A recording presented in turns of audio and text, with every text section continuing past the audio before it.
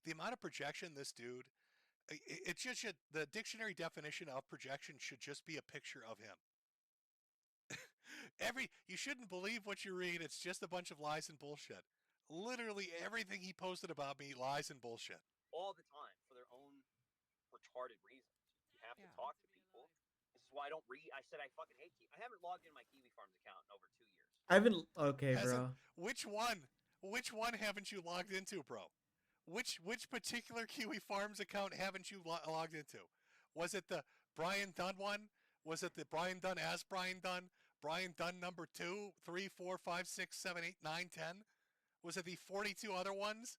Which one haven't you logged into in 2 years? The best thing I've never done. I haven't never had an Onion Farms account. I don't go to these gay fucking websites because they're fucking useless. Back in the day, you know, I logged in to argue with these fucking guys, which was retarded because I didn't understand that they didn't care about the truth. They just wanted to fuck with me, right? And I was like, so I would sit there and embarrass myself by going, no, you're wrong. This is why.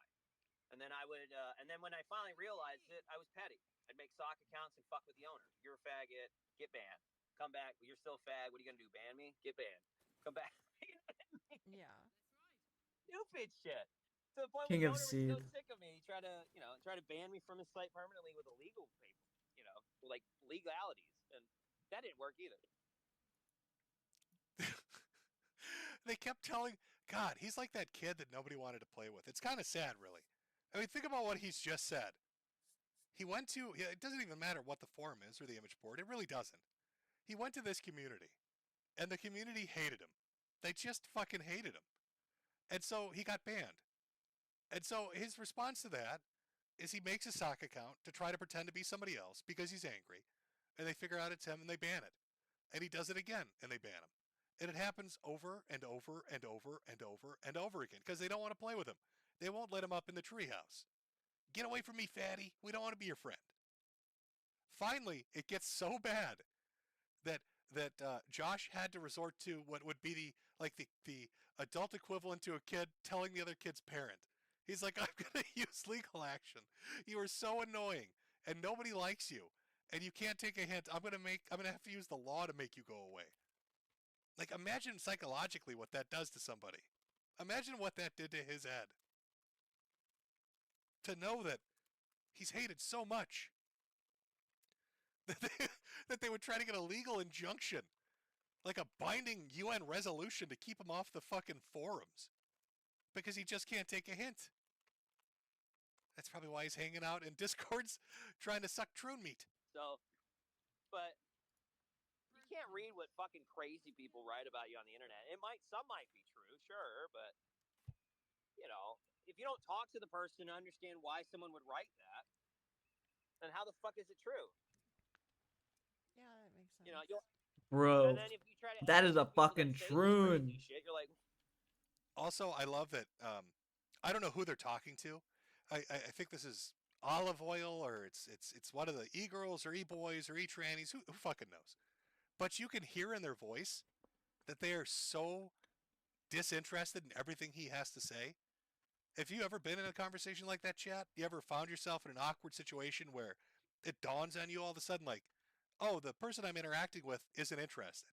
Usually you pick up on those subtle social cues and you kind of hurry it up and you fuck off, right? You read that language, that tone in their voice when they start doing things like, yeah. That mumbled response is basically them saying, I'm too polite to tell you that you're boring me. Could you stop? But he doesn't pick up on any of it. He just keeps going. well, how did you come to this conclusion? 9 times out of 10, they get super angry and defensive at you for even suggesting they're wrong. Doesn't even make any sense. Or not even wrong, just curious as to where they even got this information from. Like, to justify. It's a very fucking retarded mind. It's so devastating. Holy shit. He's just going on and on and on, and they're like, yeah, wow. That's so interesting. Wow, I'm riveted. Fucking riveted over here. Please, keep talking. Please, just don't stop. I'm riveted. Yeah. I don't get it myself. Yeah, it's strange. It's just Dude, that voice is fucking disgusting. She spend too much time online, but correct. I mean, it is. Oh, I like this too. you can almost tell that they were so bored from what they were listening to, they don't really even remember what the subject was about. So they gave a very vague, kind of like non-specific answer. But he's so thirsty for attention, he's like, oh my god, they're listening to me. Let me continue this conversation for 3 hours. Well, we all do, but Yeah. it is important. I say that as a loser who spends too much time online. Yeah, I do too. Just, meet somebody who'll jerk you off. Or whatever, with their mouth, or whatever the fuck. Bro. Oh, there's that. That's the line. He, by the way, swears to God he never said this, so I'm going to play it again so you can clearly hear him say this. Yeah, I do too. Here we go. Just, meet somebody who'll jerk you off. Or whatever, with their mouth, or whatever the fuck. Bro. Meet somebody that'll jerk you off with their mouth. Little Troontastic. I know I'm boring you over here. Oh, but, you should see Metokur's catalog. There's so many characters like this. Maybe I can let you bounce your balls off my face. Call me Eggman. Slap me with those testicles. Give you a hand job with my mouth. That's what we call it down south. People are very strange. Like, a lot of people in the chat are like alcoholics and drug addicts too. 2010, 2000s to 2010s internet is a different fucking monster. It's the best I can do, chat. These fucking people. It was a fucking shooting gallery back then. A figurative shooting gallery. Okay, that was 3 minutes of the first video. But what I want you to understand is, these are conversations that King of Pole is having at 3 in the morning on the side of the road while his wife is asleep because he snuck out of the house so he could have them. And he's talking about things like, how to find a relationship. Why is he trying to help a tranny find a way to get a blowjob? That's what this conversation is. Find somebody that can jerk you off with their mouth. And he's doing this just in the dead of night. In the dead of night. Oh, is this the one where he talks about how the sector is gay? Like Mormon Shaggy will just get like obsessed with it, and you know what? But that's because he's gay. Yeah. Yep, a lot of the commentary people. A lot of people in the sector. Are very much like Leafy, or a lot of the commentary people rather they come from Jim's kind of style of video. They're gay, in the closet, kind of gay, or. How much projection can this dude practice? He's giving a speech. This is 3 in the morning, in his truck on the side of the road, away from his wife, talking about blowjobs with trannies, and then he has the temerity to go on about how everybody's gay. Not him though. He's totally hetero, guys. But how everybody else is super gay. Oh, they hate trannies because they're all gay. Not me, though. I'm straight as an arrow. And I love sucking troon dick. Oh, shit, did I say that? No. I didn't mean to say that. Now, we've got a second video. I think this is more from either this call or another one. But here are some of the things that he brings up. His wife calls and interrupts him. He apparently talks about the outline stream. That's the stream that I did. Made him want to kill himself. Talks about how everybody's gay except for him. And then brags about killing turkeys. It's a typical conversation at 3 in the morning you usually have on the side of the road. Hey, let me help you find somebody on Tinder so you can get your dick sucked. By the way, I love to slaughter turkeys. I'm the turkey annihilator. Make the most sense out of it. Yeah, but that's not so feelings over facts, right? You hear that all the time. And I'm not trying to down you. I'm not bullying you here. He sounds like Ben Shapiro, honestly. Right? I just want to help you. You were made a certain way. You were born a certain way. You got the one draw of the stick. It could have been a 50-50. Okay? And you... Hold on. Let me call you right back. Okay. Oh my god, I'm sorry, random tranny on Discord. It's my fucking wife is calling me. Do you believe that shit? Oh, so sorry that happened. I just want to talk about how you were born that way. I felt like he was about to break into a Lady Gaga song. My wife's calling. Yep.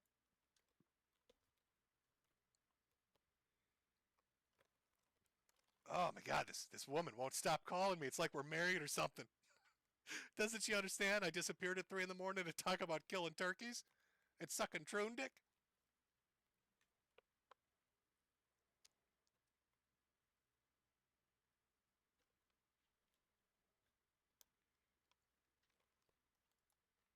riveting conversation. It's about as exciting as when he actually talks. People suck. You go drive, not on the internet, okay? You go drive down the road, people cut you off, people run red lights.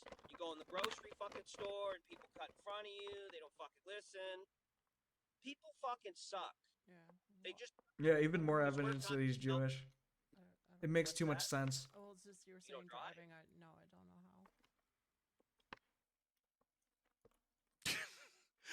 Oh, dude. This is fucking painful to listen to. Not only because it's boring. It is. Listening to this man talk is boring. I'm sorry, Chad. But I wanted you to get a flavor of it, at least. A few choice quotes. But it's painful to listen to because even the person that he's talking to doesn't want to talk to him. And he can't pick up on that. It's kind of remarkable. It's like secondhand embarrassment, where you're kind of a little cringing about it. Because you're like, how is he not aware? How is he not aware they don't want to talk to him? Easy. It's never going to be easy. Look, 5 years ago, I had one of the most embarrassing events happen in my life while everything else was pressing down on me. And I wanted to kill myself. I mean, that's just reality, right? Score one for the good guys. Remember, Paul, according to you, I hunt mentally ill people down and force them to annihilate themselves. Oh, I came so close on that one, huh? Oh, Jim got on his train and he almost got you, huh? You were at the railroad crossing real close there, buddy, weren't you? 5 years ago, this guy played an audio of me begging a married man to let me suck his cock, and it fucking ruined me. And then I just said, this ain't it. This ain't it. Figured it out and just kept going forward. I mean, that's what you could do. I'm glad. How's it going, brother? I'm glad that you didn't. That's the most half-hearted shit I've ever. I'm really glad you did. I'm super thrilled you didn't kill yourself. Listen to me over here, man. Oh, I'm doing cartwheels and shit. I'm so happy that you're alive. Whoa! Sometimes I think about it, what my life would be like if I weren't stuck here talking to you at 3 in the morning, and, I'm so thanking my lucky stars that you're alive. Do that. What's that? I'm glad you didn't do that. 'Cause that's, yeah. Yeah, well, it is what it is. Yeah. Trying to see what I want to eat for breakfast. But Yeah, I almost killed myself. Is that a burrito? Oh, I love breakfast burritos. Yes, it was the darkest point of my life. I was just reading a lot of emo shit and thinking about just gargling razor real. blades. Oh my God, are those Dude's pancakes? playing its I own love suicide right now. pancakes. If not due to the fucking mental illness, it's gonna be due to this fucking boring ass. I want it. Boring ass dude trying to trauma dump on it. On it. He's actually ordering. I do. Stew, lettuce, tomato, onions. On your Danish strudel, you disgusting fuck? Yes, hi, I'd like a pastry, and on my pastry, could you please put tomatoes and lettuce? Yes, I am a psychopath. And no, I'm not wearing any pants. Mayo and ketchup, please.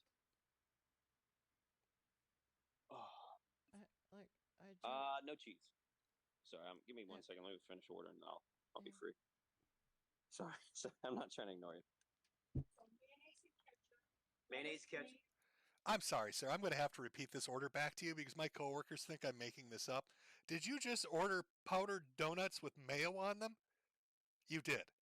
And have you taken Wait, your I didn't. medication this morning, sir? I did not Do even you listen need to me that call order. somebody What the for fuck you? was that? Do you 988? Are you familiar with that number, sir? You might need it because I don't think many sane people get mayonnaise on their Danish fucking strudels. Lettuce, tomato, onions. Yes, ma'am. That's foul. Give me some drinks. Yeah, I'm not trying to ignore you. Sorry, I'm starting my work day, so getting gas and usually they got a little, I like to imagine that this conversation is taking place at like a gas station. Like he's so psychotic he pulled up to a gas pump, which won't let you order food. But he's talking to the lady at the register. And he's like, I want a Danish strudel with cheese, mayonnaise, pickles, and lettuce on it. And she's like looking under the counter like, do we have a fucking gun here somewhere? Where's the panic button? Tyrone, are you in the back? You will never guess what this white boy just said to me. You will not guess what this crazy fucking white guy just... No, lock the door. Lock... This is one of those ones. He's gonna kill us. No, I don't know anything about that sort of thing. Yeah, I've been, like, I kind of like these faces, but, like, I don't, like, I want to, I want to remove myself from the more toxic people, but, like... Okay, I can't. I'm sorry. All right. It's trying so I hard don't to know, find a topic. I can't believe I'm saying this, but I feel bad for the Troon. I feel like they've been held hostage for 3 hours. I want to hear him talk about turkey slaughter. Can I find that at least? The turkey killer? Let me see if I can find this.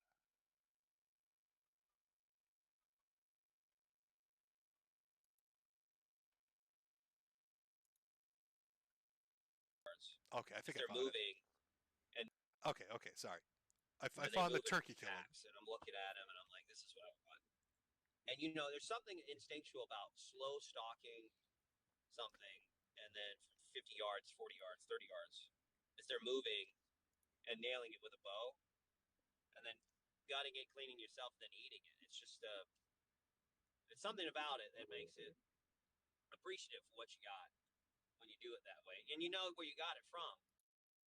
Now you might be wondering, why is this guy talking about slaughtering turkeys at a gas station with his mayo-encrusted Danish strudel at 3 in the morning? Because I had turkeys show up in my yard. This, again, goes back to Halloween. I had some turkeys show up in my yard, and I posted a picture of it. And for whatever reason, that set off his... So, like, now he's in a competition. It's very weird. I have turkeys walk through my yard. I talk about it briefly for one post. And now at 3 in the morning, he's trying to hit on a tranny, talking about how he's the ultimate gobbler. he's the turkey hunter. The turkey whisperer. He's out there, zitting them He's out of actually that, fucking insane. poking him in What the neck the and shit. fuck? That's how he captures them with his I bare can't hands. believe people. He He's has that like an much of a audience. psychopath. He has to strangle the turkeys. He can't kill them with a gun or something, or use a bow or a knife or anything. None of that shit. He wants He wants to feel the life leave them. Also, I don't know if he should be on the internet saying shit like, "Oh, I'm really good at slow stalking stuff, and hunting stuff. Tracking it down. Really, when you've got quotes like this and pictures like this out there, I want to combine the I'm gonna stalk and kill turkeys with this shit, and just make like an informative video. So if you're at a gas station at 3 in the morning and this dude rolls up, you're deep shit. Oh boy, Chad. Okay, well, we had a little bit of fun there. Chat. Going over a little bit of King of Pole. So it's been an interesting 4 or 5 months. Seems like a lot of the people that are clearly psychotic out there saying crazy shit. Appears that they're not having a good run of luck. Horse seizures, having to suck dick to pay rent, and having a complete, utter fucking meltdown for no reason. Now, I said I wanted to do a little palate cleanser, so I'm going to show you some puppies. I have some puppies. I've got 2 puppies. I'm going to show you puppies. How cute and innocent are these puppies? Look at them. How adorable is that? Yo, I want to get a dog or Look a at cat. these little bastards. Little one on the left is named Peaches. The little one on the right is named Mario. Adorable, cute, innocent puppies. They're not out there at 3 in the morning calling up Troons on Discord. They're just being cute. They're not out there trying to move to San Francisco and sucking a bag of dicks. They're not out there getting cucked or shot at by a polycule thruple. Yeah, you couldn't come up with people like King of Pole on the internet or in a story. See, I like to bookend these streams. And like start them off with think it's realistic. Like people like that actually exist, which is fucking weird. And end it with cute, adorable puppies. Now, sadly, King of Pole was telling the truth, and we've eaten them. My wife's voracious appetite. Please don't tell the vet hospitals that she's cooked them up is a delicacy, and they're no longer with us. But they were cute while they lasted. They were adorable while they lasted, but it's over now. It's over now. Sad. Oh, well, 2023's been a doozy, personally for me, health-wise, obviously. But just in the internet in general, a lot of crazy shit, especially in the last. Oh, is he couple gonna months. talk about Nick All the Rekieta? stuff with Oh, no, Destiny, no, all the no. stuff with Hunter Avalon. I hear there's some weird stuff potentially going on with Styx. I don't know, something about coming back to America for some reason. Some kind of fight with the Norwegian mafia. I don't fucking know. Was he in Norway? I don't. He was some fucking country over there. I have no idea. Maybe all the spoon clanging. They wanted his collection of spoons so they could move heroin or something. But he was like anti-drug. He said, no, can't have my fucking spoons. Going back to America and build up my power base. Then I'm taking you down, Norwegian mafia. But yeah, lots of crazy shit. Boogie's out there doing dumb boogie shit with this podcast. I haven't really paid attention to the Low Call Live thing. From what I've heard, people seem to like Wings quite a bit, actually. Oh, you're definitely. And they hate Boogie. This is Metokur while he's in like late power to Wings, I stage guess. terminal I cancer. mean, he did Rock'em Sock'em in that fucking boxing match. Like If I he remember he right, was Wings landed, what, he was 100 punches, good got back hit in the once day. in return? He made the best That's content. about the speed that podcast He made is the going. best commentary content, and he has Wings, never been topped. Not a huge fan of Boogie. So he's out there doing all these other shows to try to PR it into a better light and just not working out very well. Not This is working him out very talking well at off all. the cuff. Ended up making the documentary. God, and he lied in the documentary a lot too, by the way. I mean, I caught quite a few of them, but you know, they made it seem like he went into the woods to do like this therapy thing with mushrooms, and it was the first time he ever did it. He was going to do psychedelics. It was going to help him, and then he find out, no, that wasn't the first time he ever did it. He's done it a bunch of times before. So what was the fucking point? I mean, I thought it was a funny ending. Don't get me wrong, but I just feel like why constantly put out so much bullshit? What's the point? I don't know. The internet is a strange place, but at least you can say you were able to end 2023 by watching a man fist another man's ass with Crisco. I'm just very fucking happy that I was able to get that to you. Took some work. I've been hunting that down for quite some time, but we found it. We found it, Chad. Oh my God. Yes, I'm sure there are a ton of shit I haven't covered, but my goofballs have started to run low. They have a kind of a definite amount, a defined amount of making things tolerable. Then they wear off, and now I'm gonna go lay in a coma for a fucking week. But I don't care. I sold my hats. I came back to sell my fucking hats. Metokur.myshopify.com.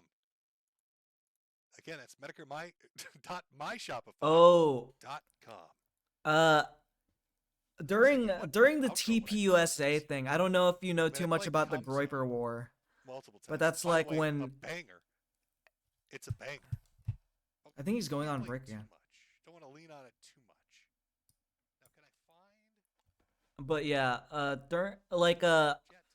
like Patrick, a lot of us and Patrick's Discord used to be part of the Groiper thing and the AF scene before like we all got like Patrick got snaked, and everyone who isn't delusional as fuck understood. Yeah, they're just trying to fuck with us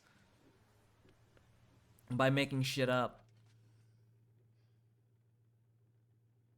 or causing some fake drama.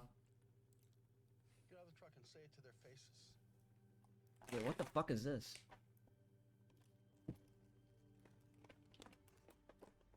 Hitler was right was posted. What the fuck is this? Video. So considering that, I'm seeing people say yes, Jim. Please, yes. We want to hear Francis E. Declan drop the fucking bass. We want to hear that. Francis. Let's just set this up then.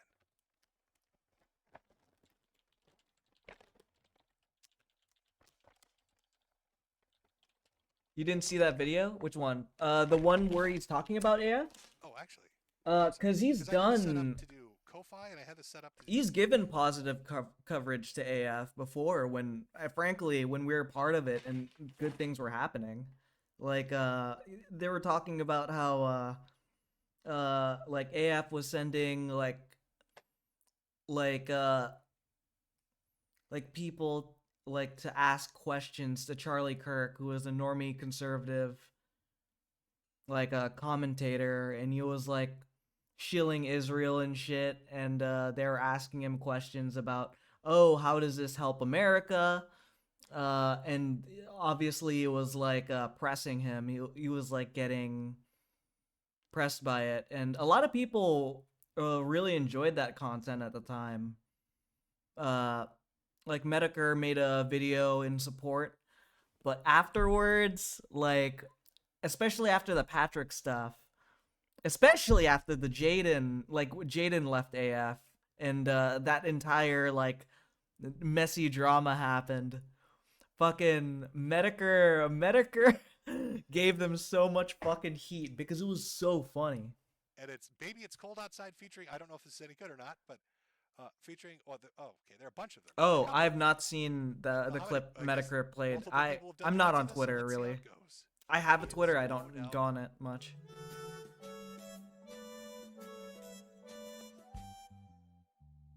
I really can't stay. Baby, it's cold outside. I gotta go away. Baby, it's cold outside. This evening has been. What is this guy doing? Is he doing? Is he?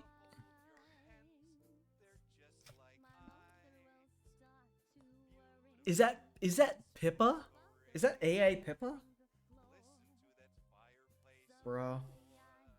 Well, people started to dislike Metokur because he had some paranoid takes on COVID.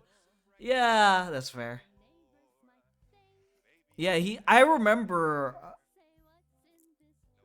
I feel like that was coming from a place where he was basically immunocompromised, and he was like, and he probably could have died from COVID especially early COVID, when it was actually like a threat to some people. But he always had somewhat of good understanding, good standing with Fuentes and Ralph. Yeah, I remember the days before Ralph become a true fucking. Okay, there you go. That was. Lol cow. That was weird. I think we got it right. There are multiple versions. I don't know which one they wanted. From Zacchaeus, glad I could help you. A Merry Christmas, Jim. Chad Boulder, no message there. There's one from King of Paul. I got your monetization taken away, and all it took was going down to YouTube employees. Oh, is there a way to expand this? Let me see if I can expand this. Directory and sucking the dick of every man and trans woman on their payroll. Who looks gay now, Jim? Fucking got me. Got me. Done. I'm done over here. King of Paul's destroyed me. Yeah, this sphere is really weird. There's so much history. It's all really funny. Also, I just finished the. Let me see here. I just finished the Some Spider So What LN. I can see why you liked it so much. I actually ended up reading the manga. I didn't read the light novel, so I don't know how many different. There's like differences between the light novel, the manga, and the anime. But yeah, I did enjoy it though. From A Brown CBR. Merry Christmas, Jim. Hope you're feeling better. Have you looked into Liam Gray, the founder of Conquest Comics, who is good at sex and has a lot of money? # romance. Is he doing super chats now? That might be you. From Janet. I'm so sorry to hear you paid $100,000 for that wheelchair. Is it the end of the stream already? Look like it's worth that much. I think you were ripped off. It's sad. I can't believe how willing people are to take advantage of a dying cancer man. Well, you know, I knew when I ordered it that I was probably overpaying, but damn it, I just couldn't help myself. There's a donation from Maggie with no message. From Ragamuffin, Merry Christmas, Jim. Merry Christmas to you. From Fless, seeing you survive through another year, Jim, melts. Not to get overly political, but how can I ignore this? Social media explodes after Daily Caller exclusive showing video of Senate office staffer. I clicked to the wrong place, I guess. That sounds about right. That sounds about right for those goofy fucks. I can picture that. I don't even know. Democrat, Republican, doesn't matter. They're probably all doing it. They're probably all standing around and applauding and eating hamburgers while it's happening. Just some good old-fashioned ass fucking in the U.S. Senate. And let's film it. Because why not? Nobody likes you getting shot. Don't misunderstand me on that. I don't actually know why you'd be house crime. Now, we all know how this is going to end. And, you know, the speculation is, did JF kill his wife or not? Spoilers. I think we know how this is going to end. Oh, no, no, no, But no. a coffee house crime video. That, by the way, is actually, that is Garpy in a hazmat suit with like a double venting protocol. I'm gonna banging up shit. I'm gonna I think he's rewind to banging up the hand- beginning of bringing the it up JF bit. live or so- Oh, I know you were nailed to a 2x4. Here's a giant balloon thing that I plug into the wall. That's how I celebrate. Merry Christmas. I didn't get you any gifts. I bought this for myself. Get off my property. Can't you see it's Halloween? I'm gonna listen to the JF bit, and I'm probably gonna listen to some of the early fan bits too. Holidays, I enjoy them quite a bit. But apparently my celebrating them has caused a bit of a commotion. Made a certain somebody go insane. We're going to be looking at that later on, but there's been a lot of things that have been going on the internet since my absence, I guess, over the past 5 or so months. And I thought I'd share some of them with you. Go over some of them with you. Let's see, what can we talk about? We can talk about JF Garpy. You may remember him Let's from Tales of go. Trout. He was the guy that laughed at Kraut Fucking when he talked about JF gay pregnant rapey, fish. bro. Interesting title. Of course, this is a bit, a little bit of hyperbole coming from a leftist lean. But the story's true. White supremacist vlogger Jean-Francois Garpy, partner, has been missing since June. Apparently, JF's wife has just poof and vanished. Just up in the ether. Now, when I looked at the story, I've actually been following this a little bit. It's kind of fantastic because he dropped her in the woods. He drove her, his story. They're like, hey, where's your wife? Oh, I dropped her off in the woods. And, I think she's okay, but I haven't talked to her in like half a year. Just didn't think of really bringing it up, Like, who does Bro. that? Let me see. I think I've got his explanation of it here somewhere. Oh, here we go. Yeah, just brought her to the woods. Let her be free. I would, drive it up to the country and just open the door and let her say, you're free now, run free.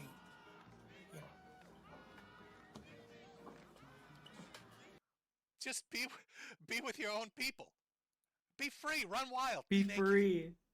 This is He all threw a Mama JF You into just that get out TV. there and It's over, you do bro. whatever potatoes do. I don't know. Bury yourself in the dirt and you live a little root vegetable lifestyle.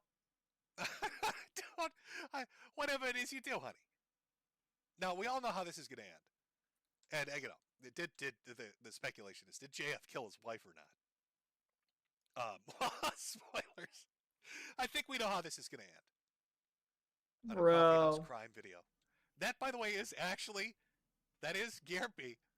in a hazmat suit with like a double venting protocol, bagging up shit. I think he's bagging up hand sanitizer, maybe to taunt people that need it. I don't actually know why you'd bag up the hand sanitizer, but whatever.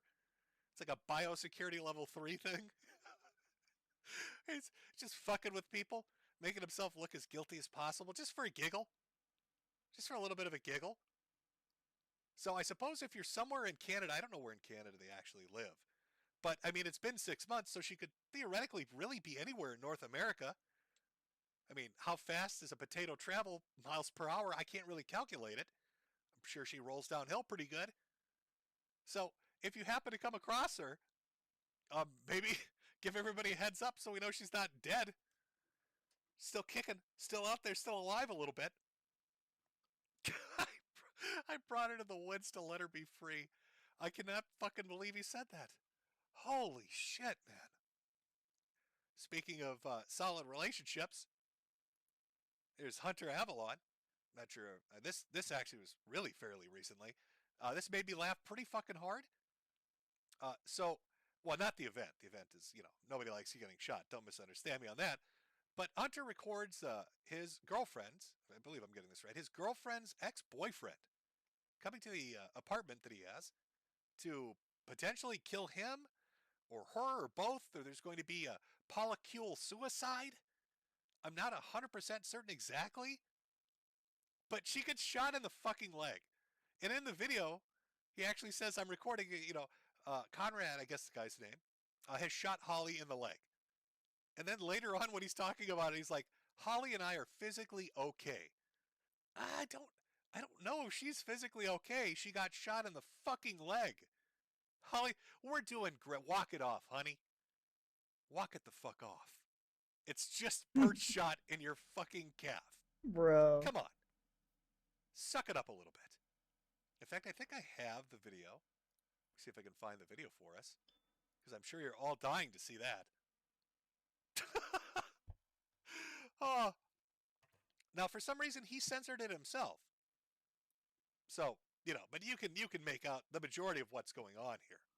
Are the golden hands fucking with you? she gets shot, and he's like, "Oh, we're doing fine. Everything's okay here. There's nothing wrong going on over here. Everything's just a-okay. Everything's doing great." All right, let me pull this up. I believe this is on GNN's channel. There we go. This would be the video that he released. Let's take a look.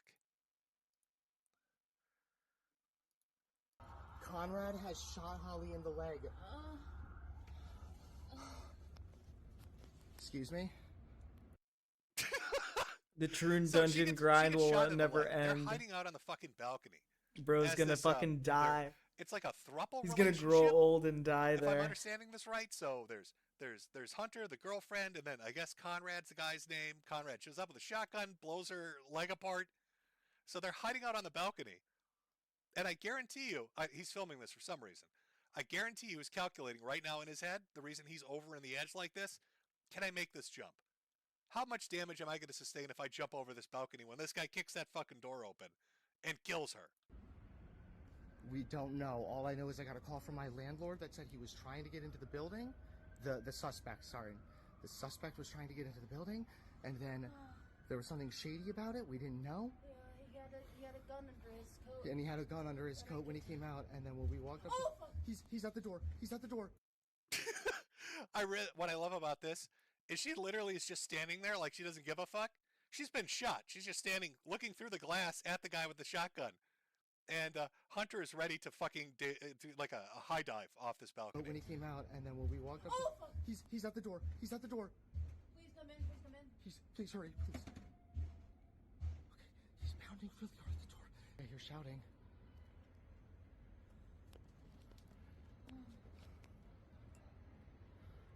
I think I hear them.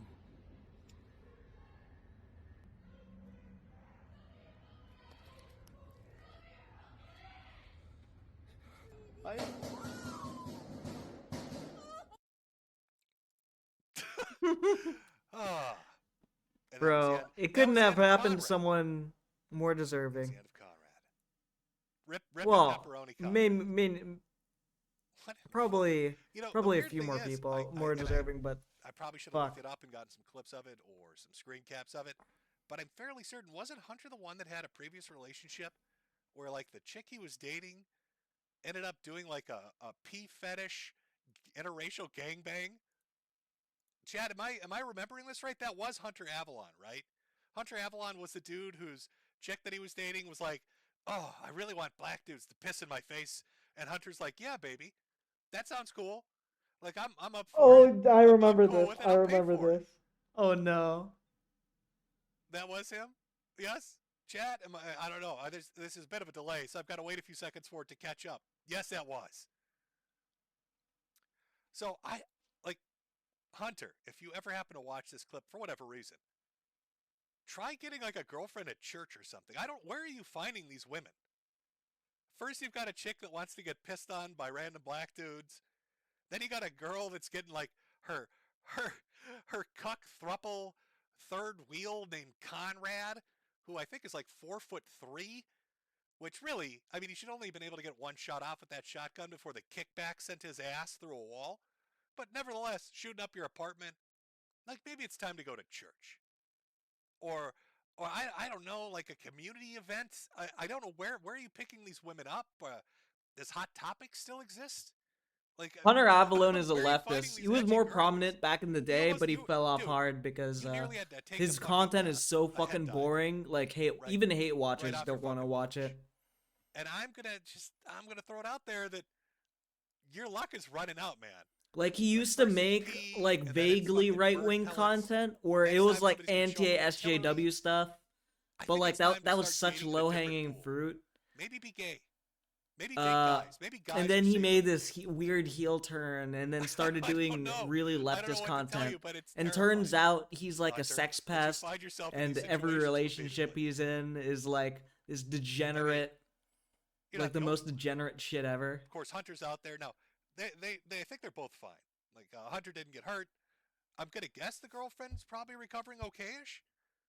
More than likely, because she was standing in that thing. But yeah. Even in my yard, with knives, even bricks and stones, even deadly touch. All right, that's the end of that segment. Let's go. We're back at the Persona 4 Golden Arena, or the Persona 4 Arena segment. Oh, bro, we're back here. We're back here. Oh.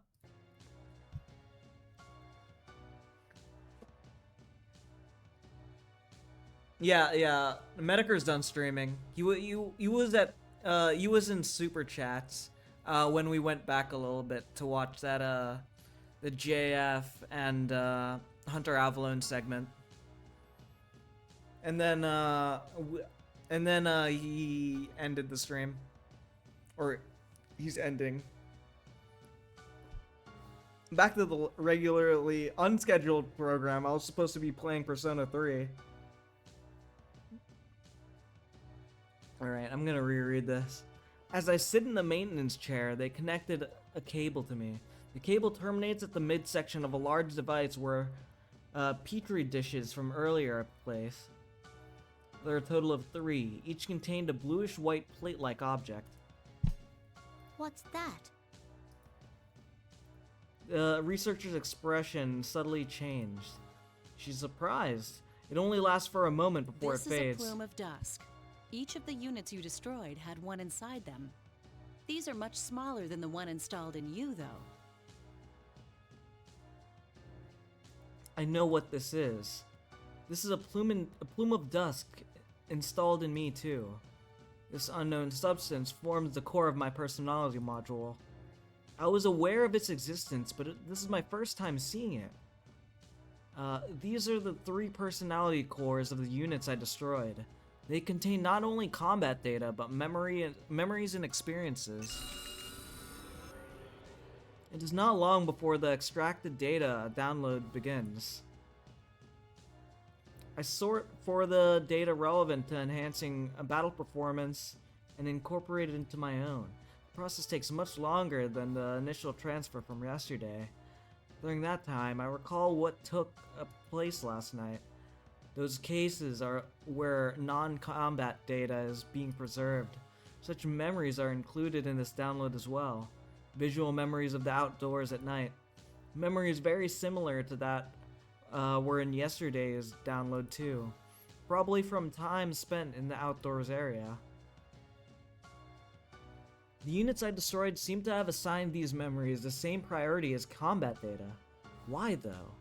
It is effective in learning communicative skills, but that is a lower priority than combat. The visual element preserved here is irrelevant. Wait. Hypothesis. The units I destroyed had their own priorities and values, other than executing orders and performing in battle. This line of thought leads to realization. This thought process I am undergoing right now. It is not executing an order, nor is it contributing to battle performance. I once again look at the plumes of dusk inside the Petri dish. Something almost exactly like that is installed in me. Then, were the destroyed units thinking along the similar lines as mine until yesterday? I feel a twinge inside me. It is different from detecting an error and interference. What is it? I have no answer. I wonder.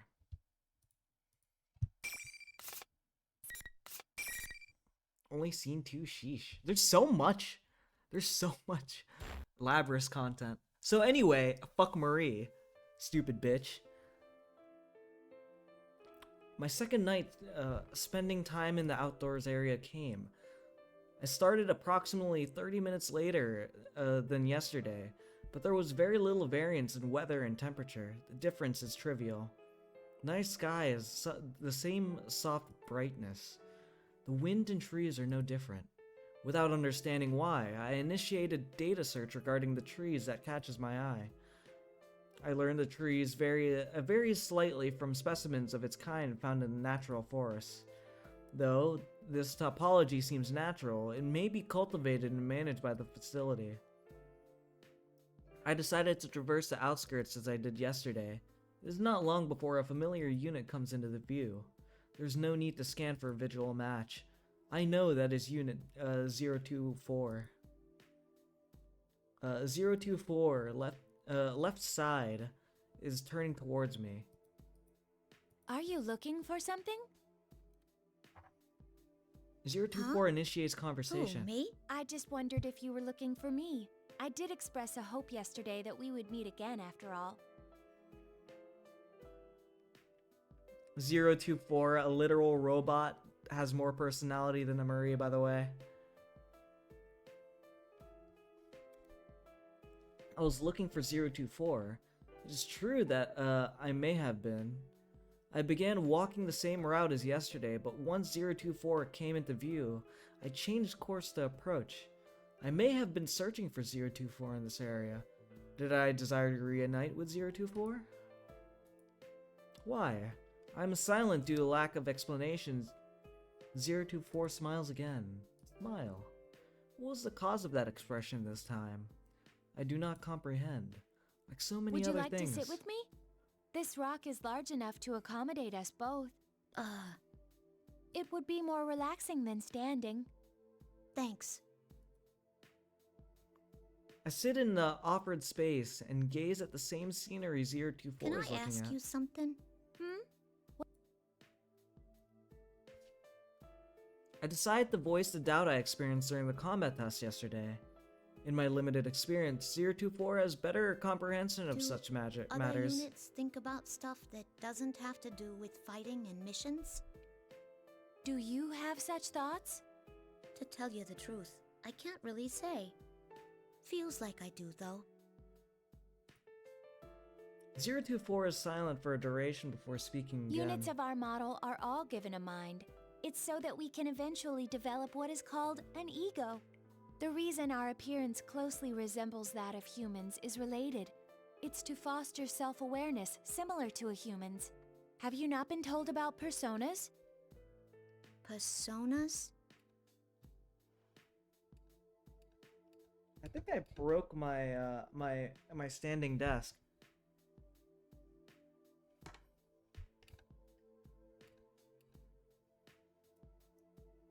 The word is unknown to me. Assessing archives. Searching for a persona. Over 1,000 headings found. It's an ability expected of us that normal weapons don't have.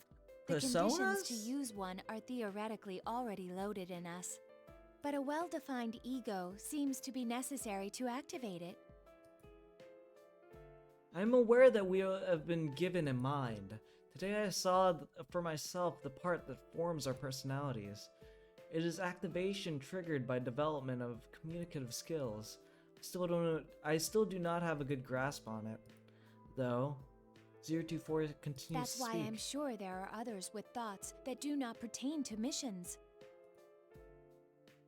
Then, maybe those I've fought up till now. 024 trains its gaze on me. How does that make you feel? Wait, what did she say?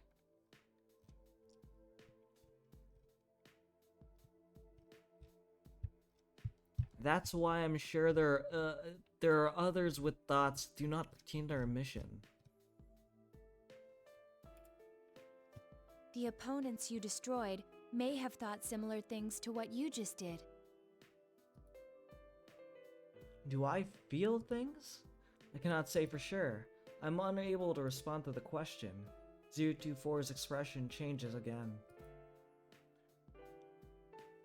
The expression could be classified as a smile, but is subtly different. from the ones I have cataloged as experiencing before. Mixed with joy and gladness of previous smiles, this one contains a slight hint of sorrow? It's okay. You don't need to come up with an answer right now. It actually may be better to forget it. After all, tomorrow we may find ourselves ordered to destroy each other. Once again, I detect a twinge inside of hearing. I detect a twinge inside from hearing 024's statement, similar to what I sensed during the data transfer today. What is it that wavers inside me? I am about to be lost in thought again. But as if to prevent that from happening, the signal for our schedule shift echoes in each of our ears. It's time. I hope we meet again. 024 quietly stands up. I detect an expression I have come to know. Another smile. It appears as if 024 is adopting these smooth changes in expression naturally, not deliberately. I wonder if I will eventually be able to do the same.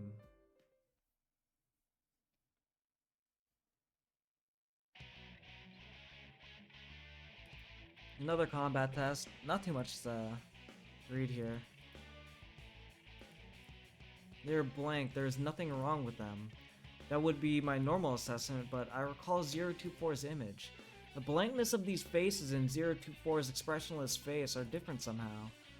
Even when 024 had no particular expression, it was not this blank. Not every portion of their face was neutral. Further analysis shows that the same is true for humans. The researchers are never completely mechanical and expressionless. I look for hostile flagged units again.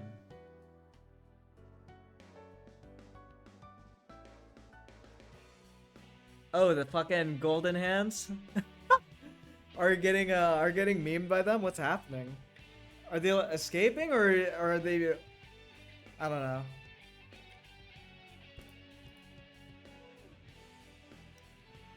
They're the same units as me. They're given a mind and may potentially develop an ego later. Arcall 024's statement. Do you feel something when you destroy an opponent that may be thinking the same as you? I'm on the verge of entering a long train of thought when the enemy moves.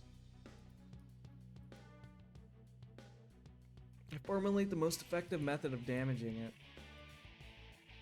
The array of actions I've selected from and my flexibility in linking them will decide that outcome. Having already received 10 units worth of downloaded data, I'm likely second to none regarding the scope of possibilities in this respect.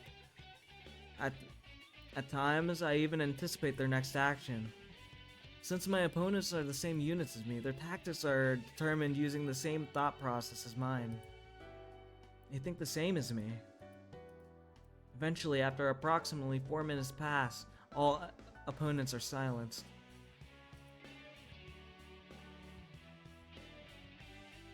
I missed all 4 when their evasion was down. They ran. Bro, that's fucking painful. The day after I achieved victory in the combat test, the same efficiency. It was easy to eliminate them. I first begin by targeting their weapons. It is not always necessary to destroy their main body. If they are incapable of resisting further, the battle is over. I win the next day and the day after that, until units geared for close combat with no external weapons give me no choice but to damage their chassis. But even then, there is an order to things. If I destroy parts that present a threat, such as the motor functions of their limbs, the match should be considered a win. Soon after, the buzzer signaling the end of the test echoes, just as I expect. I catch myself rushing over to the collapsed unit on the ground. I've only destroyed the unit's arms and legs. It is still conscious. But I realize I do not know its unit number. I'm at a loss how to address this unit. The opponent asked me a question that I did not expect. You seemed to deliberately avoid attacking the face or the neck in that battle. Why? Huh? I'm in a momentary loss for words. What the unit says is true. There's no damage to its face. I review my actions during combat and find that at no point I attacked the neck either. The cranial region is where the plume of dusk is housed. If it is destroyed in any unit, that unit will fail. Aiming to disarm an opponent is effective, but targeting weaknesses is obviously is obviously the more efficient tactic. Am I retarded? Am I having a stroke? And yet I avoided doing so. Dunno.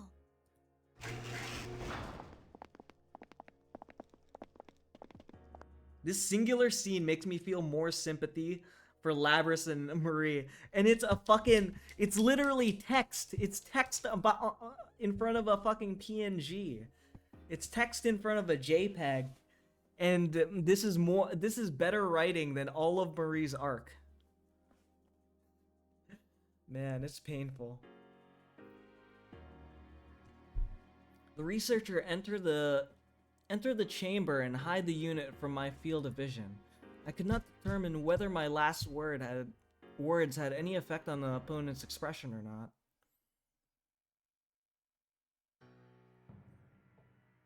These past 3 days, it hasn't been destroying the other units beyond repair, like it did in the first battle.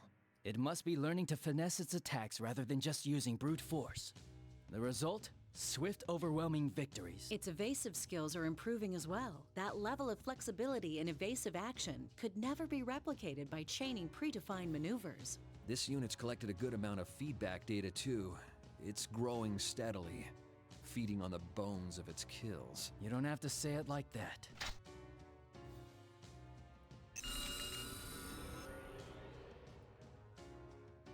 Growing, destroying them and absorbing their data. That's what growing is? Since I thoroughly destroyed few of my opponents these last few days, some of their bodies were salvaged. While I downloaded their data, I always kept their still bodies within view.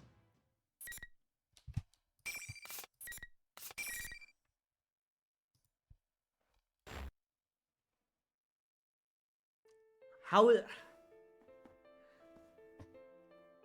is this by the same writer as the golden content? This is so much better, yeah. Honestly, I don't know. Like, the way they put Labrys into the story of Arena is so much better than how they inserted Marie into fucking Persona 4. Like Marie obviously is an add-in character. She seems like she doesn't belong. Like Labrys fits. She just fits. Just as the combat tests are repeated, my actions outside each night are repeated as well. I become aware that I am seeking 024 on my own will lately. When I attempt to communicate with the other units, most often they cannot understand the meaning of my questions. This prevents us from conversing. But that may not be the only reason. I want to converse with 024. I've begun to desire it. When I go see 024, the white dog I saw on the first day we met appears This from one somewhere. seems to have been raised as a pet somewhere far away from here. But one day, it was brought to the forest near here, and its owner suddenly disappeared. Maybe he had more freedom with this? That might be true. Because Marie does seem very tropey. And she's trying so hard to, make you feel bad for her. I don't understand. I don't understand how he got it with Labrys, but he didn't get it with Marie. Because, you feel fucking awful for Labrys. That's not even the most despair she even feels during this entire fucking... Oh, dude, Labrys' story is so good. It seems unlikely that 024 obtained such a detailed history of a stray animal from the research staff. Was that all information communicated directly with the animal? From a dog that does not speak human language? Its name is apparently Snowy. At least, that's the name it responds to the most. I thought it was a dog. Oh, well, the name of this animal is a dog. But how do I put this? Snowy is what this specific dog is called. Snowy. It's white, like snow. Easy to remember. When I reach out my hand, Snowy rubs its nose against it without being frightened. The way it presses at my fingers feels as if it is showing pride in its name. I do not know the tactical advantage that communicating with animals offers to a weapon, but I feel that there is value in spending time with it. I decide to spend my outdoor activity time that day following Snowy around with 024.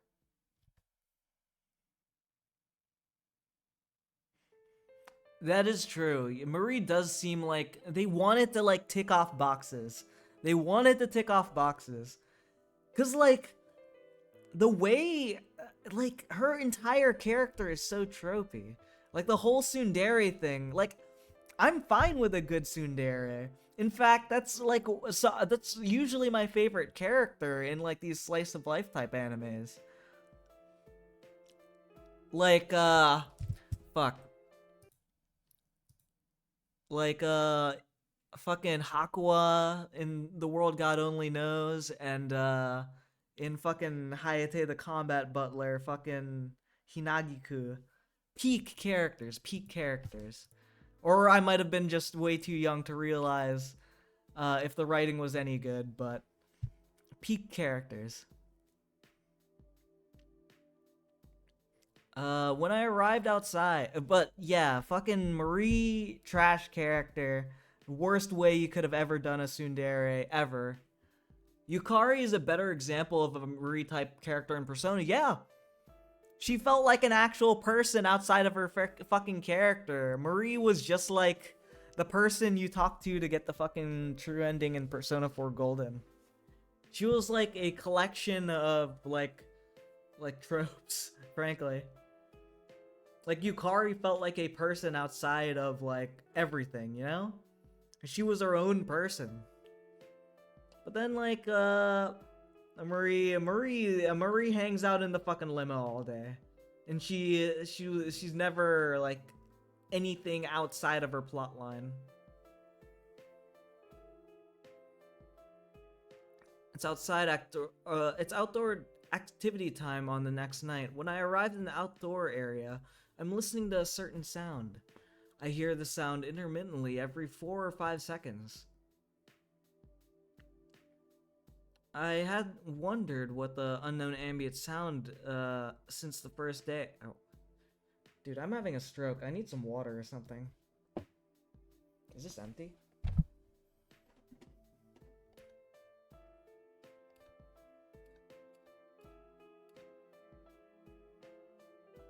It has to be like a dead capacitor or something. I don't know. I'd wondered what the unknown ambient sound since the first day. I'd wondered about the unknown ambient sound since the first day. It took me fucking 3 times to read that shit.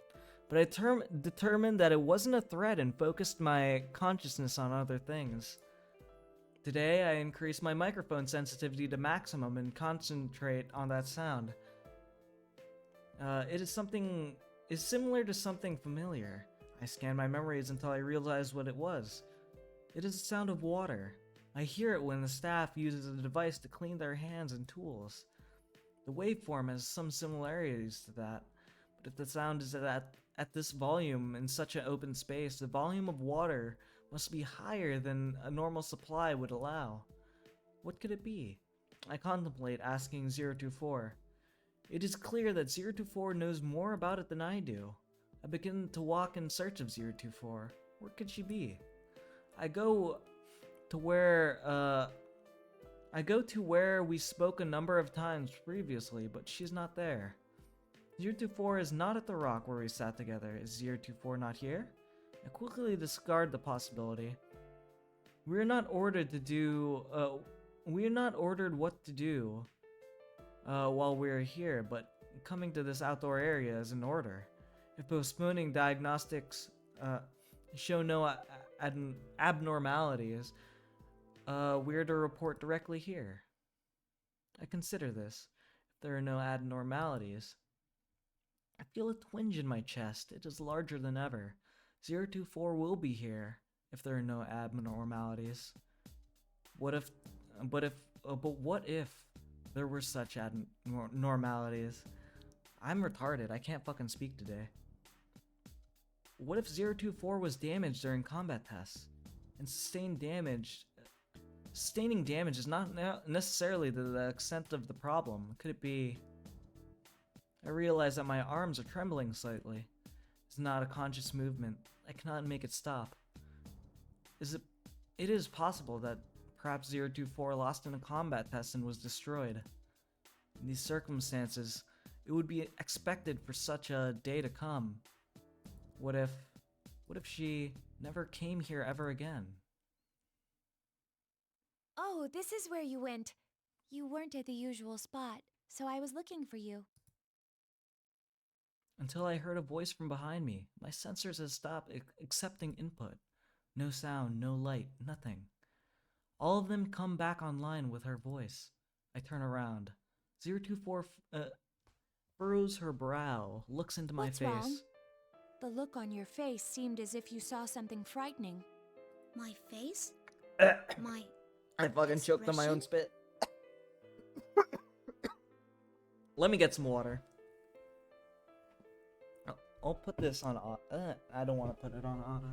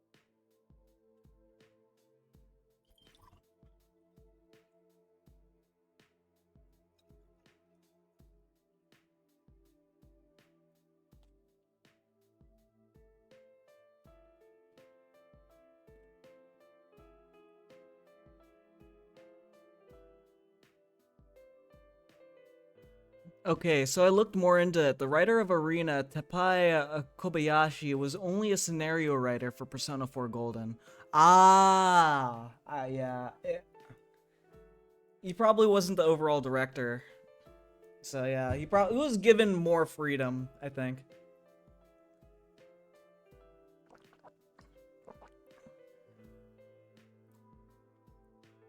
Yeah, Persona 5 X's, the mobile game, I don't like the designs that much.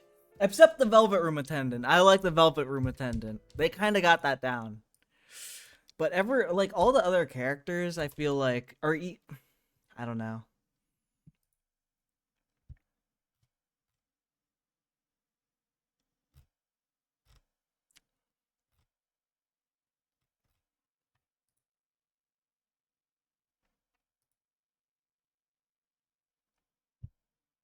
I don't know, she kind of bad as fuck.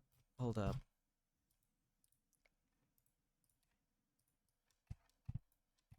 She kind of fine as hell.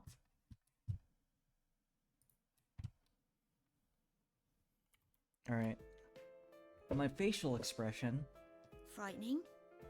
Am I scared?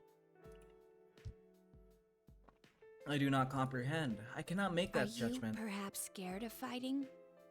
Nah, I don't think that's it. What is this? I can't tell.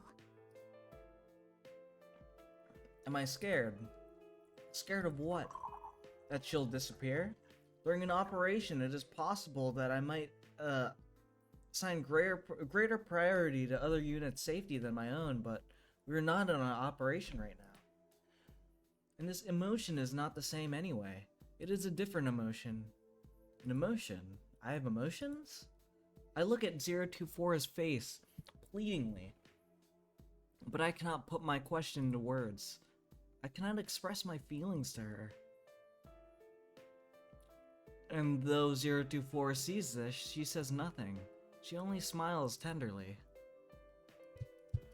He was also the writer for Devil Survivor 1. Really? That was one of the good one. That was the good one too, right? Or actually no, both of them were pretty good. So he definitely knows what he's doing. I think they just gave him a little bit more freedom here. It's the same smile she showed once. It looks happy but also sad. During the night's outdoor activity time, neither 024 nor I could speak much. We just walked together side by side without saying anything. I do not take the opportunity to ask her about the intermittent sound of water. I haven't played Devil Survivor 2. Isn't that the one about the or is the which one was the one about the bells? I enjoy the story, but it's very stupid. Yeah, I don't know anything about Devil Survivor 2, so.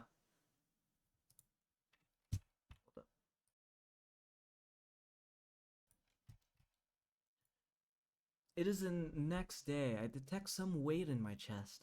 I'm aware that there's no physical weight there. It's more more likely a psychological phenomenon. I perform a vocabulary search. The idiom of being heavy-hearted applies best. I cannot help but find it amusing. It is a very apt phrase. What is causing this heavy-heartedness? That I may not be able to see 024 someday. It may be it. I do not think that is all. The bells are Devil Survivor 1. Yeah, I know absolutely nothing about Devil Survivor 2, so.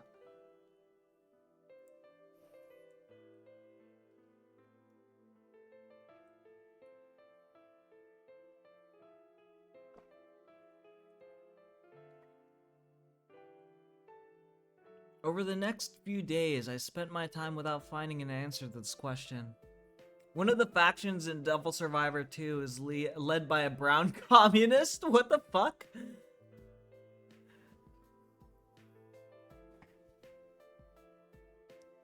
Dude, I need to play the Devil Survivor games. They've been like on my list of things to do for a while.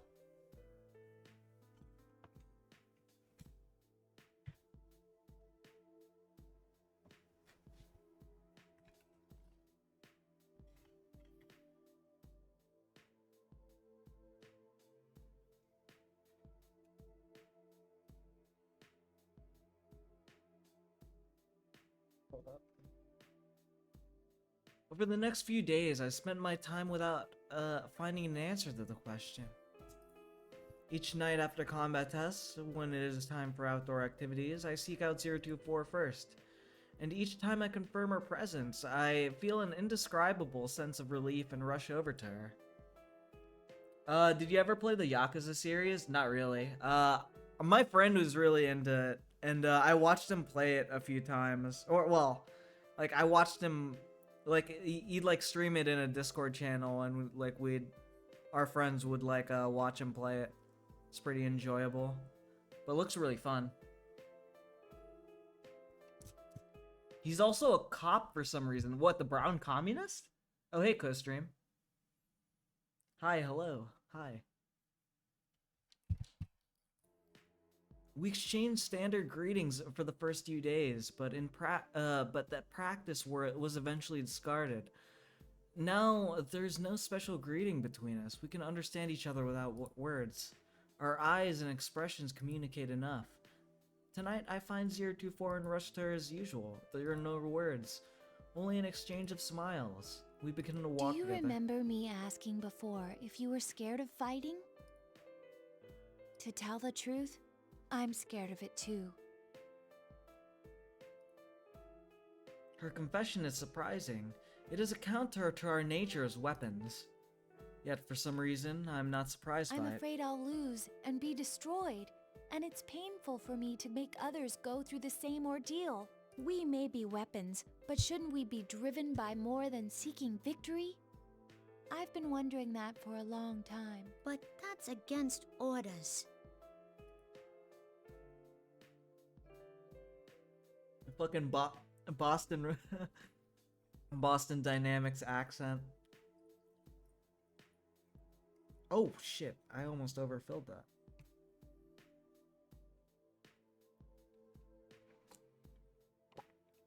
(024) gives a half-hearted I'm smile. sure things would probably be much simpler if I stopped thinking and just obeyed orders. Unfortunately, I finally found it. I found my answer. Your answer? There's someone I want to meet. I feel like meeting this person is my own objective and not an order given to me. Yeah, brown communist who's a cop in Japan. The game only gets weirder from there. Please never ask the fans to ever write or provide feedback for this series. Yeah, for real.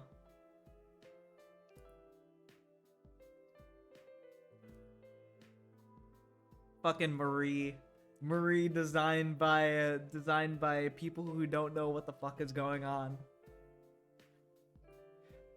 Since we have never left this facility, we have absolutely no acquaintances on the outside.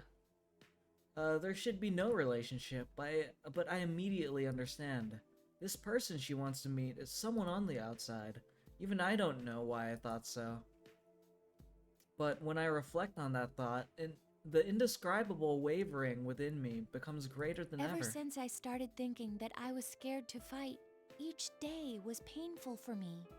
If I'm going to feel this way until the day I lose, I even thought it would be better if I lost on purpose. But I won't think that anymore. I feel glad now that I exist. I mean, we're loved after all. Loved? That's right. I repeat that to myself. The word loved. I do not comprehend. But when I look at her gaze, her clear eyes seem to see beyond the sky. Her statement seems correct. I feel that this must be something vital. As I watch her try to express something without words, it is hard to believe that she is the same unit type as me. It seems more than she is human. Why are you telling me this? It's probably because I didn't think anyone but you would understand. Well, I hate to say it, but I'm not sure I really get it either. I'm sure you'll understand one day. I hope so anyway. Sheesh. Why you gotta be so cryptic? Sheesh. 024 laughs at this. It's the purest smile I have cataloged. I know without comparing it to anything that is similar to a smile that it... Bro, I am like fucking... Oh, dude, I can't read right now. I know without comparing it to anything that it is a smile of pure joy. I'm talking here. Yeah, there's no fighting. There's no fighting in the fucking Labrys campaign. It's literally all backstory. Well, actually, no. I think there's a fight at the end. Maybe. DC about to die of a stroke. Yeah, I'm talking here. I detect Snowy playing at my feet. After playing at 024's feet too, Snowy runs off about 3 meters and then turns around. Its tail moves vigorously back and forth. Soon afterwards, Snowy sits on the ground and looks up to 024. I watch 024 crouch and pat its head. I'm thinking back to other things. Things besides fighting and defeating the nearest enemy. My own objective. Someone to meet. I do not fully comprehend. But the way she's playing with Snowy tonight looks more fun than ever. Her smile seems very natural. If the answer she discovered is the origin of that smile, I would like to understand it someday too. I can feel that desire budding inside me.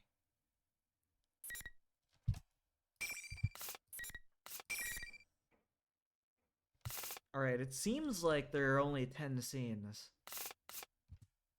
I'm like halfway done this text-only section.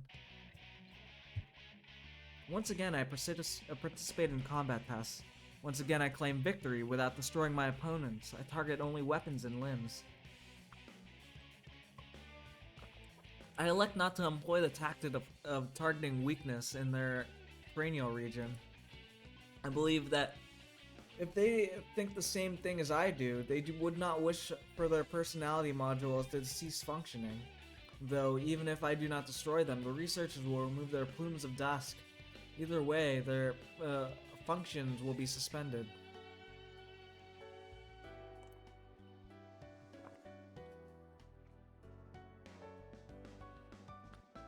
Depends how late depends how late it is when I finish this. It's already 11, so I might stop. But I do want to try some Ultimax. Either way, their functions will be suspended. My actions are difficult to justify. But I feel that suspension through destruction is not a suitable end for them. That is what I think when I rationalize it by applying the criteria to myself. I do not think anyone would want their consciousness to be terminated by those like them. I find myself more conscious of the damage I sustain and my efficiency in combat than ever.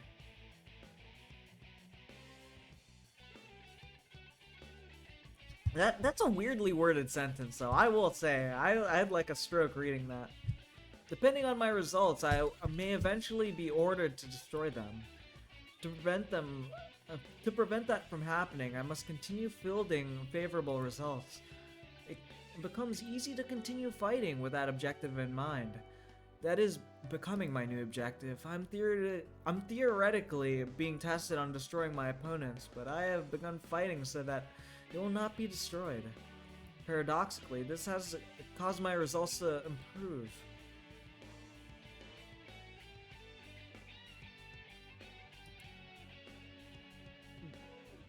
No more sisters wars. Could this be considered going against orders?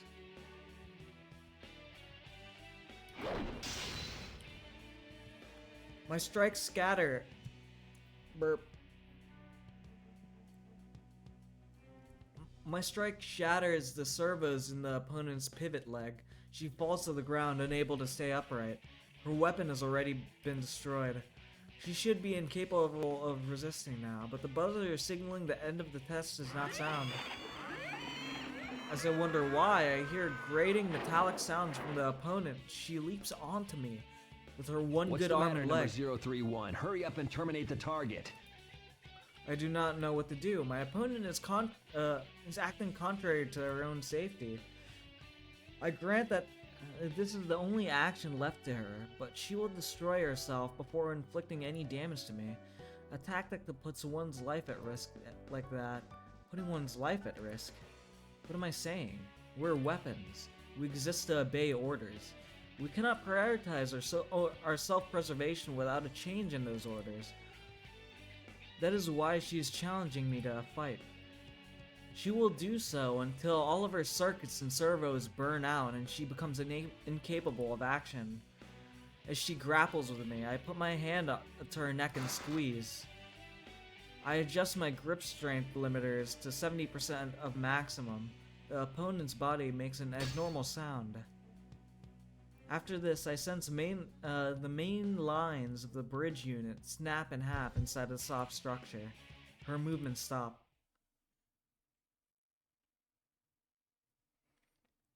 Her limbs go flaccid, indicating a loss of consciousness. I can see my reflection in her optic inputs. They have lost their focus and look like black holes. I gasp.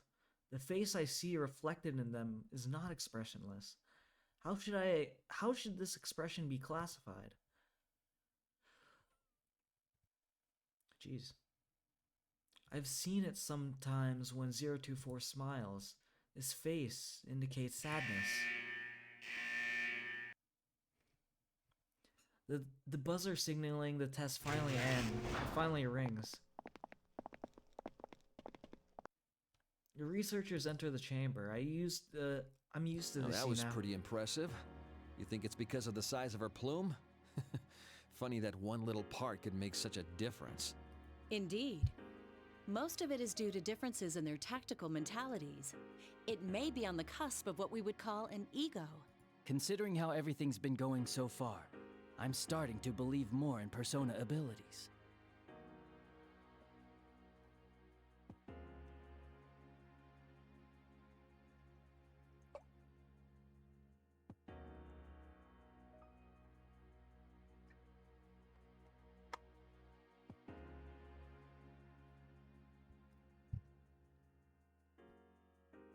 One little apart. Is it true that the Plume of Dusk installed in me is comparatively the largest among units of my type? But does this determine everything about us? 024's smile seems much more human than mine. I find myself opening my mouth to speak, but I realize that the statement I'm about to deliver is a protest. I'm quick to abort. Was I about to deny the staff's authority? They speak to me. My consciousness seems to have gone unnoticed. Well done, unit number 031. That was an impressive display of destruction. Plus, you cleanly severed its transmitter, leaving the Plume of Dusk unharmed. That's certainly ending things on a high note. Ending things on a high note? An act of destruction is a high note? The researchers look at each other while holding the petri dish with the bluish-white plate-like object. One of them says, "This is the one." All right, number 031. As of today, the test battles are finished. Huh? It's over? It's over? The researchers have more personality than Marie. That's so real. That's so fucking real, actually. Dude. Dude, that's great. Fucking Marie actually has zero fucking personality. She's obviously a fictional character. Oh, yo. It's over? Yo, are you hearing double theme right now, DM? Double overlaid theme.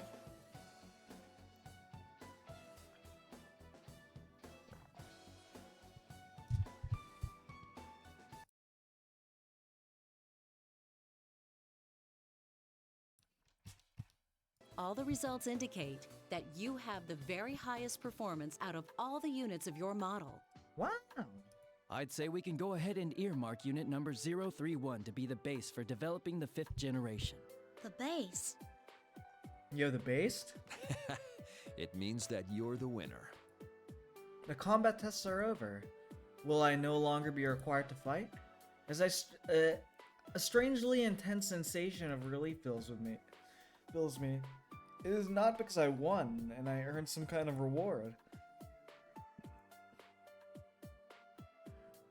And my game just crashed. Oh, bro, that fucking sucks. That's an F. Will I no longer be required to fight? A strange, intense sensation of relief fills me. It is not because I won and earned some kind of reward. If the tests have ended, those of my unit type are not yet destroyed can escape that fate. Interesting. It seems that I was reluctant to destroy them after all. My priorities have become inverted. Yet I am so happy that I smile.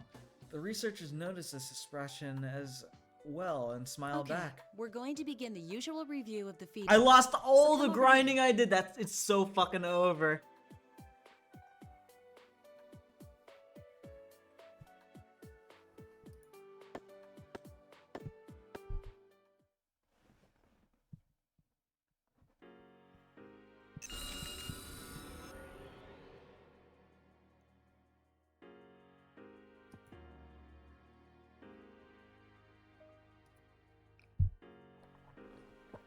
I perused the non-combat memories she preserved. It is of a landscape. It is of the outdoor area again. At first, I could only vaguely recognize it, but now I can pinpoint exactly where the memory is from. It is near the biggest tree. The memory is of flowers. There are images of a small shoot, a budding plant, and a blossoming flower. She must have been very interested in the concept of growth. For we machines, That was nearly 6 hours of my time down the drain. That fucking sucks. I'm sorry, man. For we machines, the growth of an individual is an unknown concept. But one of us took an interest where I'd only seen it as a part of the landscape. It seems that she too had her own thoughts unrelated to our orders and battle performance. She simply did not show it. I recall what 024 said. My own objective, and not an order given to me. The twinge in my chest returns. I'll make sure to hold tight to your memories. This was the thought that formed in my mind. Well, back to the Trin dungeon. Oh, dude. We went back to being broke. It's over, bros. Back to 4,000. That was like at the beginning of the stream, too. That sucks, man.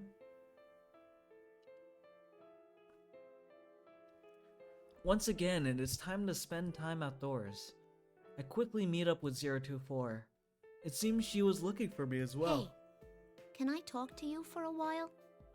The lab boys told me today that they were putting the kibosh on the test battles. Putting the kibosh on the test battle. I see. It's over then. Look, I've been thinking. If they end up tossing us out soon because of that, I want to go with you to go see that person you were talking about. The one you wanted to meet. I might even put in a formal request about it to the lab boys. 024 takes my right hand.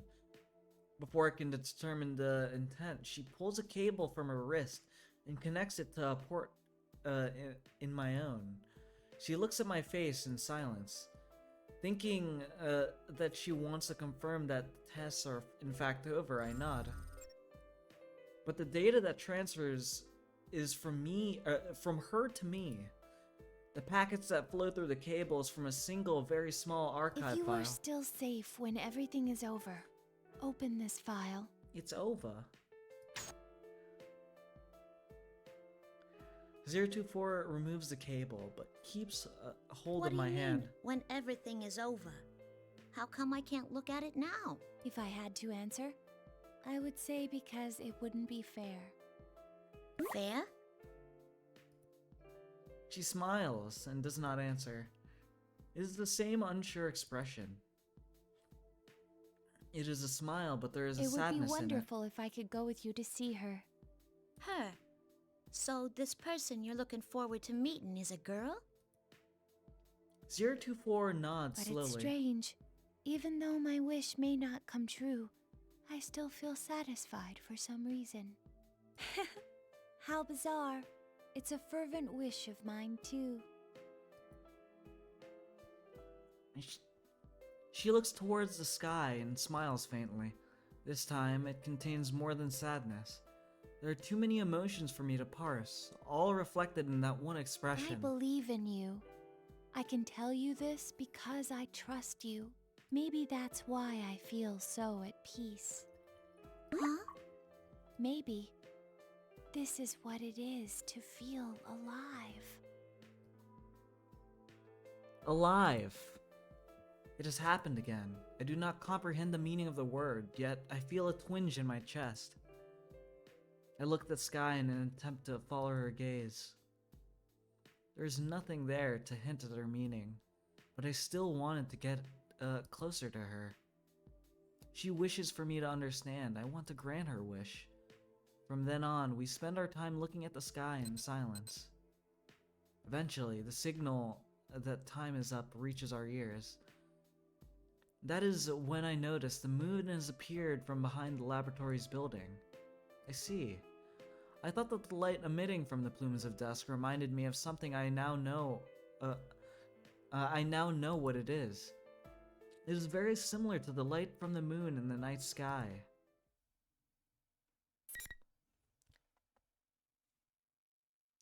Okay, I forgot to set. I set money earned to less, bro. Just set it to max. I'm not judging you. I'm not judging.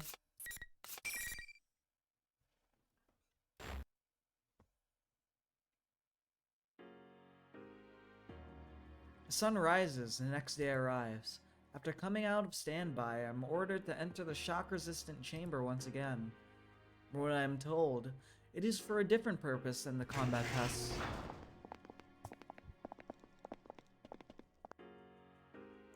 Oh, bro! Bro did 6 hours of farming, loses it, then he realized, wait a second. Wait a minute. I could set it so I could get all of that in like 3 minutes. Nah, that's funny. Soon afterwards, the three researchers who supervise the feedback downloads appear. Sounds like it's decided. We'll discontinue use of the name Unit Number 031.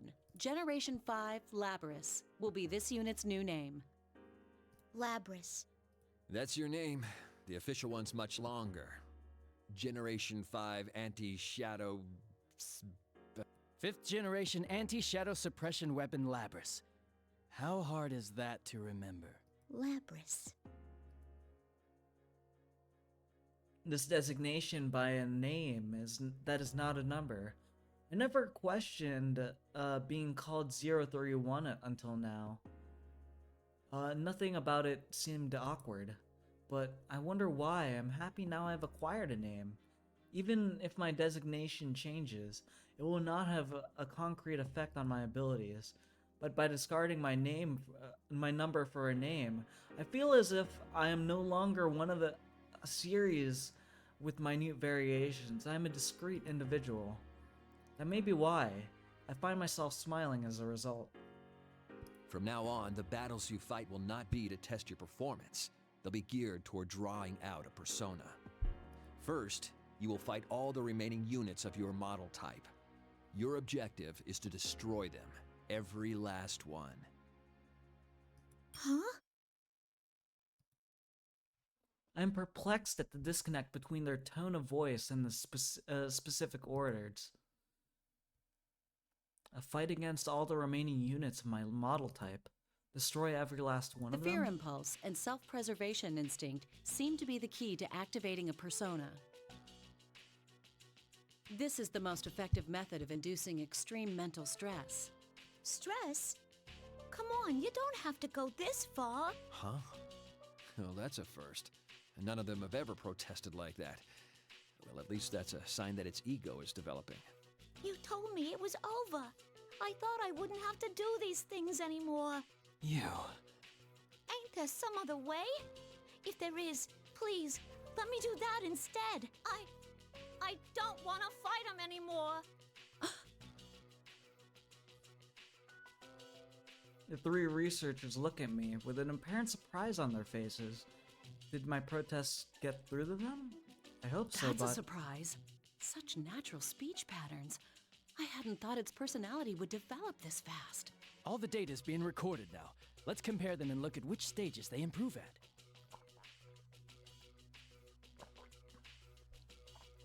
They smile while mustering to themselves.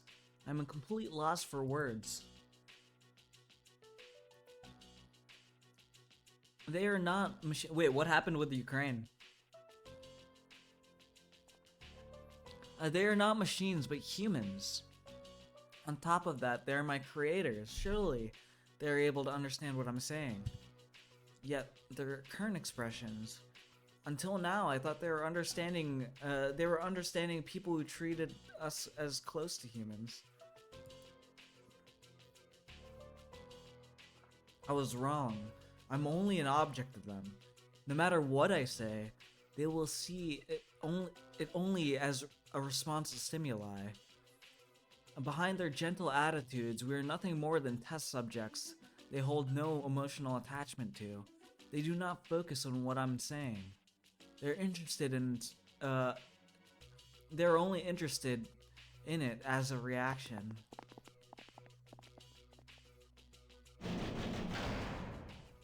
This story reminds me of the conflict.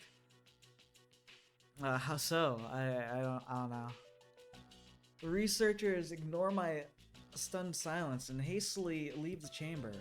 Their figures are hidden behind the hatch.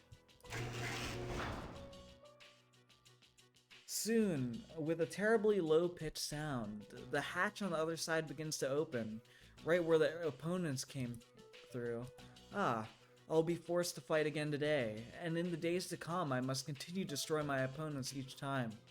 I cannot find the words I want to say.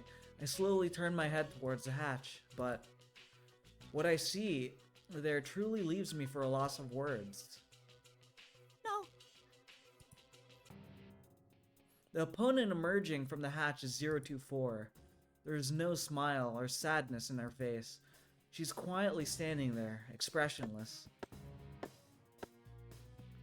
024 steps into the chamber while gazing at my face.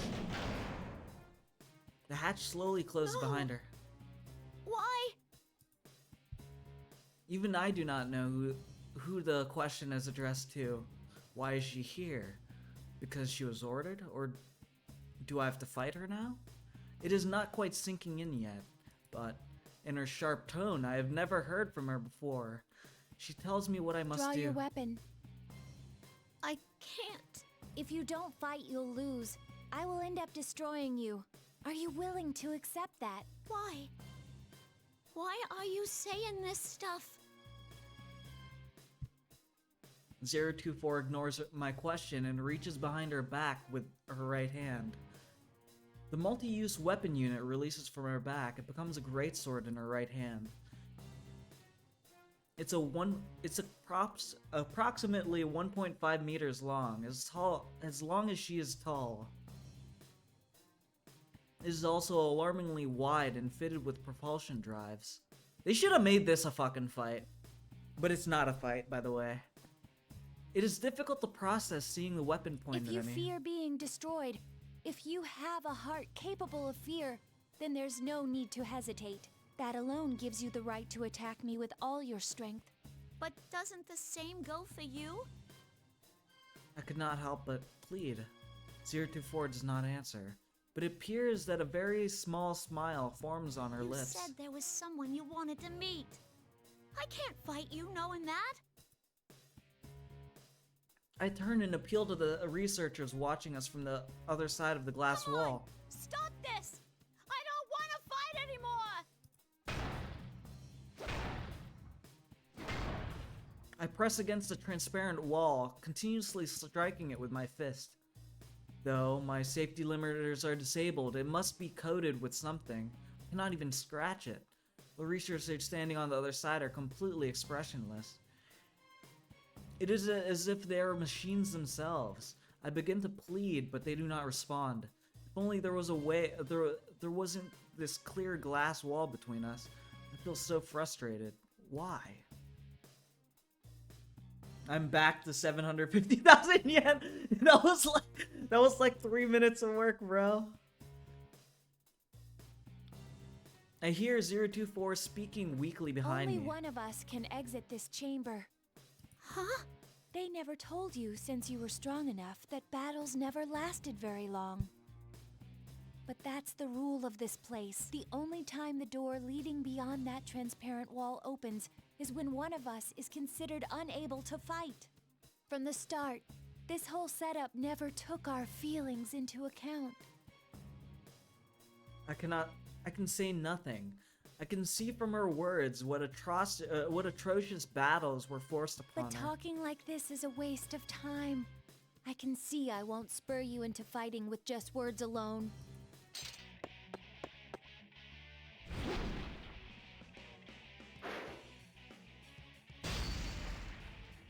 Her sword slams the space where I had been at a speed that could have killed me. The tip graces the... Oh, bro. The tip grazes the chamber floor. Red sparks fly. She's serious. Finally sinks in. I jump away to put distance between us. I don't intend to meekly accept my destruction. I have my own goal after all. Now, fight me. I have no choice but to fight, but a thought crosses my mind. In terms of basic combat strength, mine is probably higher. Using my usual tactics, I should be able to destroy her weapon and disable enough of her servos to prevent her from attacking. 024's ego is without a doubt more highly developed than mine. It must be of value to the researchers. If I render her incapable of acting, I may be able to avoid the order to destroy her when she is down. I decide to bet on this possibility. I shift my priorities back with all my strength. I cannot do this empty-handed. I repel 024's persistent sword strikes and counter attack.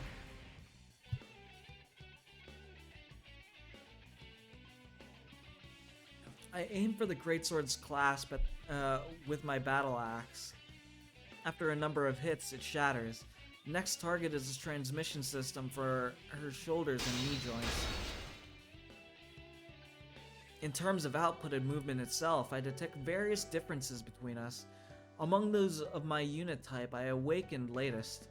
Compared to 024, not only my personality module, but my limbs as well have been upgraded to the latest version. It's only a matter of time. 024 virtually loses all offensive capabilities and falls to the floor. As I planned, 024 is mostly undamaged, apart from her weapon and motor functions.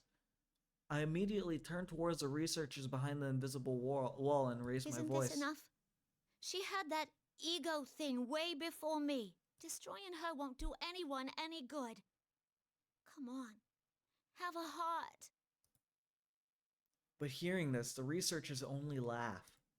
Their faces are as joyous as when they see the results that surpass their expectations. Why? Why in this situation could... what in this situation could cause such joy? 024's body, collapsed on the floor, suddenly begins to convulse. It goes still for a few seconds, then, although it should not be able to move, it drags itself up. Huh? What the?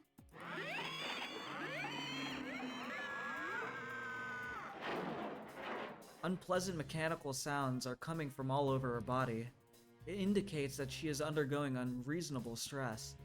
Still, no emotions appear on 024's face.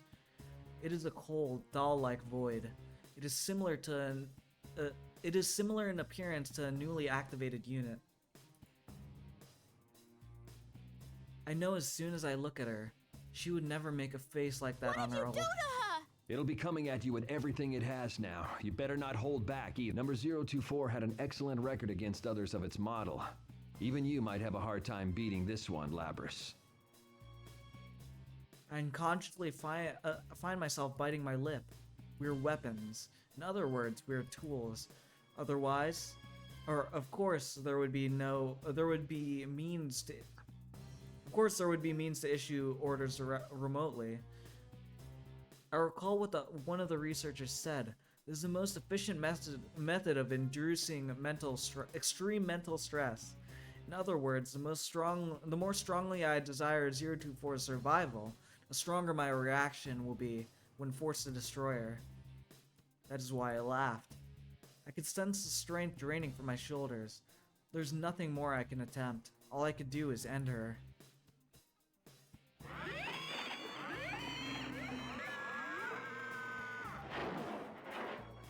So true, Korb. Behind me, 024, a rather animated shell, approaches me, its limbs shaking. I suppress all thoughts unrelated to tactics, and slowly turn around. My body goes cold, my arms move into position, as if controlled by someone else, and ready my weapon.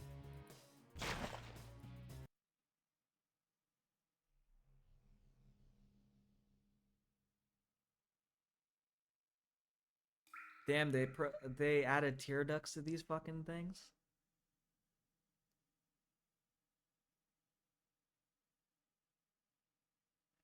It was not a close fight. Once I decided to finish this, once I resolved to stop her, 024, as she is now, stood no chance against me.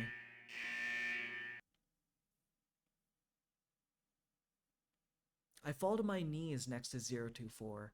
Her limbs have shattered. She will never rise again. My processors are overloaded with things that I cannot understand. I feel as if all processing is slowed. 024's face turned to the ceiling. Are you not gonna look at me anymore? You're not gonna smile again? I did not expect her to respond, but 024's face moved slightly. I stare at her without knowing how to react. She turns her gaze to me and smiles. I'm sorry to leave you alone. I leave the rest to you. Those were the last words she spoke. I can't believe this. There is a smile on 024's dead face. She's smiling at the one who destroyed her and robbed her of her own dream. All at once, everything hits me in a torrent of emotion and data. I've lost her. I did it. I took everything from her. My vision begins to fade. My thoughts go with it. I cannot determine whether the lights are actually dimming or if it is my own perception. It is too much to handle. I collapse on the ground helplessly, like a crumbling statue.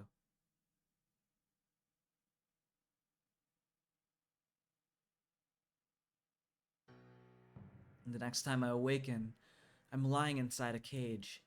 Seems I was carried out of the test chamber. The download of 024's feedback data is about to begin. The researchers seem to have taken my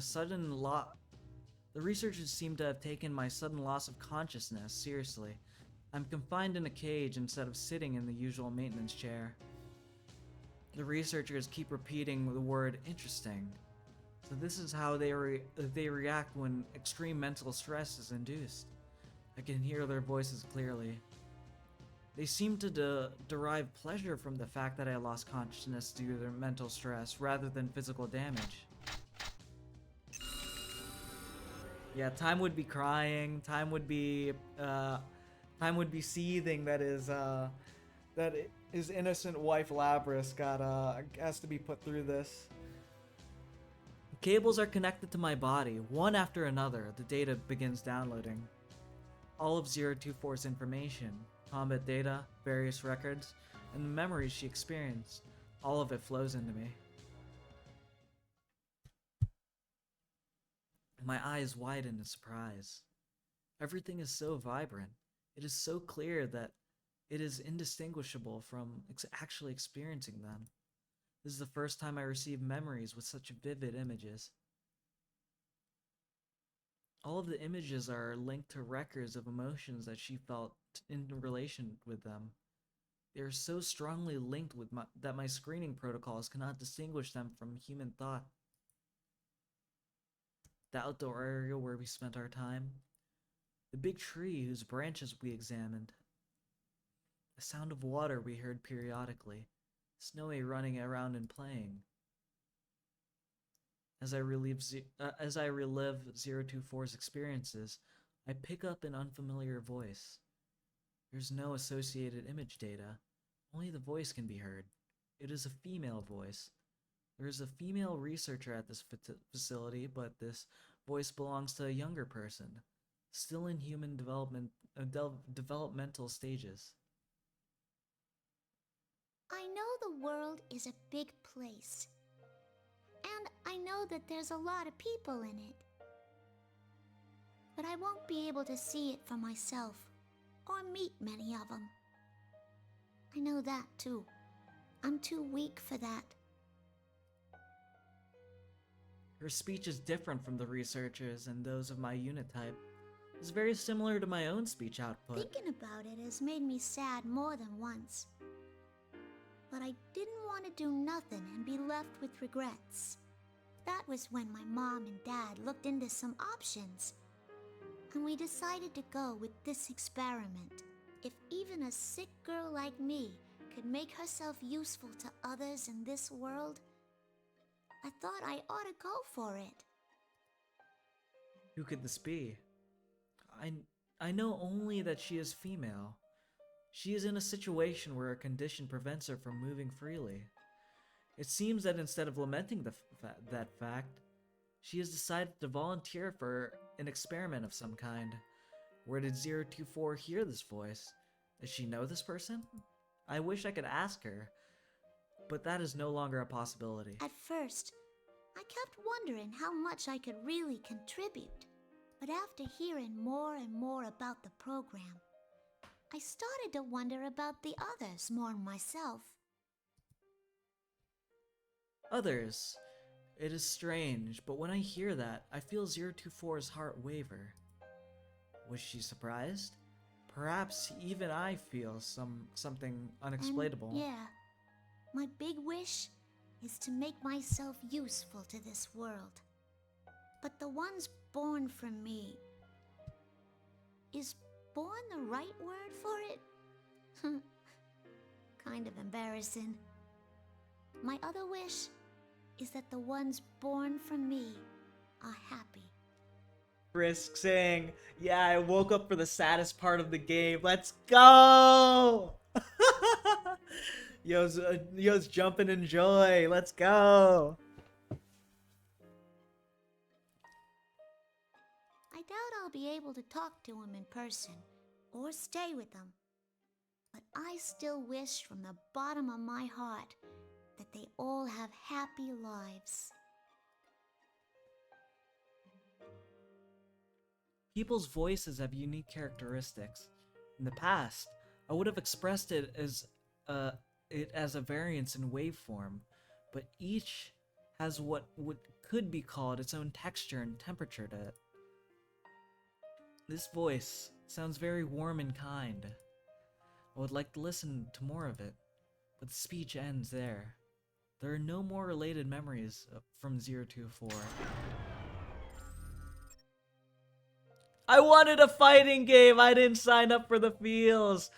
I thought the arena games were fun and happy! No! You don't get a fun and happy experience. You get a new character that's written 10 times better than your remake of your mainline game.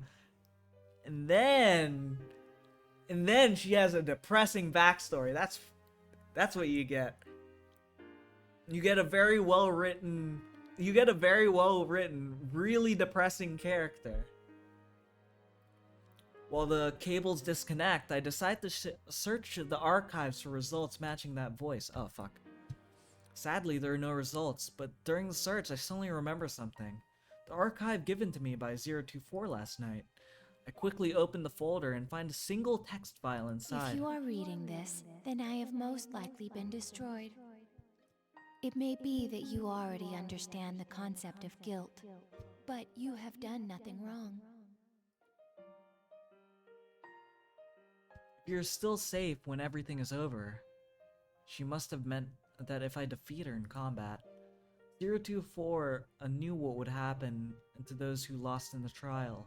What emotions was she feeling then? What was going through her mind as she prepared this file?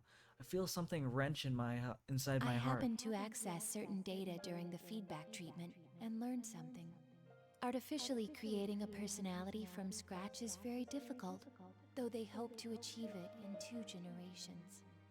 But those of our model were actually made from the template of a certain girl's personality. That includes you and I.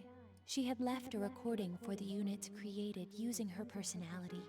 A message for those of us who did not yet exist. That's what I heard. She speaks in a strange way, like you. I thought, we really are connected to her. I think about that unknown voice. The experiment the voice spoke of was related to our development, after all. The owner of that voice was speaking to us. The one who gave birth to us loved us. When I understood that, I felt like my eyes were opened. Though my life was filled with suffering, my birth had meaning. I firmly believe that. I want to meet her. I need to tell her thank you for giving birth to us and for loving us. This was not an order from the scientists. It was an objective I made for myself. So if you can understand my feelings, I'd like you to do this in my stead. Give our mother my thanks. How 024 must have wanted to meet this girl who she saw as our mother. She must have longed to thank that girl in person. The data within me, her heart, tells me so. During the time when she was ordered to destroy her sisters, this wish must have been her only hope. Yet it did not come true. I shattered it. The one she herself said was the only thing who understood her. She must have been devastated. But the letter ends in the way I least expected. Though we knew each other for only a short time, I'm glad I met you. I feel the same right now as our mother did. I wish from the depths of my heart for you to be happy.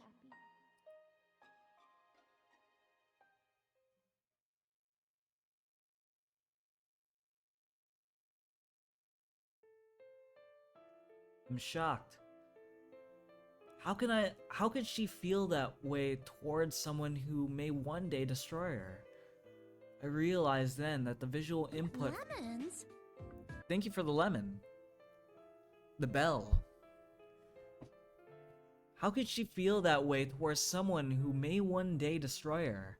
I realized that the visual input from my optics is experiencing distortion for some unknown reason. An unfamiliar source of water trickles down my cheek. Labrys, is she crying? So she is. I can't believe we're actually seeing a machine being driven to tears. But its mental graphs are clearly abnormal. What kind of information did it download? Who knows? That's one thing the graphs can't tell us.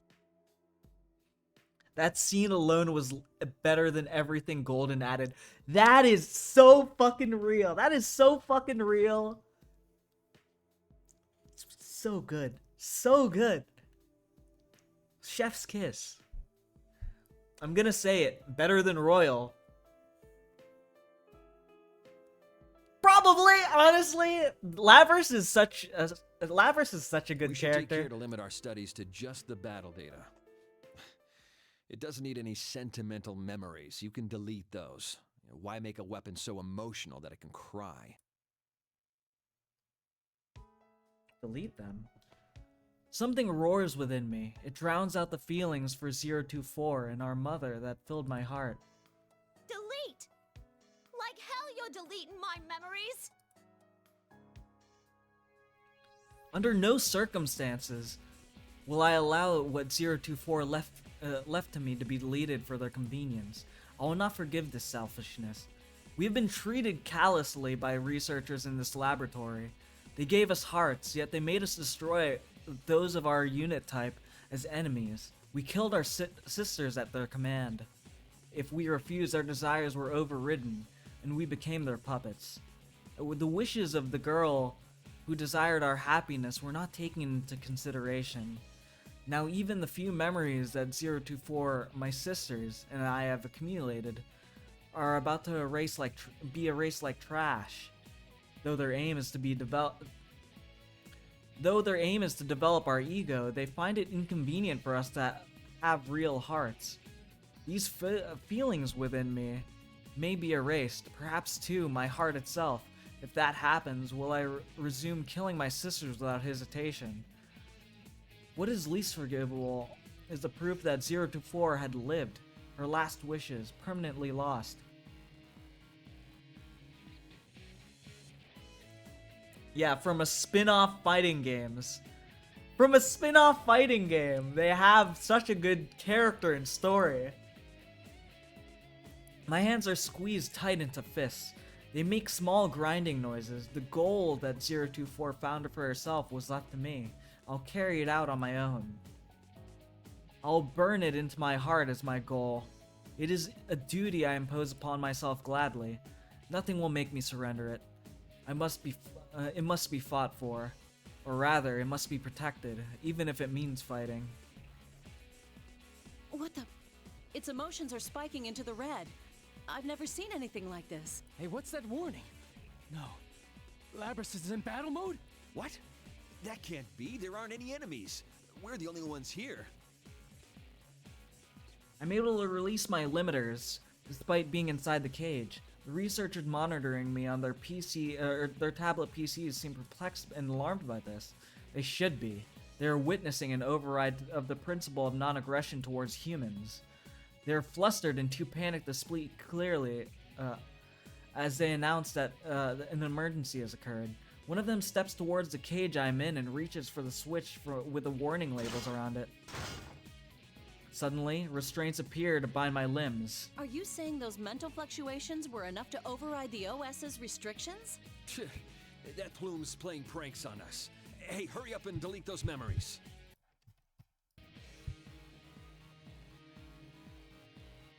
These memories in my heart are not unnecessary. What do you think we are? Something I have not felt until now. A sensation like heat spreading throughout my body. A trembling, burning waves rising within me. Soon after, I realize that this is an emotion. There's a name for this feeling. It's anger. I reroute all my strength into my restrained limbs. The restraints are designed to withstand up to twice our calculated maximum output. Trying to escape, therefore, is logically doomed to fail. Even so, I continue to muster my strength. It is not because I judge it to be a viable course of action. I'm not merely executing order. I'm acting based on my emotions. It does not matter if the restraints can't be destroyed. I wish to destroy them. The metal parts in my body, the metal parts in my limbs and the restraints begin to crack. How's it doing that? There's no way those things are strong enough to break the restraints. It's outputting over 220% of its theoretical strength limit, even though its joint actuators are operating at only 70% capacity. Her persona is the protagonist from the Redacted Diaries. That's not possible. Yeah. That doesn't even make any sense. What's driving this thing? I'm not gonna let you take those memories. I made her a promise.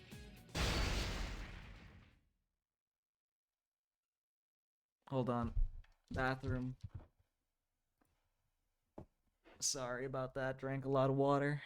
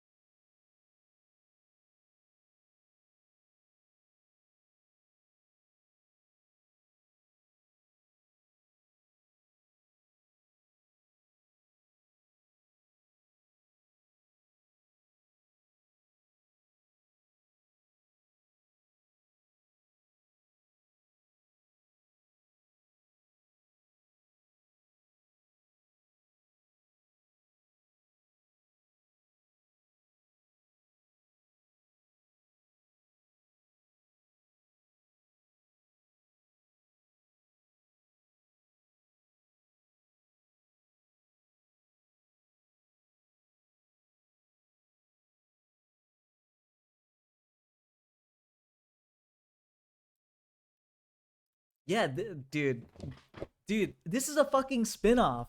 It shouldn't be this good. Like, it didn't have any right to be this good. It was not expected to be this good. But then you play the fucking game and then suddenly, what the fuck? This is like one of the best characters they've written for the entire fucking series. That's about delving into the personalities and mindset of characters. What the fuck? This is better than half of the cast in Persona 4.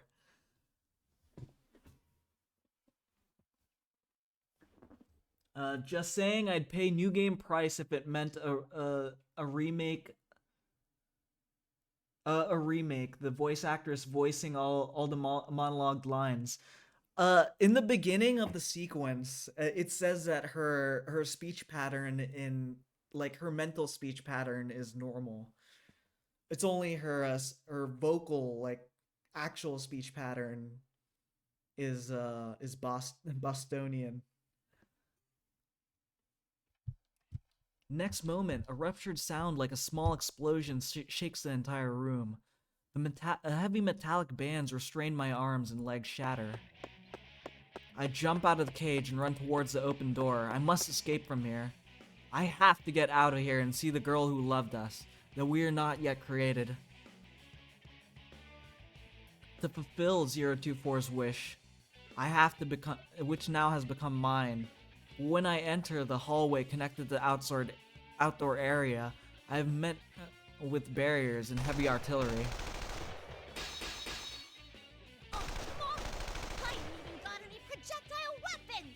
You only needed 360k, bro?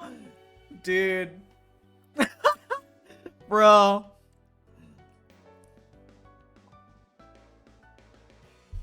That's funny.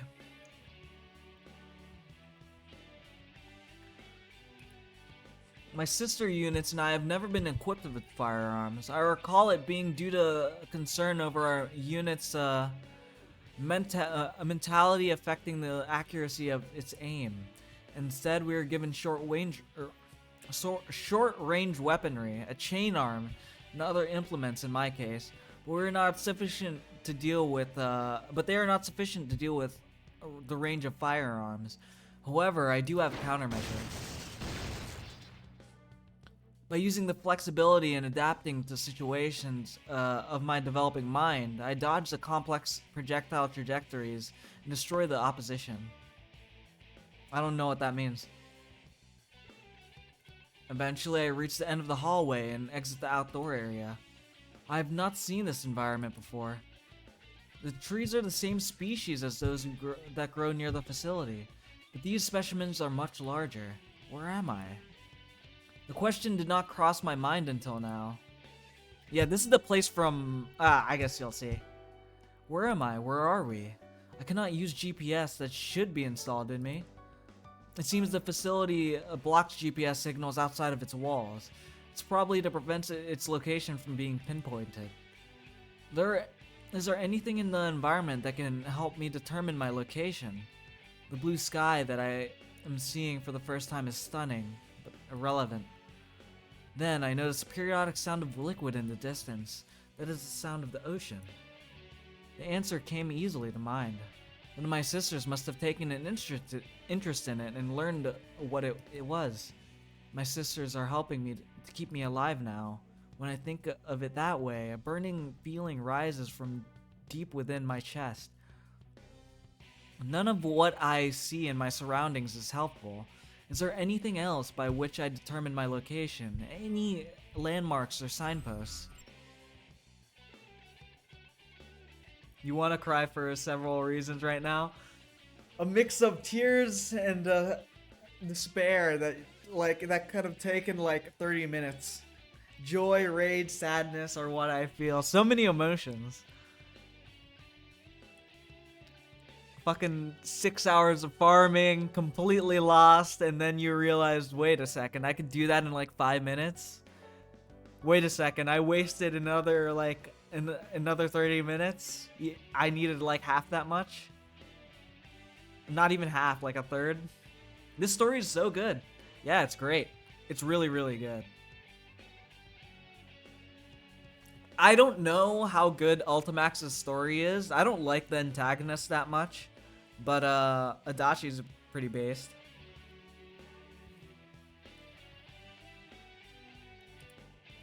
These trees obstructing my view. They're a unique species. That may be a hint. I reviewed the tree's characteristics once more and run another search on them. I attempted this once already. But there is much more data available to me now. Once again, results come easily. The variety of tree is known as cedar. It is found in many habitats, but the cedar here are unique. The tree's shape and the age implies it is different, that it is nearly a separate species. If that is because of the difference in the environment, it may be useful to determining my location. But my throat. This writer needs to be given free reign more often. Yeah, for real. That's when an unfamiliar sound reaches my ears. The heavy rumble of what sounds like a motor. It seems that they dispatched a vehicle to pursue me. I expected this. This response was swift. It seems like they had measures in place in the event one of us escaped. When the vehicle stopped behind me, fully armed personnel pour out of it. They move to surround me from both left and right. It is an obvious response. No matter how much power I have, I'm alone. The optimal solution would be to overwhelm me with numbers. I try to shake them off by running faster. But soon after, I reach the gate of the laboratory, a high steel edifice. It is tightly sealed. A number of heavily armed guards are protecting it. I stop. There's nowhere else to go. Come back here. You're too useful a unit to destroy. You need to get back here to be regulated. That's your role in all this. Yeah, get this guy to write P6. Yeah, for real. He needs to be a scenario writer for P6. I cannot be destroyed here. I cannot be captured again. They will surely delete my memories. They will take my wish and everything else that was given to me. What purpose even is there in avoiding destruction if that's what awaits me? The only options available are whether my wish dies with me, or whether it's stolen away. You destroy me. And not just because I don't want to be destroyed.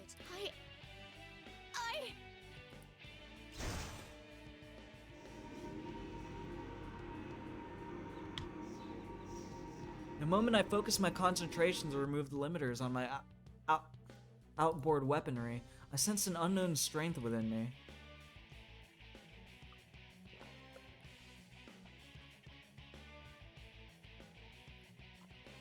Directly afterwards, something that cannot be quantified fills my body, and the surrounding area. What the? The pursuit vehicle suddenly stops. The researchers get off, one after another, This shocked. reading, is it on the verge of a persona reaction? Shit, it's awakened? Ah, damn it, why now? Well, at least this proves that mental stress is the key to activating a persona. Who cares about that right now? It's not fully awakened yet, but with it still unstable, we don't know what it's capable of. I'm intrigued by their statements. Persona? I knew we had the means, but I was not aware of controlling anything. I do not know if it could be called a power, nor do I know how to use it. But I could tell that the others are afraid. I seize the opportunity and run towards the main gate. There is a slight possibility that I reach the door without attracting any gunfire. And vault over the door with my legs and chain arm. The moment I reach the gate, I launch my chain arm towards the upper threshold of the door. But the moment the arm grabs the ledge, something emerges. A much greater power touches the door as well. Suddenly, the door crumples like paper, and a large hole forms from the upper half. It's done it. We need to hurry. If it's that strong already, we won't be able to stop it once its persona completely awakens. That's persona. I quickly regain my senses. I burst out of the facility single-mindedly jump outside. My feet touch the ground of the outside world for the first time. They'll most likely not let me escape. Fortunately, the door is badly damaged. It should take time until it can be opened enough for the vehicles to pass through. I need to gain as much distance as possible, and then... It is then I realize I don't have a destination in mind. Who's the girl in 024's 0424 wish to see? Where can I meet her? The only clue I have is the idiosyncrasies in the girl's speech. I've learned that the distinct speech pattern are often associated with specific regions. I should begin traveling to where that style of speech is common. It's reckless, but I feel confident. At the very least, I could get closer to the girl than I am now. Although my situation is dire, I'm under pursuit. Internally, I'm cheerful. There's a bound in my step. For some reason, I cannot remain calm. They seem pretty tight-lipped about the P6 stuff. They seem to be trying to avoid the mistake they made with P5. Yeah, I remember what they did with P5 is they like rewrote it like twice. And like people were assuming the story would be one way or another. And also they fucking just wouldn't let you screen record P6, which was funny. This is only screen 5. There's a screen. There's a scene 9.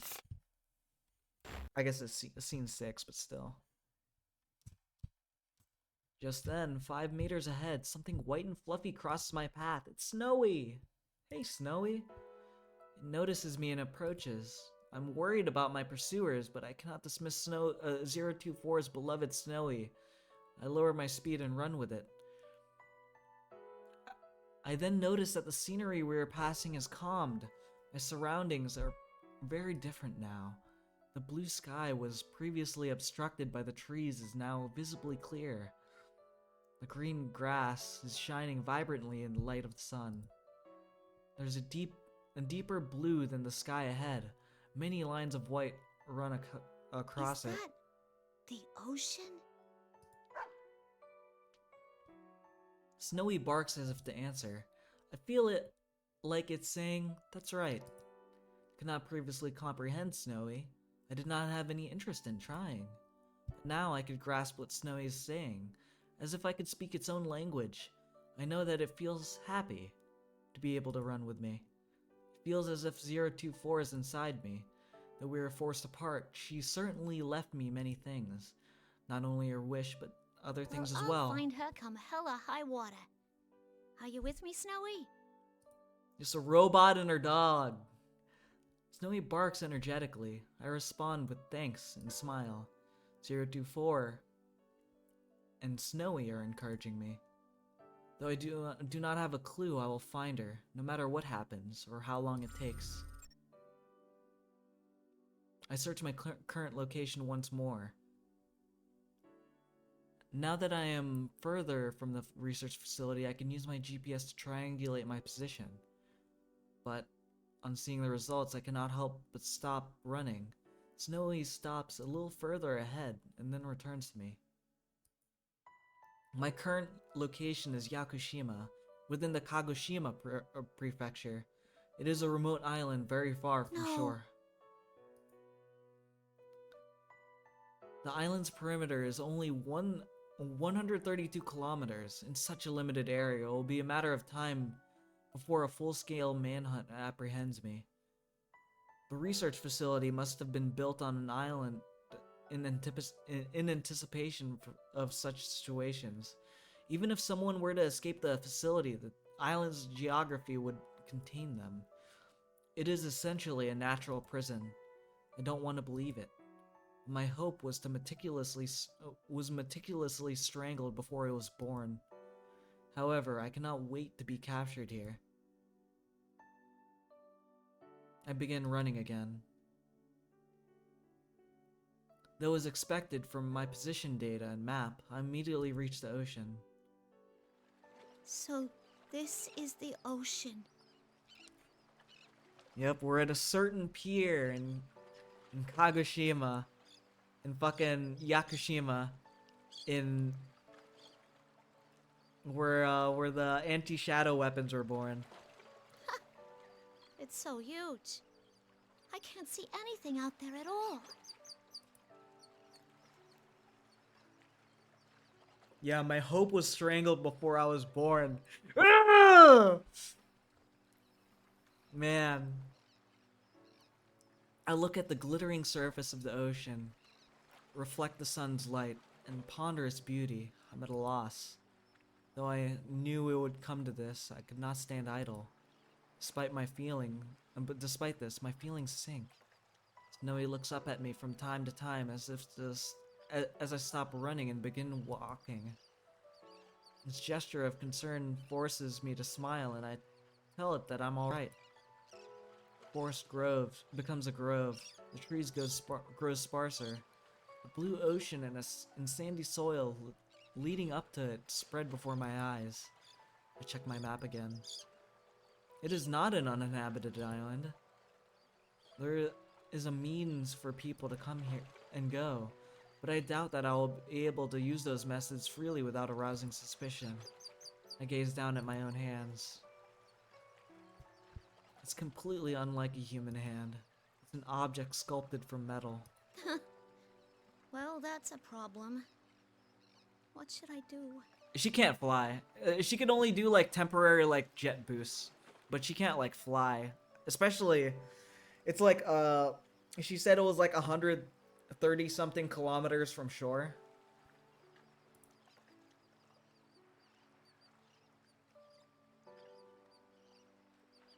Yeah, she doesn't have hope, bro. Come on, don't give me that look. Ah, well. Maybe it's my fault for getting so frustrated. Sorry, Pooch. Just as I'm about to crouch and pat Snowy's head, Snowy moves as if avoiding Snowy? me. Snowy circles around behind me and growls towards the way we just came. I train my sensors in that direction and sense presences in the distance. They may be keeping their distance on purpose. Since I have no firearms, they must understand that their effective range exceeds mine. Looks like they're coming. Among the human soldiers are a number of my sister units. It is possible that I could convince them not to fight me? I dismiss the idea as hopeless, though I may have awakened. They may have awakened their ego, and after my escape, they will undergo their commander's control. Even if that's not the case, they may think that their orders are absolute, just as I once did. Knowing why they're here doesn't make it any easier to deal with them. It does not seem as if they will attack all at once.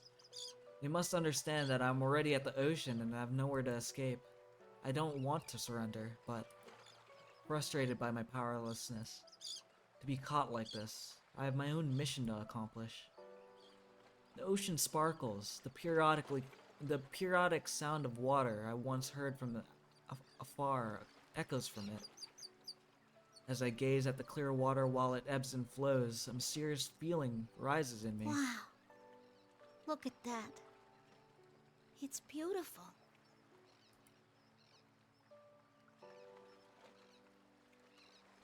My opponents show no indication of moving. I step out onto the stand. After cataloging that sensation, I approach the pier stretching to the ocean. When I step onto it, the wooden planks creak. Fuck, I'm having a stroke again. I could hear Snowy's light tread behind me as well. I stand at the end of the pier and look out to the ocean. I wonder if she's beyond this ocean that seems to stretch forever. The girl 024 wanted to meet. The girl that I wish to meet as well. This mother figure who loved us and wished for our happiness. While my thoughts turn to the girl whose face I don't know, I decide to preserve the ocean's beauty in my memory.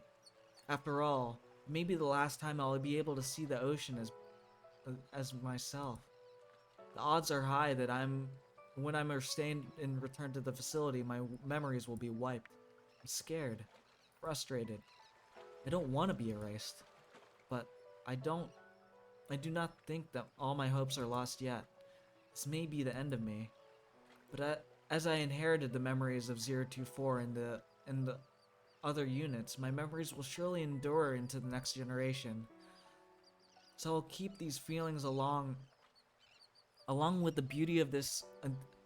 Along with this beautiful ocean scene, deep within the origin of my heart, there it cannot be erased and tampered with.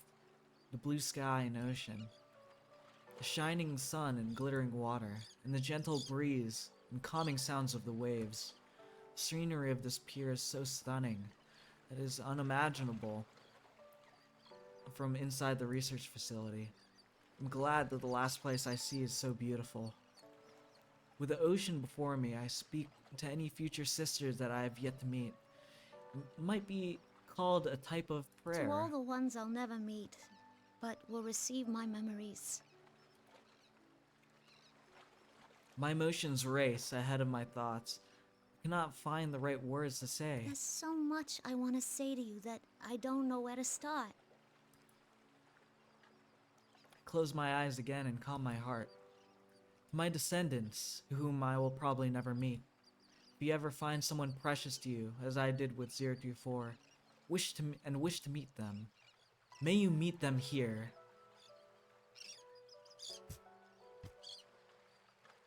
May you go beyond this pier to places I could not.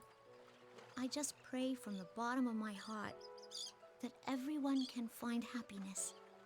As long as that happens, I don't mind if I... Even though my wish may not come true, I'm still satisfied if I could entrust it to someone I believe in. 024 said something along those lines. Could this be it?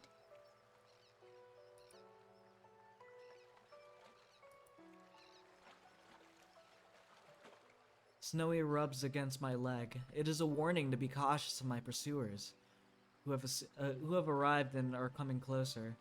Or does it only want me to pet it? I look closely and realize it's the latter. It must be worried. I crouch down and scratch Snowy's head. Hey, Snowy. You think this is what it means to feel alive? Fucking exactly, DM. Exactly, dude. It's so good. It's so good. Snowy looks at me while wagging its tail. I pick up Snowy and gently hug it. Joey shows no sign of resistance, allows me to do so. My pursuers are closing in, but I will not run anymore. It is true that I am frustrated, but it's a sign that I am also satisfied. Snowy licks my cheek. I'll be okay now. Things are about to get hairy, so you should hurry and get out of here. I let Snowy go, but it does not leave me. Come on. If you don't go, it'll make things hard on me. Okay?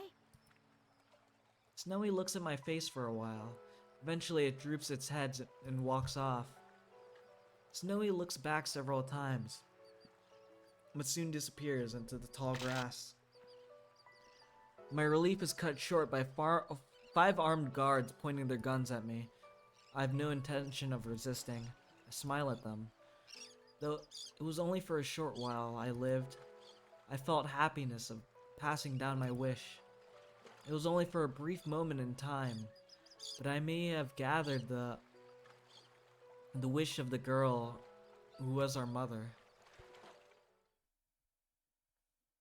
I allow myself to be restrained without resistance. They take me back to the laboratory.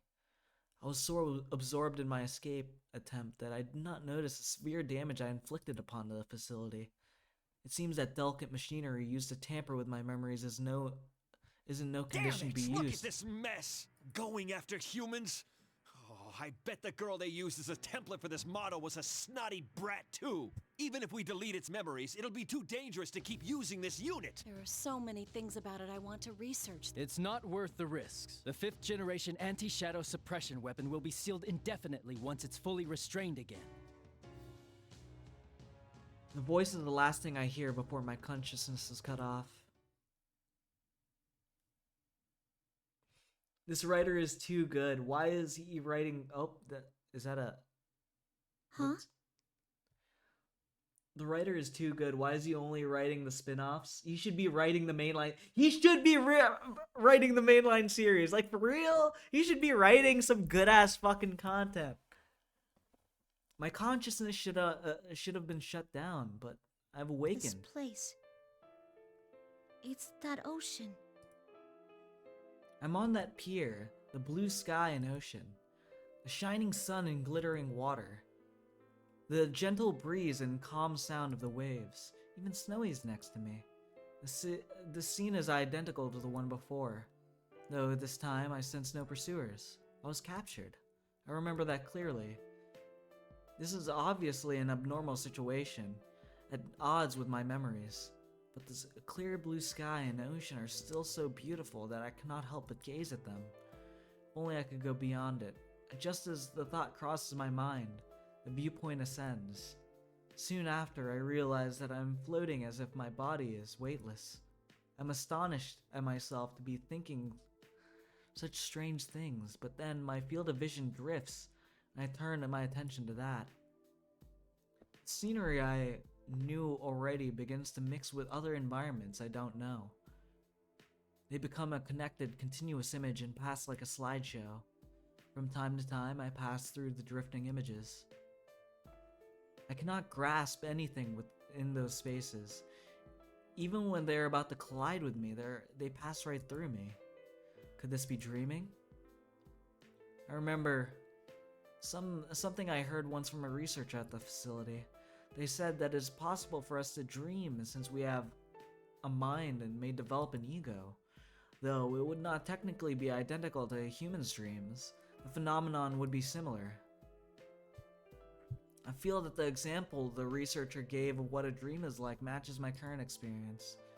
If I am having a dream, then things that are not possible in reality may be possible here. For example, if I can leave this island. If I could go beyond this ocean, the girl that 024 and I wanted to meet said that even though she knows the world is big, she could not be able to see it for herself. What could that have meant? Was she in a place that limited her world, as I was unable to leave the island? Just when it seems that the images flowing around me have stopped, I find myself in an unknown room. There's a bed here, next to a flat-screen monitor. And there are white shelves surrounding the bed. And to one side there is a stand for an intravenous strip.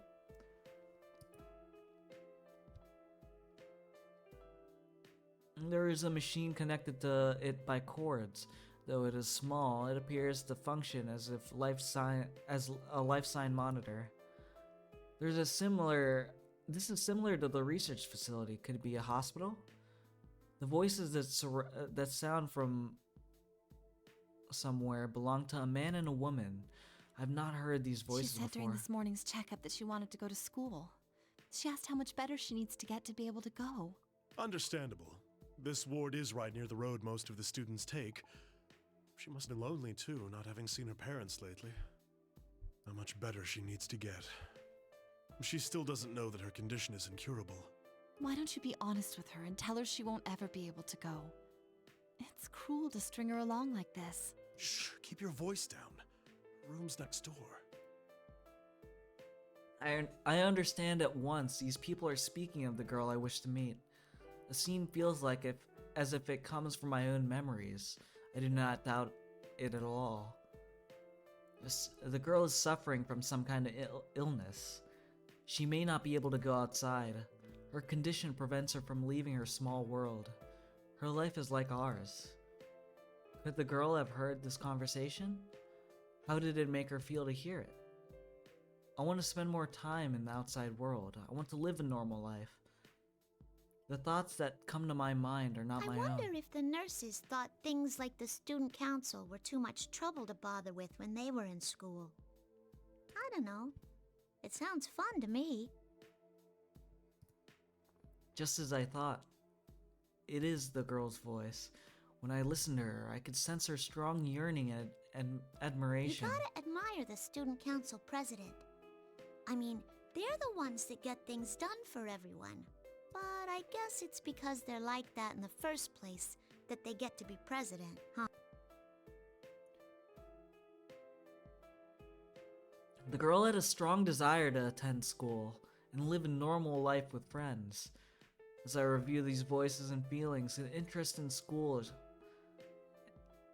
she longs for grows within me. I wonder what that's like. Would it be fun? I wish to see it for myself, what she desires. Is there a specific image of it? What kind of place is it? What activities do its attendees perform while there? There are no memories in regards to school. This must mean that the girl had no such memories. Figures. I don't know anything about schools or whatever else student life is like. I want to see them. I can show you if you so desire. A voice answers my unspoken thought. Who could it be? I don't think I know this voice. For some reason, my mind becomes hazy. I cannot access my memories easily. Who's there? There's no need to be alarmed. I only want to give you a glimpse of the world you long to know. I was under the impression that this was a dream. Dreams are supposedly a release valve for memories, yet this voice does not feel like a part of me. Is that even possible? As I ponder these things, the scenery around me changes completely. I first see a 3-story concrete building. I don't know this building. As I examine it, my surroundings change again. The same desks and chairs are lined up. In front of me is a dark green rectangular board on the wall. Is this a school? A real classroom?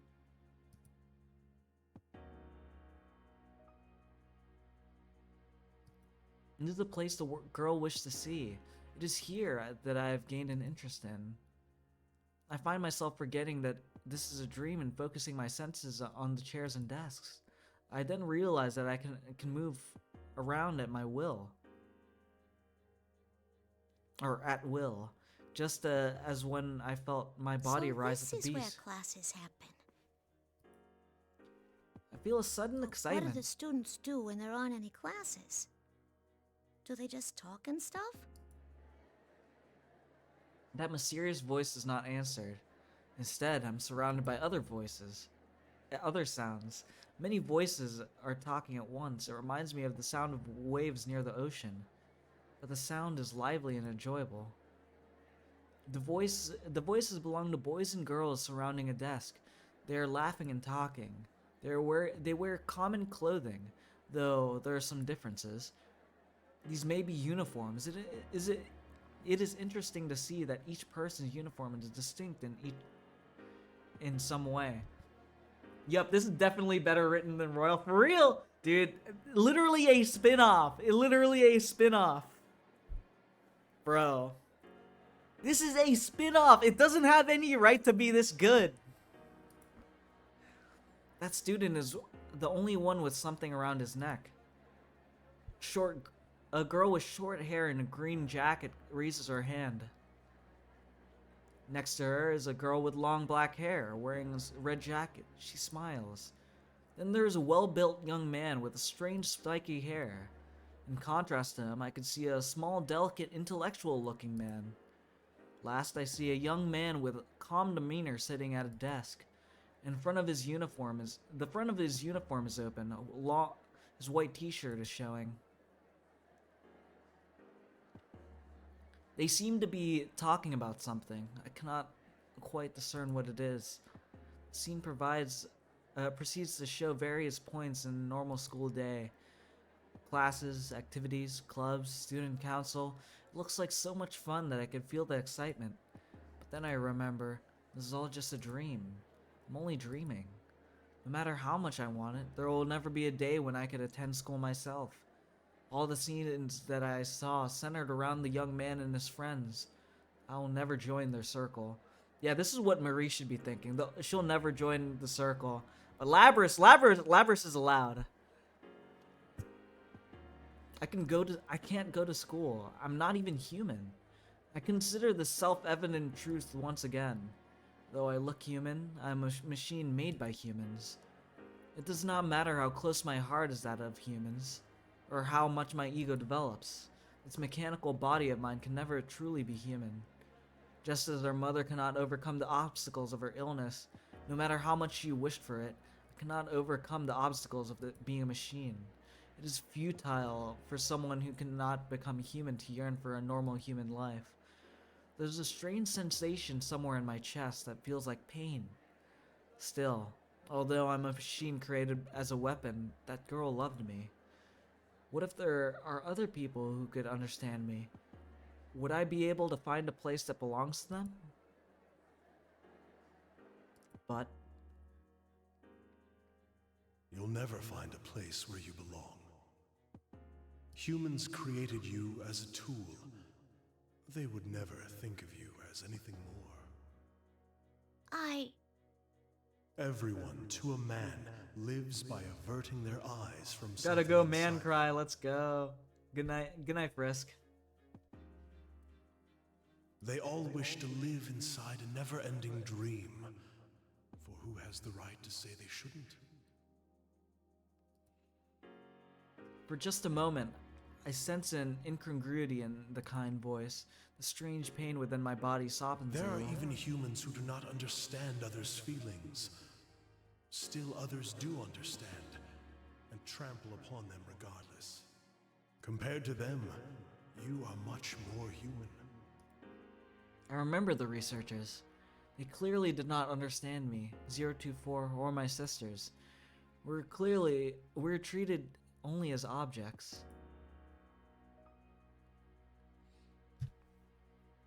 Even after they tried to give us a Why heart. not then seek to be human? Me? Be a human? The voice whines gently inside my mind. I feel my body is growing uneasily light, as if the world is spinning People around me. sort through their memories in dreams. Each night they let go of painful memories and continue their lives with the morning sun. That's all you need do. Forget anything contrary to your desires. If I forget. Do not fear the act of letting go. The ones you admire wished only for you to be happy. My mind seizes up upon something, that precious wish, the desire given to me to meet our mother someday and tell her thank you. I must not forget that. But as long as that wish is precious to me, as long as I cannot erase it from my heart, the fact that I am not human will remain. And I too. All I wish from the depths of my heart is for you to find joy. Happiness. I think back. I wish from the depths of my heart for you to be happy. I remember the girl who wished for our happiness. I want to grant that wish. I want to tell her thank you, but that will be difficult for me now. In which case, should I not at least seize this opportunity and be happy here for her sake? Forget. And be happy.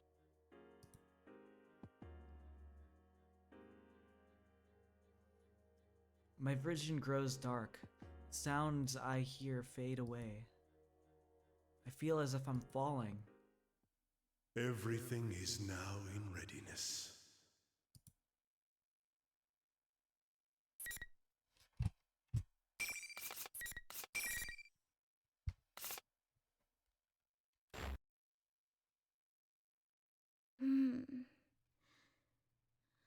Yep. Yo. Fucking same Divine Mercury. And I've played this before. I played this when I was in high school, bro. I was just like, bro, they didn't need to fucking do this for a fucking spin-off game, man. When I open my eyes, I'm staring at a wood-grained board. It's the surface of a desk. I quickly raise my head. It looks like I fell asleep in glass. My sleeve was pressed against my forehead while I was asleep. The texture left a mark. Oh man. I hope no one sees this. I rub my forehead a little and look around the classroom. According to the clock on the wall, it's 3:30 in the afternoon. The only thing written on the board is 5/1/2012. Everything else is erased. I reach out, I stretch my arms. I feel a little tired, but I stay focused. After all, I just got elected student council president in the elections a couple days ago. I have to keep in touch with the people who voted for me, want in a leader. Things with the student council will get pretty hectic after school. I should hurry to the student council room. I stand up and open the door in the back of the class. When I enter the hall, there's no one around. I check inside the classroom as I go. I still don't see anyone. Where the heck is everyone? It's weird. The whole school is usually rowdier than this after class. I hear. I should hear people talking, laughing in classrooms, and the teachers yelling at them to quiet down. Sorry.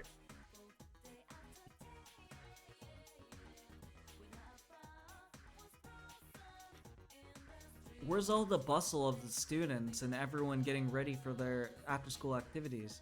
Just when I'm wondering that, turn around and look down the way I came. There they are. There's some students in the hallway. Some of them are chatting, and others are coming out of the classrooms. A few of them run past me carrying their bags. Yeah, that's more like it. This is how school's supposed to be. No running in the hallway. The student gives me an apologetic smile, but he just waves at me as he zooms down the stairs. You'll put your eye out if you don't look where you're going. Oh well. I just gotta clamp down on him more from now on. I put my hands on my hips and Hey there, Miss sigh. President. Are you off to the student council room? Have fun.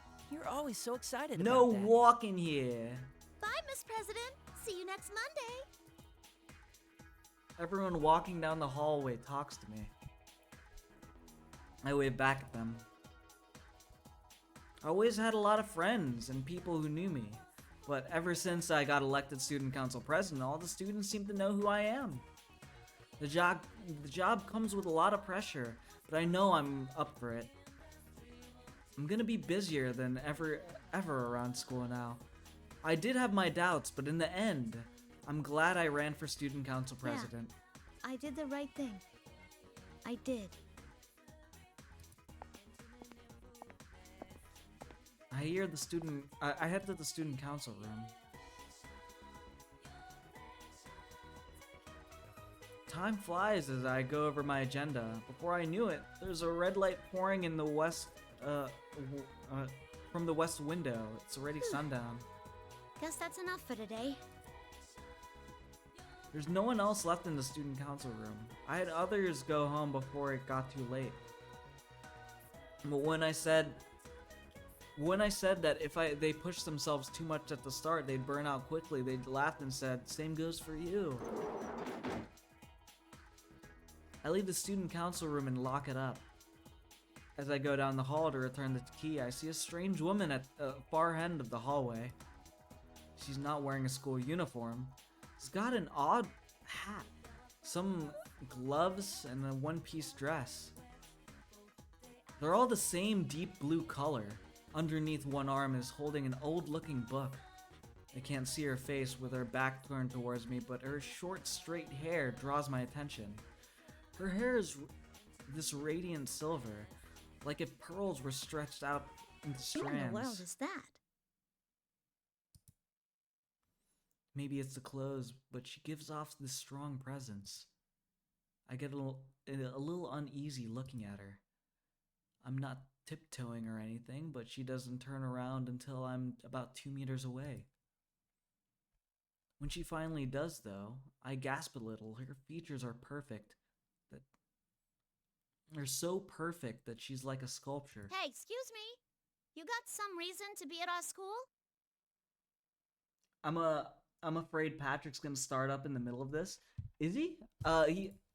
He hasn't said anything on Discord, so he's not. I don't think it usually says live soon and then like waits 20 minutes. But we should be clear. Are you sure this is how things should be?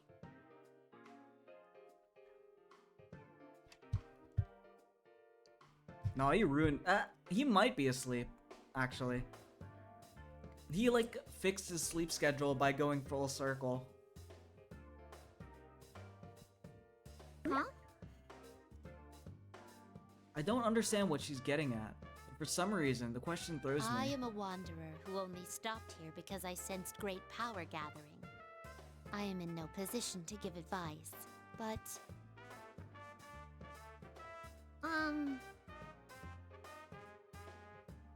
I messaged him. He hasn't said anything. I'm just gonna give a question mark here. This place will soon be caught in a bit of a fracas.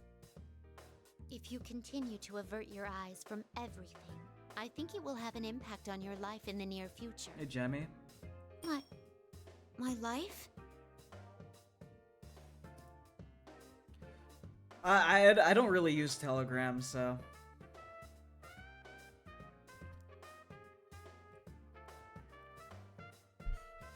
What she just said sounded scary. She may have some screws loose, but something is whispering to me, deep inside my heart. Asking me, doesn't she have a point? Aren't you looking away from something important? What you choose is up to you, but I believe there are factors preventing you from making the right choices at the moment.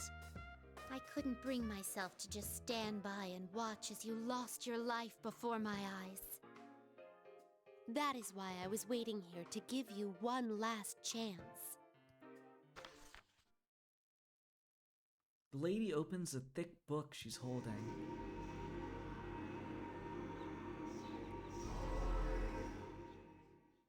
I don't know how it's doing that, but the light streams from the book. It gets stronger and stronger until I have to shield my eyes. The blinding light finally begins to fade a little. I slowly open my eyes. The first thing I see should have been my arms, but what I see instead is one made of metal. Huh? What is this? I can't believe this awkward metal arm is mine. Like its metal plates are completely covering it. I start tugging at them to try to tear them off. It won't come off. What gives? It's not just my arms, my legs have changed too. Why are my arms and legs mechanical? My whole body even. I stare at my hands in confusion. These are my hands, alright. Part of me knows that. I shake my head. SMH. What am I thinking? There's no way these are my hands. It's not possible. It's not. My head hurts. What is this? I will be your opponent for a short Whoa, whoa, whoa, whoa, a fight! During that time, why not think back about who you are? Huh? My opponent? The lady takes a slight defensive stance. And away we go. Yeah, he's probably not streaming today. Unless it's gonna be at fucking like 3 AM or some shit.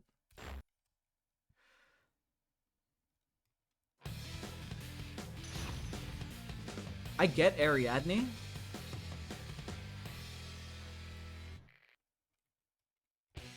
Final. Oh my, impressive. Oh my, impressive. Over here. Huh? Oh no. Persona. I do not know how to combo with this chick. Oh no. Oh, hi, hello. That's a counter. Oh no. My speed. Okay, I'm being owned. Summon everything's impact. Oh no. Opening my spirits and electricity. I see. Remarkable. Oopsie daisy. Impressive. How mean. Oh no. Okay, yeah. Oh no. Oh no. Oh, you have shown me. Okay, that's how I combo. I think D-Live have fixed their notifications. My D-Live notifications have been fine.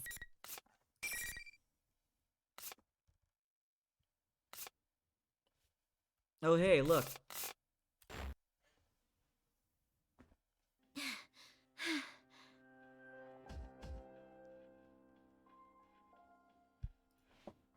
I somehow managed to beat the lady in the blue who attacked me. How did I win? How did I use these metal arms and legs like that? Like it was second nature. I still don't understand. The lady in blue stands before me exactly like when I first saw her. She's not even breathing hard. Well done. But I'm sure you realize now, you are not human. There must have been an important promise that could only be kept in that guise. That must have been your reason for living. Whether it's worth losing that or not, I ask that you give it serious thought. An important promise. My reason for living? I repeat that to myself. It seems important somehow. Now, it seems the tumult of trials is about to begin. In which case, I bid you good luck. The thick book in her hand closes with a loud thud. Strangely, that ordinary sound lingers in my mind. When I come back to my senses, there's no one here anymore. I take a nervous look at my arms and Nothing legs. seems different about me. There's no metal on my limbs now, just ordinary skin and bones. What the heck was that? A dream?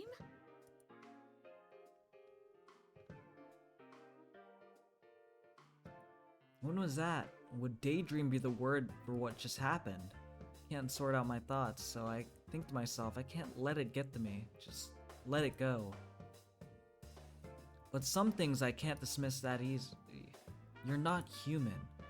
You have an important promise, which must have been your reason for living. She said, I'm forgetting something? That I need to remember? My head's hurting again. The pain brings back another memory. Just for a second, and I can't quite catch it, but I saw blue skies in the ocean. Someone else was there. Maybe a white dog, too. I don't know. I think there was a lot more to it, but the last voice I heard stays with me. I mean, we're loved after all. When I come to, my hands are balled into a fist. That's when I make a decision. That promise, that reason for living. I have to hang on to it. I didn't hear them until now, but there are strange voices everywhere in the school building. Is this the tumult of trials that lady in blue mentioned? Is that really going to be a thing? I can't just leave this be. I'm Good night, the Hallie. Student Council President. See ya. I have to live life tomorrow. Later, friends.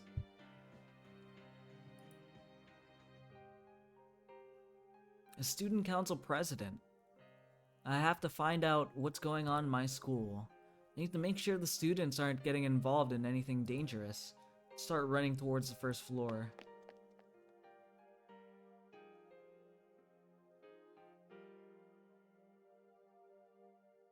Well, that was Labrys' story. There was a single battle, and it was against Elizabeth.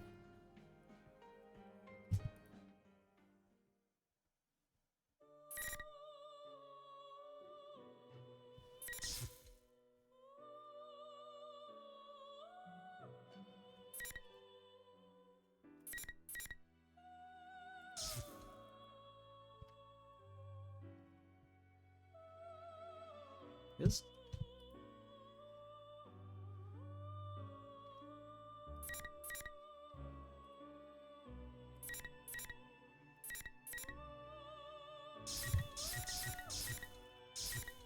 Elizabeth's scenario is pretty good. Let me show you where it starts off. I'm not gonna read a lot of it, because it's a lot of reading. It's a lot of reading.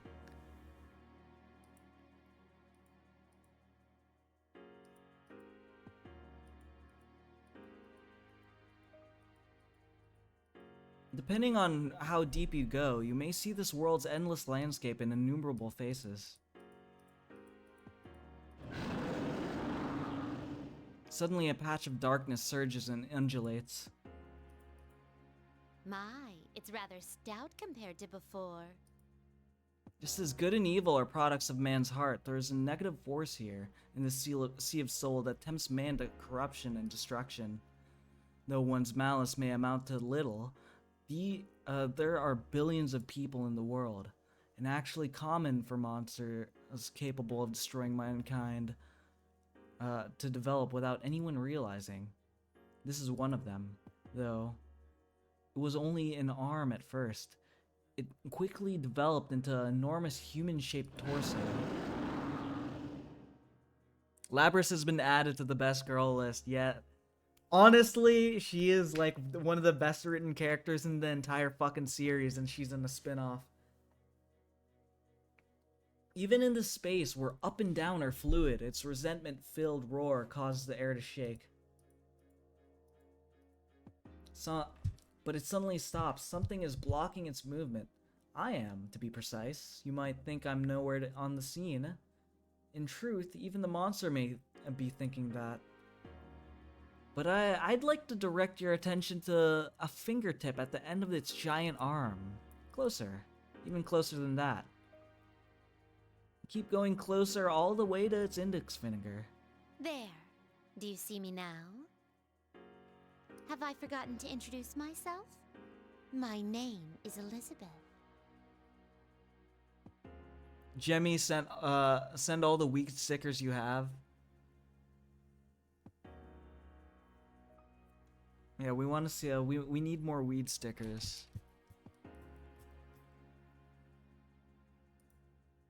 I fix my gaze upon the two lights that seem to be the monster's eyes. Do you wish to behold death that much? I grab the monster's index finger, and in one motion I flip its immense body and throw it into the air. Oh dear. It seems it won't be easy for one of this size. I cannot damage the world of everyone's hearts, and I hesitate to make a scene in the real world either. Time for a change of scenery.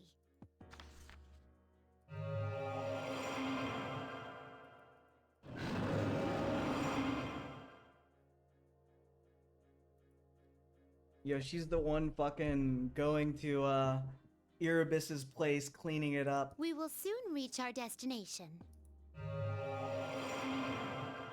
Sometimes I forget how OP Elizabeth is. Yeah, she fucking solos Erebus without even a second thought. Another magic circle appears an altogether different kind of black void.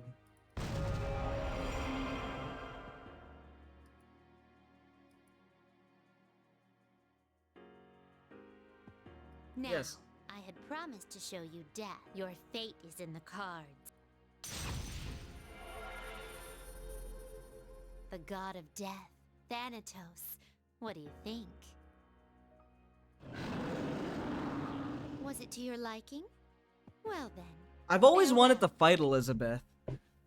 But it's so much fucking... It seems like so much prep work that I'm not like, in the mindset to ever think about.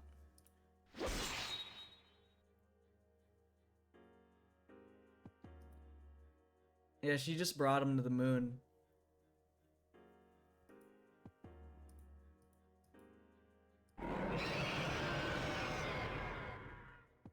The moon. With a final death cry, the monster slowly dissolves and evaporates into black mist. Velvet, oh velvet. My master has a large nose.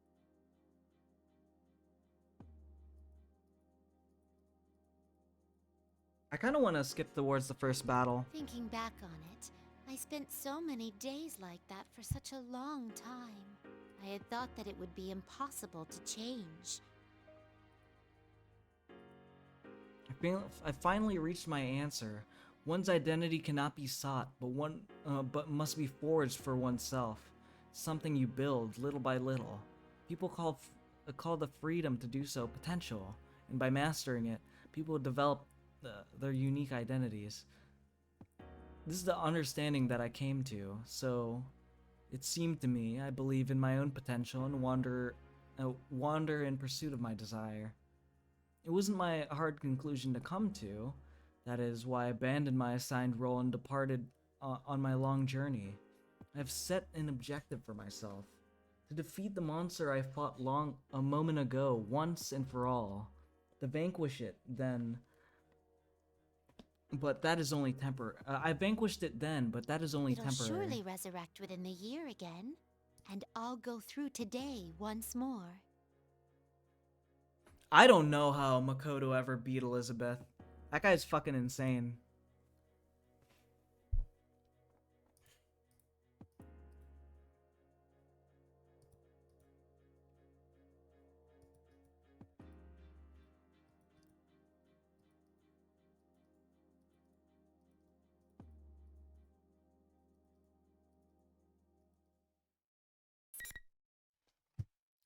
Let's skip ahead towards the first fight, because I kind of want to see that.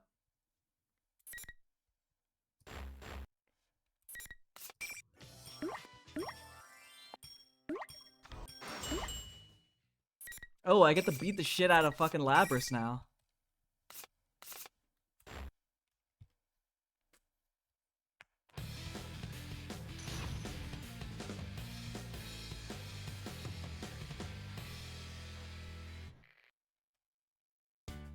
Finally. Fight! My attack. Here, freeze. My attack. My attack. My attack. My attack. Here, freeze. Oh no, impressive. My attack. My attack. Oh no. My attack. My attack. My attack. My attack. My attack. My attack. Would you have some? My attack. Would you have some? My attack. In Persona Q, I think you have to fight Elizabeth, Margaret, and Theodore at the same time. It's like the super boss of the game. Yeah, I remember that. I doubt they were using their full power though. They were just hanging out. Theo and Persona.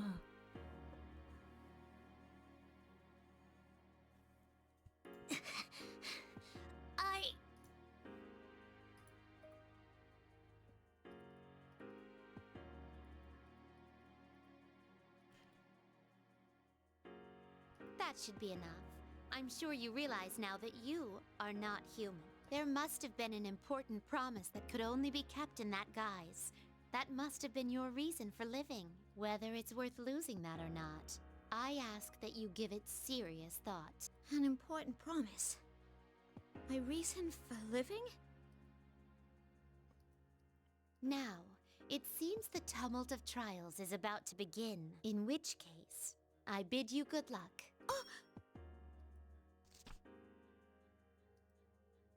I close the compendium in my hand, and the worn pages rustle as they meet.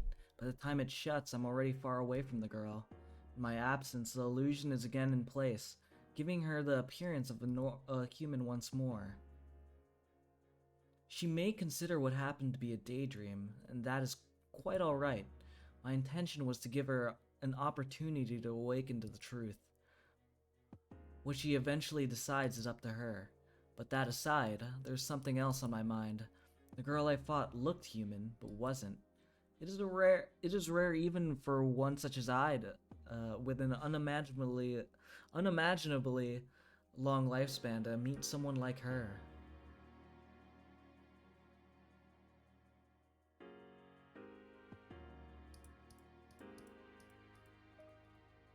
What an intriguing event. More so than I had first imagined.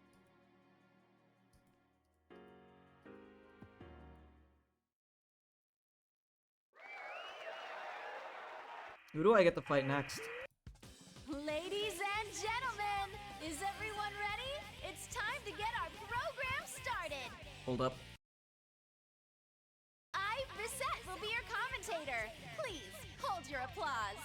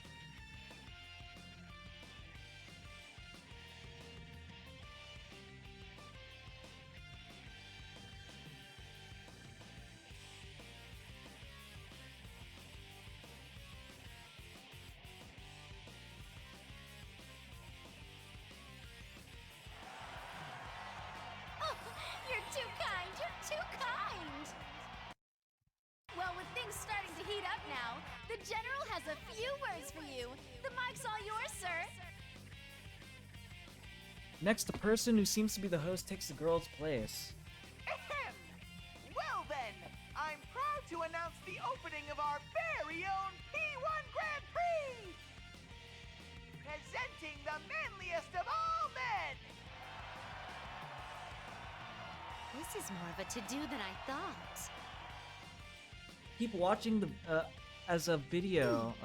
Is this an introduction to the contestants? A number of girls and boys are introduced at a steady pace. I haven't seen any of their faces before, but they all appear to be Persona users. Each one of them is tagged with a mocking epithet. Carnivore who's discarded womanhood, the blood-curdling beefcake emperor, the sister complex kingpin. Are these signs of their willingness to cast aside their pride in pursuit of victory? I wonder if they're not casting aside a little too much. This is a rather novel idea. There's no denying that those with with power are gathering here for the tournament. The video comes to a close, since I came here on my own when I'm obviously not featured in it. How unfortunate. I catch myself pouting my lip. Should I officially enter this as well? But if the manliest of all men are the ones called for, I cannot participate. Then again, I distinctly spotted a woman or two in the introductory video. Then I shan't concern myself with such trifling details. I shall soldier on. Elizabeth casually doing whatever she fucking wants.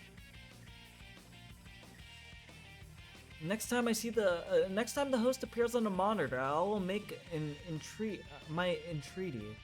If he turns me down, then I shall resort to force. Very good. My mind is made up. I begin to walk through the school. Let's go. Battles. Oh, where may I find battles? I look into a window nearby. Oh my! The host himself is before my eyes. Before I realize it, I'm already in the monitor, in motion. Pardon my dynamic entrance. Someone's here!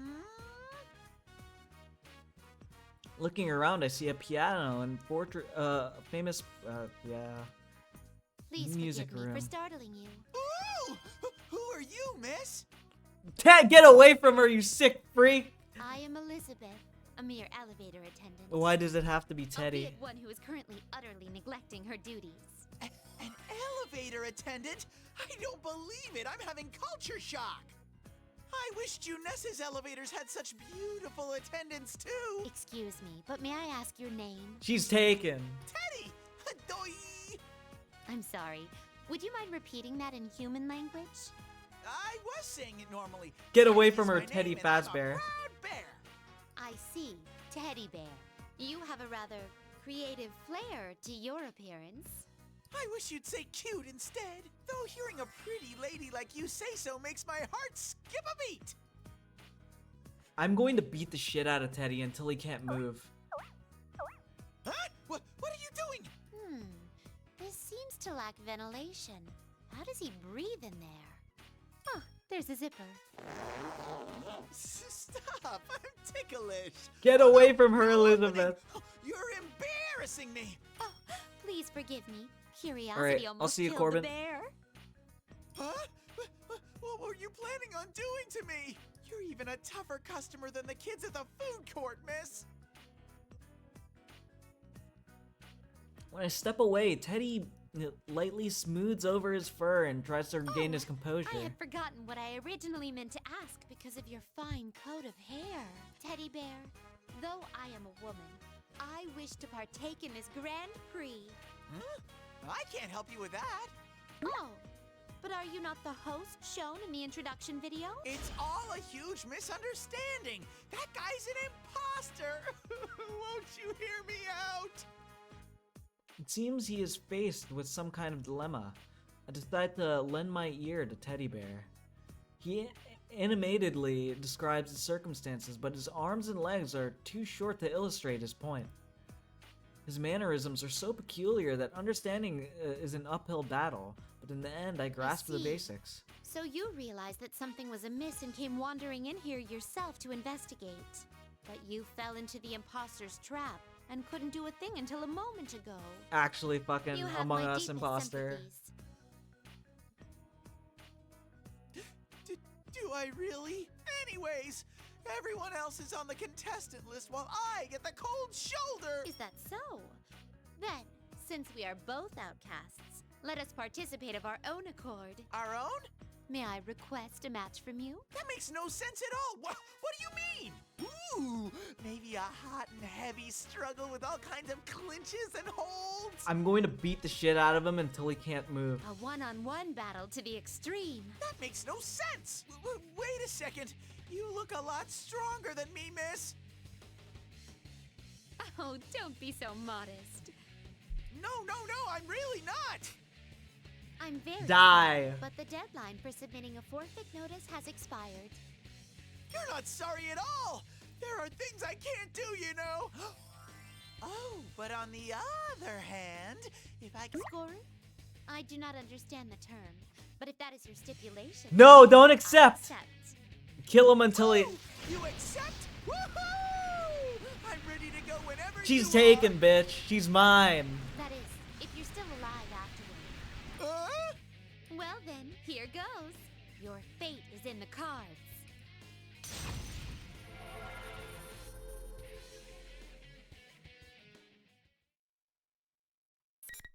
Don't accept this fucking... Don't accept the devil's deal here, Elizabeth. Beat him until he can't move. Forever.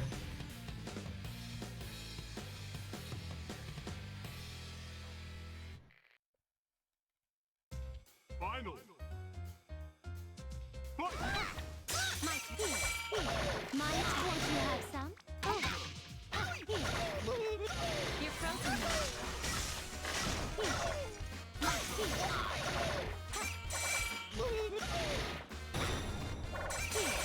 My attack. My attack. Here, the freezer. Impressive. My turn. You're frozen now. My attack. Oh. My attack. More than usual. This one will hurt. What'll come out? This one will hurt. This may be a bit rough.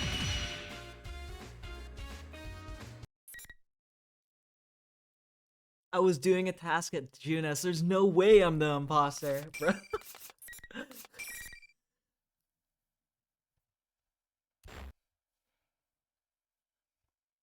The road to dating is steep.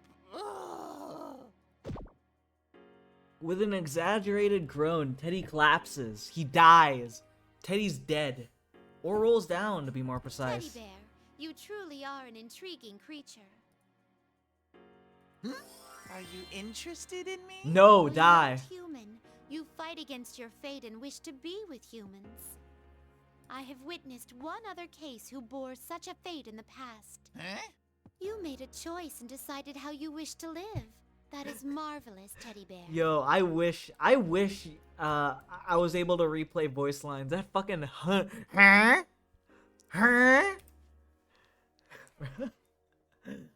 I made a choice and decided, okay. Marvelous? Me? Don't give him any words! Does that mean you're still okay with me trying to score with you? That is not what it means. Okay, thank you. Teddy Bear loses his balance for some unknown reason and falls over. The way you shoot down my attempts reminds me of Yuki-chan. She's nothing like Yukiko. She actually has a personality. Yuki-chan, is this an acquaintance of yours? She actually has a story arc. Yuki-chan is a very precious friend of mine. Why does this bear, he says the worst things every single fucking time. Oh, Elizabeth is like Yukiko, except with a personality and a story arc and like being actually useful. Maybe. You have friends. Actually, everyone who is in that video are my friends. But I can't forgive them for having all the fun. I'll make them buy me a tasty treat for this. I see. May I ask you something? Well, Sensei, of course. He's the manliest of all men! Sensei. If I recall correctly, that is the name of a governing class within a school, wielding the power of life and death over its students. Yes, that does indeed sound like the name of a strong warrior. Sensei's our leader! He sounds strong. But he seems to be unconnected to the former guest I'm searching for. But as Teddy speaks of his friend called Sensei, he wears a beaming expression. They must be connected with a truly strong bond. Inwardly, I'm surprised. Though he's adorable, this teddy bear most likely used to be something similar to a shadow. I'm curious about anyone who could form a bond with such a being. Thinking about it thinking about it that way makes me feel interested in him as well. That was quite helpful. Thank you. They wrote him as annoying as possible. Because, of course, because he's Teddy. Once the That's just tournament's how he over, is. you should come hang out at Junes sometime. Junes? Yo, this guy is asking... It's a place where Don Yosuke and I work. It's huge. You can eat food there, and they have candy, toys, and sexy bikinis too. What a paradise on Earth. Yeah, that's probably right.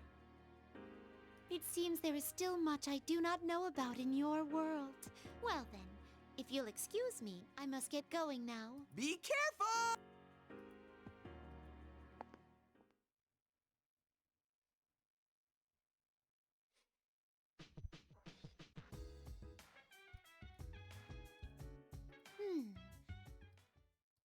Bring out the next opponent! No one heeded my call. I suppose repeating that line isn't enough. Aha! There is someone closer by than I had expected. Don What Yosuke, if it yeah, he's a mafia I'm boss. starting to feel tingly.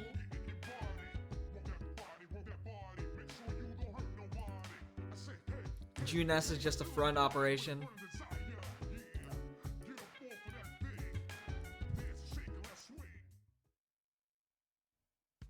Woo-hoo-hoo-hoo!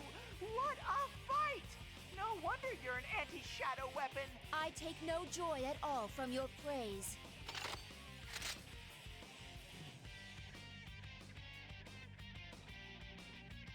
Just as I thought. That unmistakable figure. She's a guest I hosted in my life as a resident. If I recall correctly, her name is Aigis.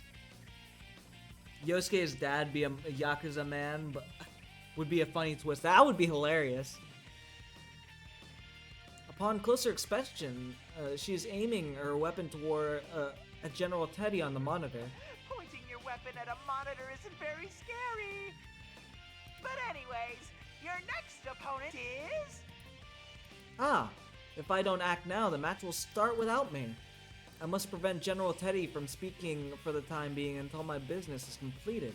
Again, before I realize I'm already in the motion. No. Pardon my bold entrance. Huh? Oh, the monitor's completely shattered. Who would do such a thing? A strange intruder has Kill shown up. Teddy. Oh my. I thought we were having a touching reunion. How unfortunate that you would refer to me as a strange intruder. A reunion? I don't recall ever meeting anyone so odd. She who governs power. Does that ring any bells for you? Huh? Wait. Are you the one I met in that blue room then? Your entrance just now was very different from how I remembered your behavior, so I didn't recognize you. But you're Iridine's son. No. Elixir? Arengi? In any case, I never dreamed that I'd meet you here. That goes for myself as well. It's been a long time since I saw you, but why are you here? What about your duties of governing power? I am currently in gross abandonment of my duties. That was a very straightforward answer. Aigis has dementia for real. Considering the circumstances here, I'd like to test your strength as well. I excitedly flip through the pages of the What? compendium. Please, wait a moment. Does that mean you wish to fight me? From what I've heard, in certain cultures in your world, One lets one's fists do the talking. Perhaps you could think of it as a sporty, modern, and extreme way of greeting one another. I don't understand at all. You seem to have become strong beyond Aigis all is too recognition. autistic. I'd like to see your power for myself, to broaden my horizons. Will you grant my shameless request? I still don't understand. But does this mean your wish will be fulfilled if I agree to fight you? If that's really what you want, will you mind if I don't hold back? I love both of them so much. Bro, it's great. I couldn't ask for anything more. I, Elizabeth, will fight you with all the strength at my disposal. Now, let us begin. Settling matters through a show of force is simple and straight. Pardon me. I said that once already.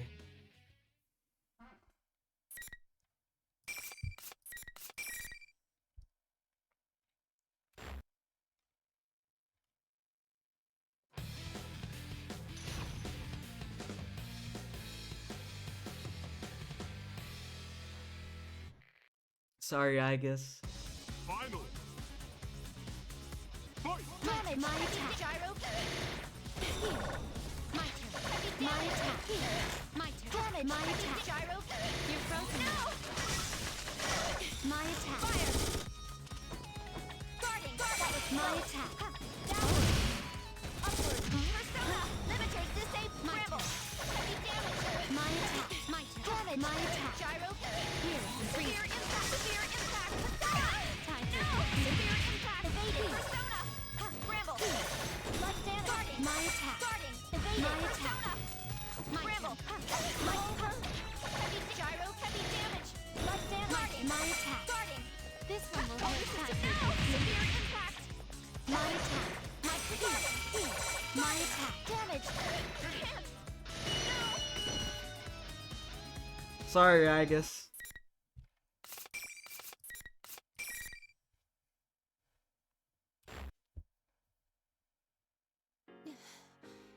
You're strong.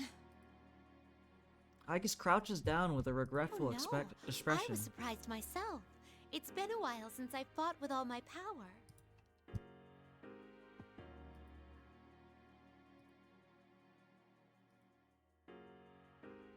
I don't know about that. I just fucking bodied her.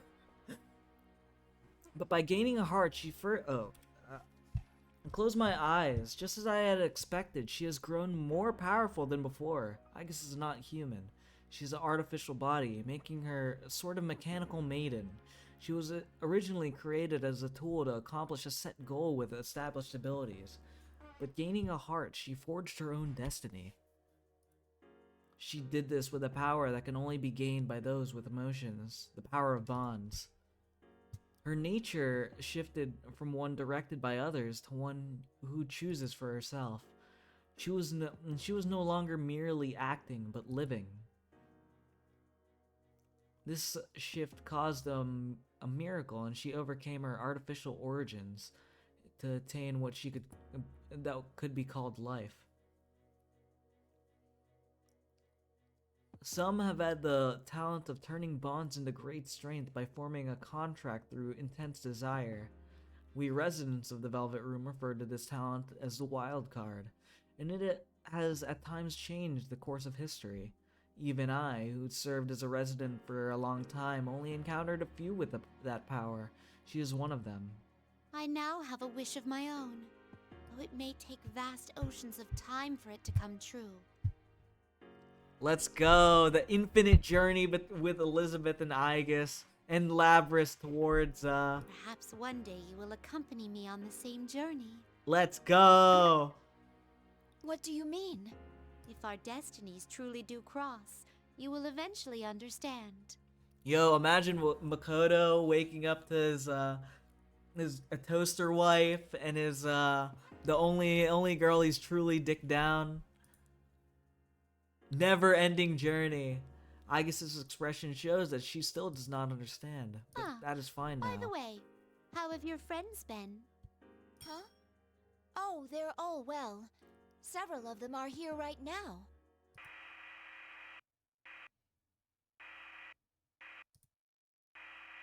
Suddenly, a staticky voice echoes from the broken monitor, interrupting our conversation. It seems I was not thorough thoroughly.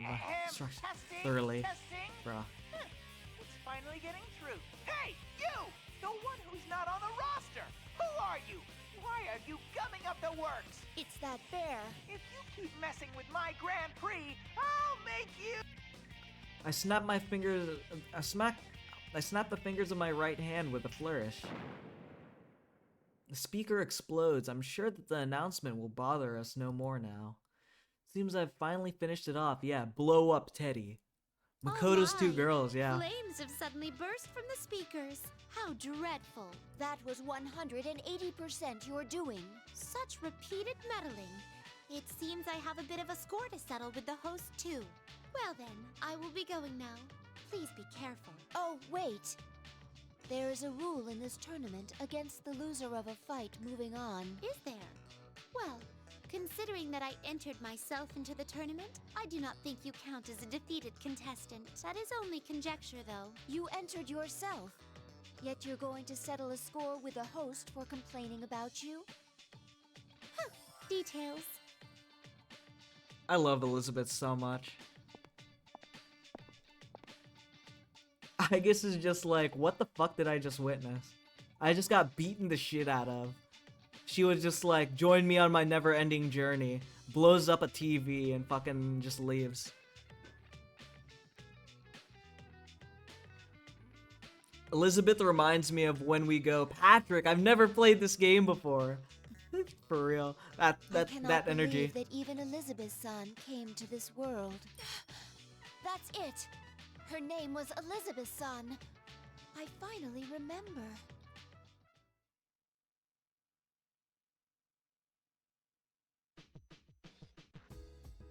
Eventually, I reached the announcement room. I sense 3 people. Oh no, how did this TV blow up? Yo, What a shame. You gave it a try, but there's no way anyone would understand you. Yo, fucking... Yeah, Elizabeth walking in on the story important scenes, turning it into a fucking circus. Huh? I love it. That is that teddy bear imposter. The student council president is here too. It seems the false teddy bear's tone is much harsher than before. Has he been meeting with difficulties lately?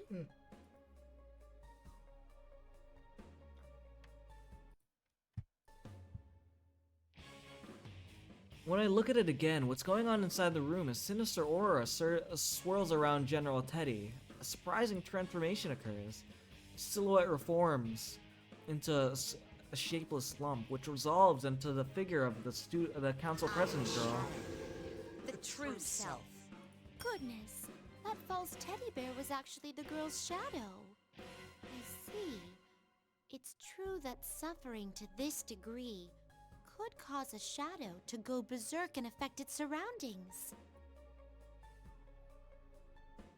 The girl's true appearance has been exposed. It seems she finally was able to face her original nature. Surprisingly, the enemy forcing the illusion upon her was her other self. I'm glad that she has awakened to her true self, but this is a shocking and drastic turn of At events. least one of them has to understand how I feel. Isn't that what you thought? The important part is that it's all your fault. That's not true. You want the everyday boys and girls to experience what you had to go through. You want to see close friends fight for their lives against each other. Because if they do that, then they might understand. You want to make them understand. That ain't true. It's alright though. You don't have to worry about that anymore. I'll take care of everything from here. I'll destroy anyone who doesn't understand you and comes to get in your way. Just like you once did. Please stop. That's all a lie.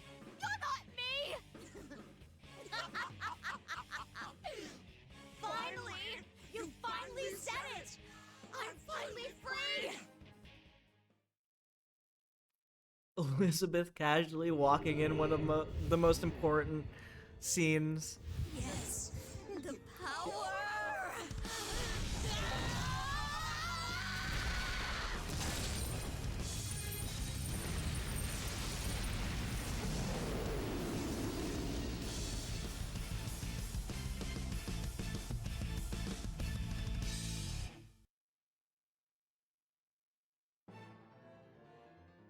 Shadow has gone berserk. Wait, hold up. Here, I'm gonna DM you real quick. DM. That's funny to say. Here's the Patrick Discord. He just sent it over to me. Yeah. The scene is much sadder once you realize like then like I remember when I played Persona 4, I went into these these analyses of like dungeons, like how they formed due to different characters' psychologies. Like I love how Labrys's dungeon, quote unquote, the fucking P1 Grand Prix is formed out of her desire for people to understand her, but at the same time, like, since her upbringing and becoming her becoming a person was filled with like her fighting her sisters, her friends, and that kind of hopelessness, how she almost has like this, she wants people to understand her, but it's manifesting in such a way that it's like she's forcing people to hate their friends, something like that.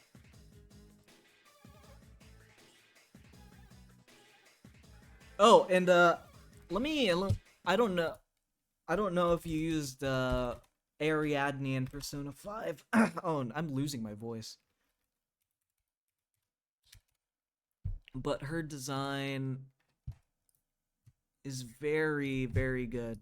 Let me pull this up. Yeah, we have Ariadne here.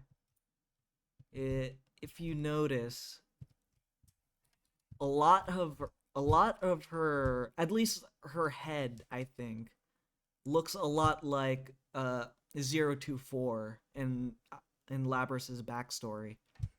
Like, it even has like the same headband in a similar way as 024, in a similar hairstyle. Shadow has gone berserk. At this point, it can no longer be stopped solely by the original person. Worse, the Shadow has no more reason to keep its host alive. If it continues...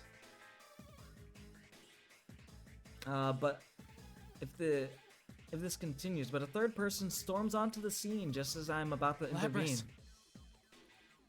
Yo, Chad Narukami coming in to save Labrys, like, what a powerful fire he has in his eyes. On the second look, I recognize his face from the video.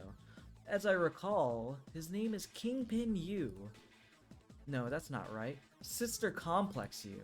No, that sounds even further from his actual name. Narukami, that's right. Yu Narukami. I won't let you hurt her anymore.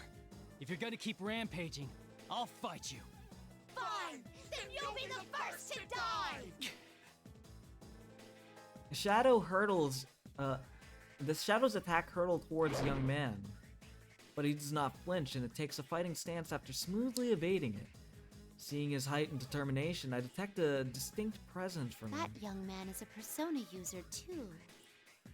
Ah, that's not all. The sensation is similar to when I encountered His Aigis. powers be. There's no doubt, it's the same as hers. He, too, is a Persona user who awakened the talent of the wild card. The Shadow launches its attacks at the young man. The battle axe is brandished is a cluster of steel as long as she is tall. If he could truly wield these powers, he may be able to stop such an attack. This opportunity cannot be missed. What? Pardon me as I interrupt this scene. Who are you? You! How? I set up walls so you couldn't pass through. How did you get here? Such rules could get stuffed! Such parlor tricks could get stuffed! Could it mean those invisible walls I bumped into from time to time? I suppose thinking back, I did run afoul of such things along the way. But a little push was all it took to pass through them, so I barely paid attention I barely paid them any Parlor heed. tricks can get stuffed. So based. Thank you.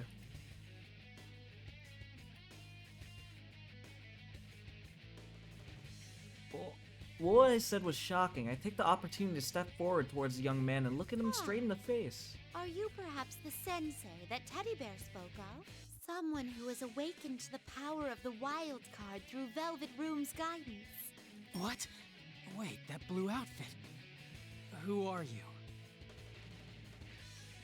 I flashed a smile at him and turned my gaze towards a girl collapsed nearby. I believe he called her Labrys a moment ago. I see. I feel that I have a good grasp on the situation now. Nothing can stop her. Get out of here! I cannot do that. I came to settle some business I had with you, the tournament's host. What business? What business? To be blunt. To be blunt, I wanna. Hold on. Let me post. Weed Elmo. To be blunt.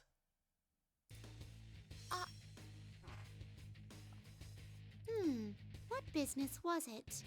How the hell should I know? That was harsh. It turns out that I do not care about such trifling details after all. My apologies. Please forget my mention of business. Actually, my search for a certain individual has unexpectedly concluded, so we're done here. Who said we're done? That's it! I'll kill you where you stand! I wouldn't recommend it. If I may be so boastful, it would be a battle you stand no chance of winning. What? My words must have been so humiliating that Shadow's face flushed red and it gropes for words. I ignore it in order to speak to the young man. Meeting you, by the way. I am Elizabeth. Would it ring a bell if I mentioned that I am the one who governs power? You mean like Margaret? Oh, do you know my older sister? I see, no wonder. Stop ignoring me, bitch! I shield the young man behind me and turn towards the shadow. Please wait a moment. I must ask the one over there to leave this place before we resume. It's you who's going to leave! I was sure that I gave the proper warnings earlier. So it goes. Your fate is in the cards.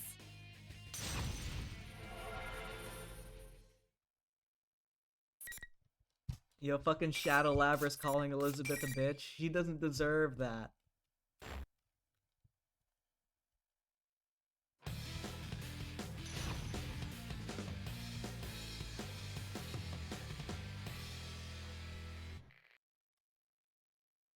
Finally! Fight! My attack. My attack. My attack. My attack. Time for a drink. My attack. It's nothing. You're frozen now. It's nothing. You're frozen now. This may be a bit rough. This one will hurt. Absolutely thrashed.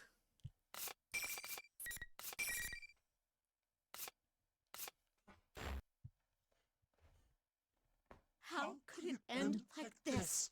It's all completely ruined. This is me? The girl, still unable to stand, stares blankly at her own shadow. Fucking... By the way, I assume at some point I'll just see more than just the rules. Yeah, oh yeah. Patrick assigns you a role, and then you can see the text channels. That's just so if a link gets leaked, people don't start like screenshotting the server, even though there's nothing really bad in there. Yeah, you should DM Pap and confirm who you are. This girl is unable to stand, stares blankly at her own shadow. I turn around towards the young man. This P1 Grand Prix was most likely caused by the girl's shadow, manifesting her suppressed anguish. But this young man tried to reach out to her, even at the risk of his own safety. Even after seeing proof that she was the one who caused this. Excuse me, but may I leave the rest of this to you? I'm ashamed to say so, but delicate persuasion is not my forte. I understand. I agree that you don't seem like you'd be too good at it. Hold up. This is let me change this one. Persona 4.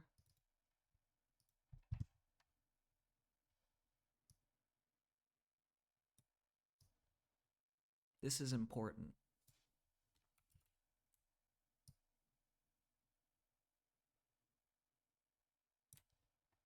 Sorry, this is important.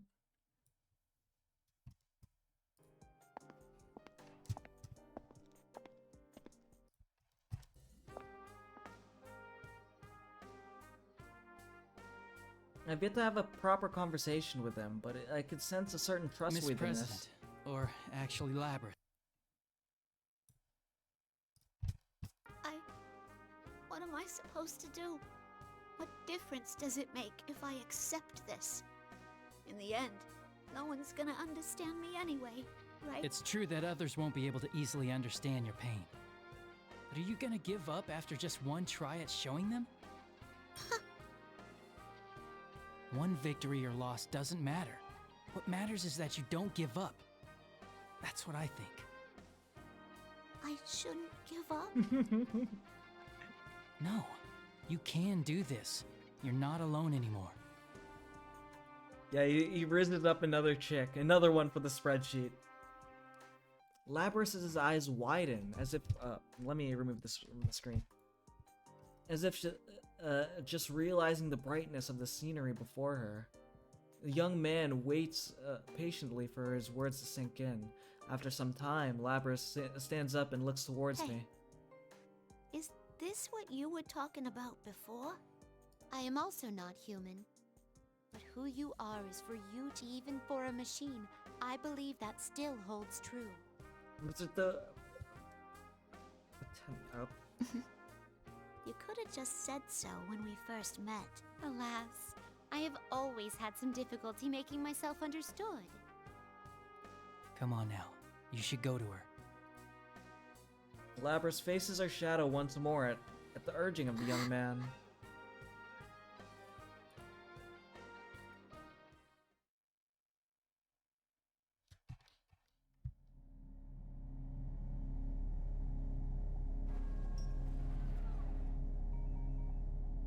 I'm sorry I ignored you all this time. I was the one who left you all alone.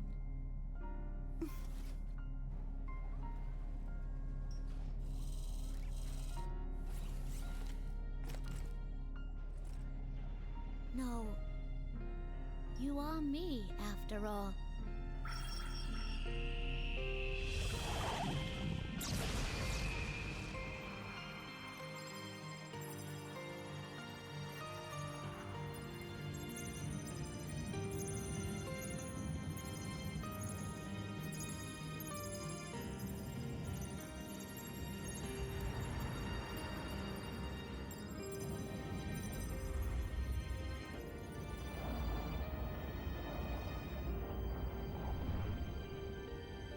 This is my persona.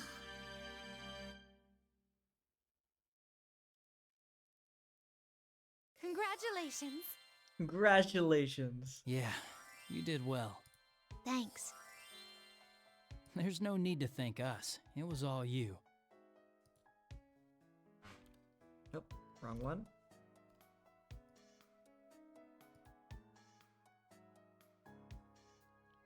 What did that say? Seeing Labrys smile, I can't help but grin as well. But her relief only lasts for a moment before the strength drains from her body and she stumbles.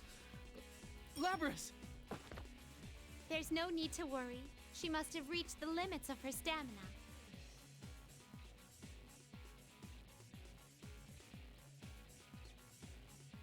I'm pretty sure you could see the members list, right? You should be able to see atavism. The strength that binds hearts together. No matter how many times I witness it, its beauty never fades. May I borrow some of your time? The young man looks over his shoulder in surprise, but when our gazes cross, he turns as if understanding. Are you a resident of the Velvet Room too? Well, in a way. I have abandoned my duties at the moment in order to see through a desire of mine. What did you want with me? I calm myself before opening my mouth once In order more. for my wish to be granted, I require a power much greater than what I have. But it is most likely not power used to fight. It is something else. The power of the wild card that changes bonds into strength. I don't really understand. Put more bluntly, I wish for you to show me your potential. I get it now. You don't mind? Would you back down if I said no? After what you said before, I don't think you'd back off that easy. Touché. There is no need to be lenient. I invite you to approach this battle as if you intend to kill me. I didn't think I could win any other way. Thank you. Well then, here goes. Your fate is in the cards.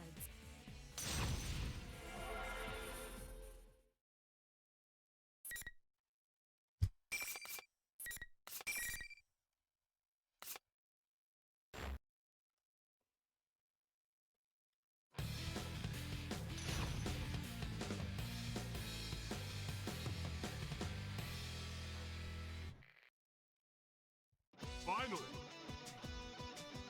Fight! My attack. My attack. Impressive. Impressive. Oh, wait. This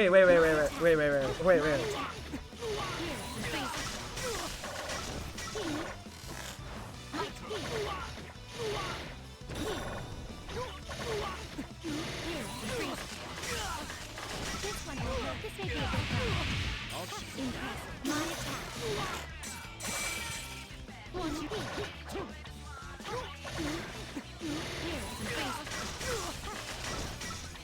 my turn. Here. My turn. My attack. My turn. My attack. This may be a good one. Guys.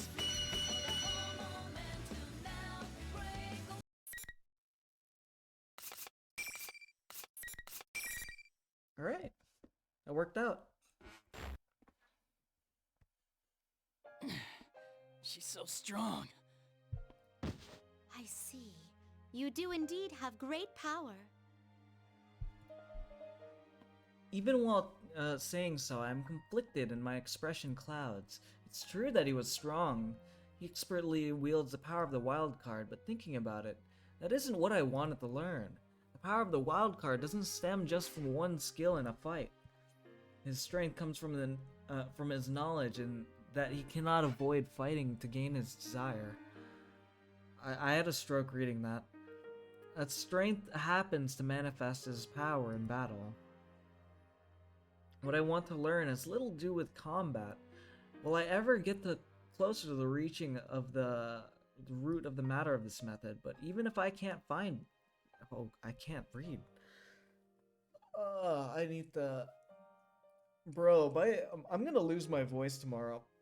Even if I find that I can't, I don't see another way. I have measured all types of strength, great and small. As one who governs power, I suddenly feel anxious. Could it be that it's something I cannot understand? Will I never be able to understand as one distant from the workings of human society? Has it been impossible from the start for my wish to be fulfilled? I then noticed the sound of footsteps. Hey, are you okay? Oh shit, dude, what happened to you? Yeah, you got beaten the shit out of. Yukun, are you alright? Senpai, hang in there! It seems that that once the shadows who created this place was vanquished, the rules keeping everyone trapped were nullified. These must be his friends. Yo! Did you do this? What did you do to Senpai? I killed him. DC constantly talking for 10 hours, yeah, for real. It's... like, my fucking throat is dying. You're so mean, miss! This is going too far! Shut the fuck up, Teddy. Who are you anyway? You better explain yourself! If you did this with malign intent, we won't let you leave here so easily. Their anger at seeing their friend hurt. that was a new experience for me. Their bond gave birth to anger, grew into animosity, and that fury is now directed towards me. But the young man stands up. One more time. He requests this even though he is badly wounded. Yeah, I fucking murdered him. I didn't know how you still have your voice, honestly. I don't fucking know. I don't know either. Like, my throat is like sandpaper right now. What? Please, that is enough. I've already witnessed your strength. If this ends with my defeat, it doesn't count as me showing you my potential. But... You shouldn't jump to conclusions. I thought I said this once today. What's important is that you don't give up after one try. You have to hang in there. My friends that I haven't seen in a while are all here. I can't just wave the white flag. The moment the young man makes his declaration, a mysterious presence filled the air.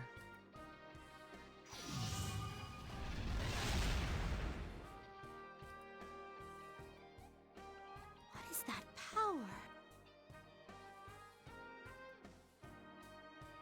Stand behind him, all of them fixing their gaze on me as I stand perplexed. The bond that they share in their very core is echoed in their eyes. I suddenly feel as if I'm confronting a fearsome I cannot giant. believe I am seeing this.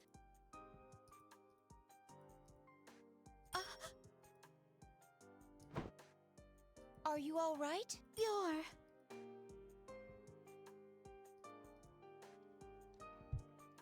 In contrast to my utter bewilderment, she wears a calm smile. When I turn back to the young man, the surge of power is already dissipated. I catch myself sighing in relief. Even when I review my long memory, I recall no occasion which I had felt so overwhelmed What was that before. just now? Do you happen to know what this power is? I do not know the specifics, but Bit weird how Pat still wants to keep getting beat up by a hot lady, not gonna lie. Yeah, it's true. Pap is coming in here. He's just like, hey, one more time. Please, one more time. that must be the power of their bonds. The power that stems from not being alone. I don't know why, but I feel like I understand when I'm watching them. The power of not being alone. Strong bonds turn into determination not to lose into an instant recovery for him.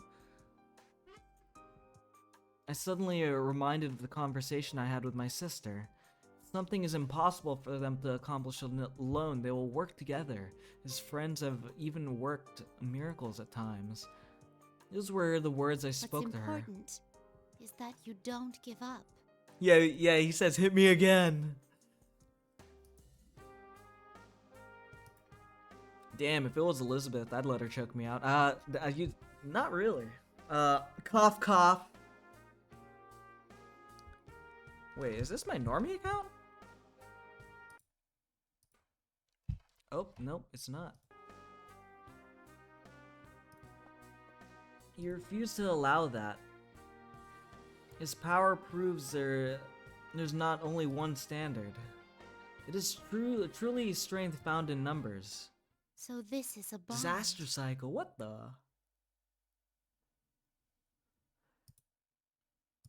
What? I don't know what you're talking about. I never said that in my life. When I think about the guests I met who have formed bonds, I may have focused too much on those individuals. I never took much interest in who they bonded with, or those with the bonds they forged. What? How disgusting! I agree. Bro. Oh, no. What I should be studying isn't just him, but all of them together. Not the strength of a person, but of people. It seems I am starting to find hope. I nod in satisfaction. Today's festivities made for quite a wonderful Grand Prix. Considering that there have been some games, I should be going. If you'll all excuse me. I turn to make my exit. Wait a sec, you haven't explained yourself yet! You haven't even told us your name! It's Elizabeth! Hey! Get back here! What are you all happy for? Who was she? Well, the odds are low that she was the mastermind behind this case. Enough about her! Senpai's more important. We'll get you out of here in no time, so hang in there, Senpai. Yeah, she's great. She's so fucking Get a great. stretcher ready. Huh? What are you standing around for? Move! Guys, I'm not exactly critically injured, you know? I think it's wonderful. You're... Seeing you surrounded by friends reminds me of a certain someone. It's Elizabeth! a certain someone? She's so fucking based. There is no need to worry, everyone. His wounds are not serious. He is merely exhausted. There are like 3 people in here that know Dairahan. Oh, thank goodness. Wait, who are you?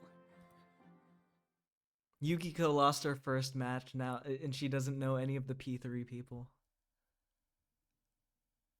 I could have left by a shorter route, but I returned to the school's front gate and look at the school. The faces of the people I parted with a moment ago, are called to mind. Among them is that young man's face. I only faced him briefly, yet I recall him with a surprising vividness. I'm sure that he will continue to increase his strength of heart. It is a given with so many friends. I am a little bit envious. Yukiko doesn't know salvation. She still has fucking Konoha no Sakuya. She has to use fucking Mediarahan, bro.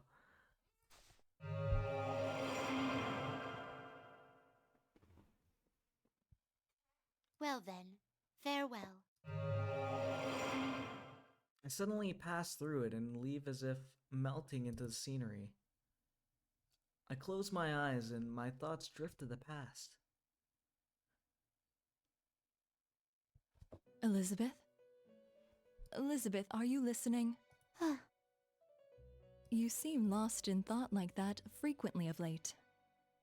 Could this mean that you finally began to be troubled over things, like a normal person? How scathing of you, as usual. Believe me, sister, I am not as bad as you. What's the matter? My dear sister, I want to tell you a fairy tale. What's this about?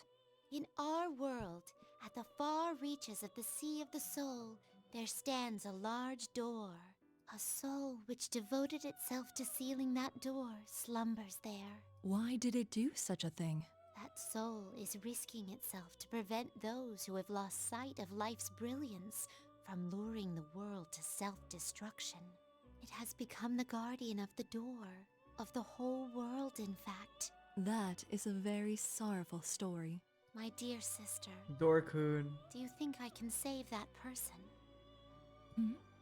I thought it was a fairy tale. It may be impossible alone, but what if I joined forces to do it? This person's friends are capable of miracles at times. This person you speak of, is it? I hope you're not planning to... Oh, don't be silly, my dear sister. I told you, it was only a fairy tale. To a certain degree, all of your stories are like fairy tales. I don't know what's troubling you, but be sure that you don't neglect your duties. I'm pretty sure Ultimax isn't really about, it's about a separate side plot. It's about the redhead kid. But, Velvet, oh velvet. I begin singing a song, but now I'm here again. I feel a hint of loneliness. Smile inwardly at myself. What happened today was very fruitful for me, though it came with a certain realization. I still don't have anyone in the world outside the Velvet Room that I wish to form a bond with. My lack of hunger for such things may have prevented me from understanding. No, that's not quite right either. Lack of hunger? That's not it. In truth, it is within my power, but I was turning my gaze away from it. After all, I didn't begin this journey only to find means to defeat that monster. I thought by defeating it, I could see him again. To think I was unconsciously afraid of something and keeping my distance from it. That is quite a surprise.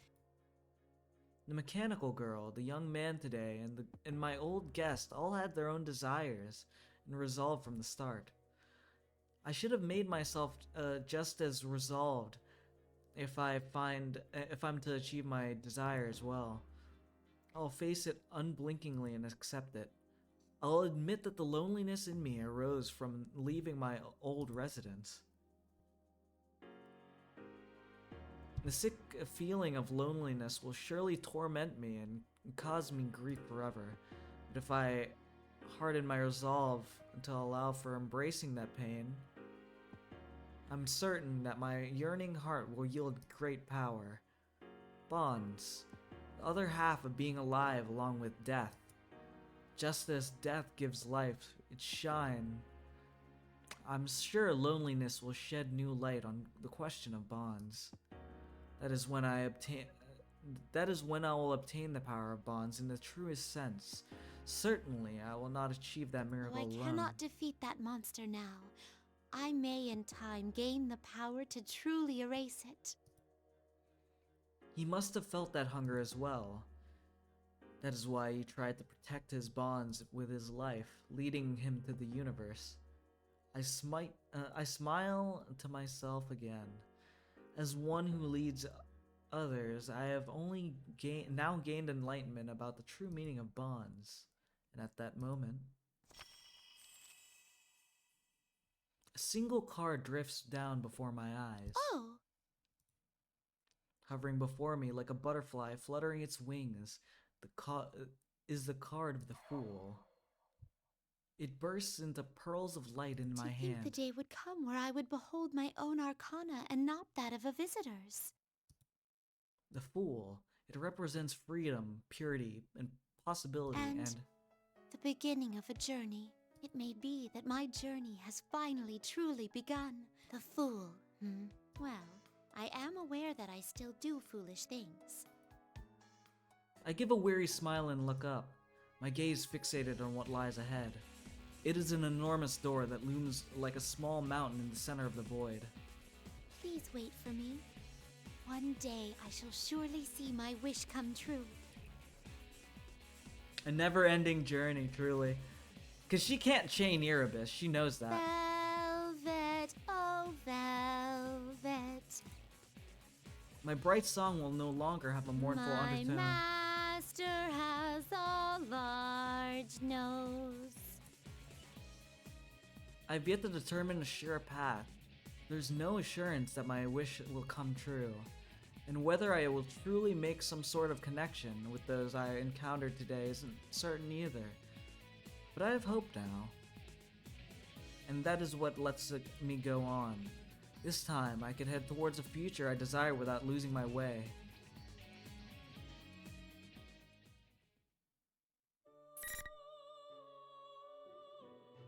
Okay.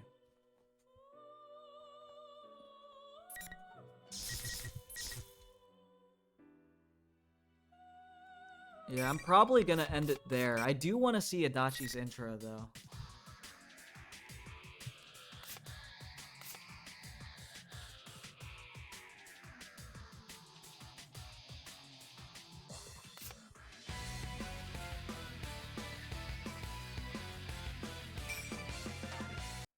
Is that what I just experienced?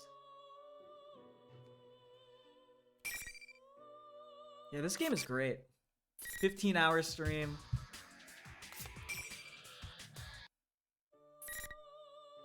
Wait, what's the difference between this and that, though?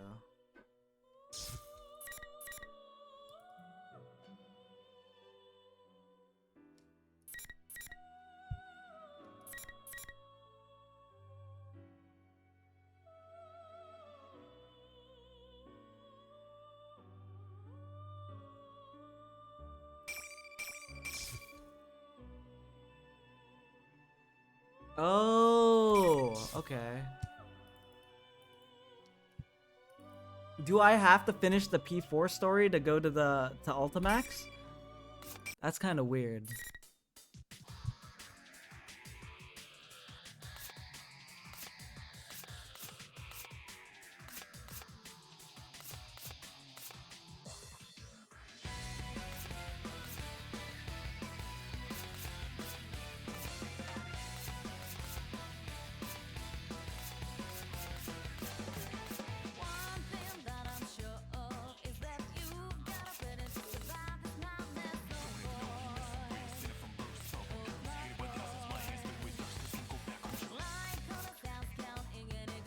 How do I access the Persona 4 Ultimax story? I'll be honest, I don't even know.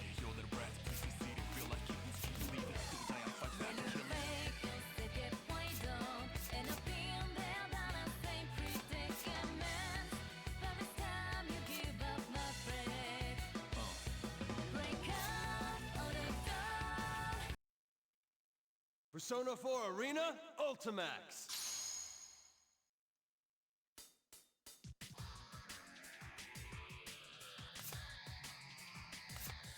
Huh?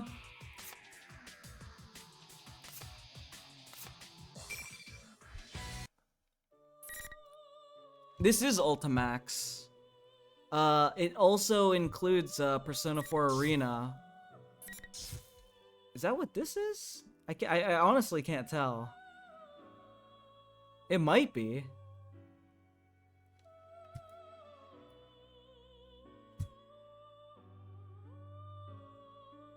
I don't want to have to do all this shit. I'll figure it out. Because I wanted to do Adachi's story.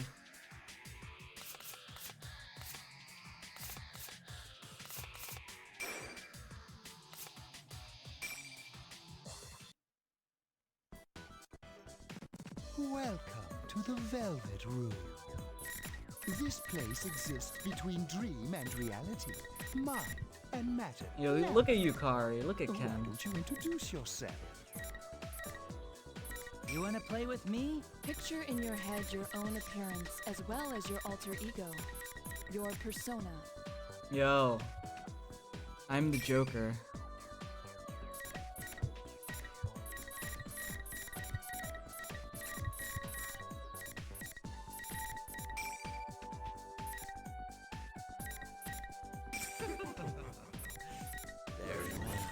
Is that Golden Teddy?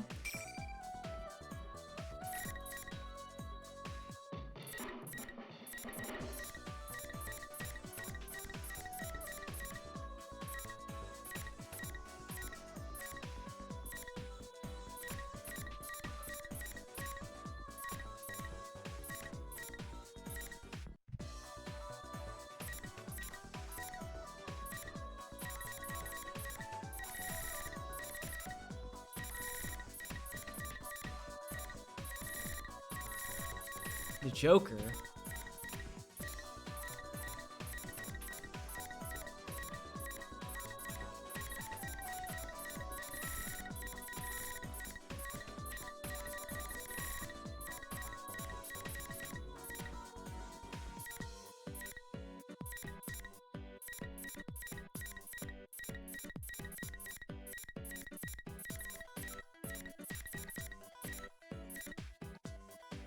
Is that Golden Teddy?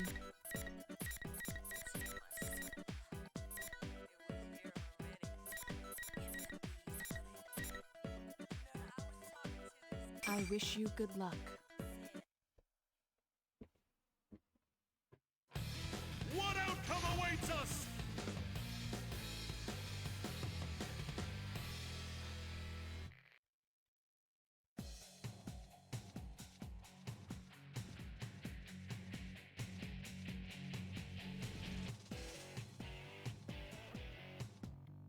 Wow, you're pretty well made. I'm Is that the impressed. Joker? I'll show you what fate awaits fools. Round one. Fight!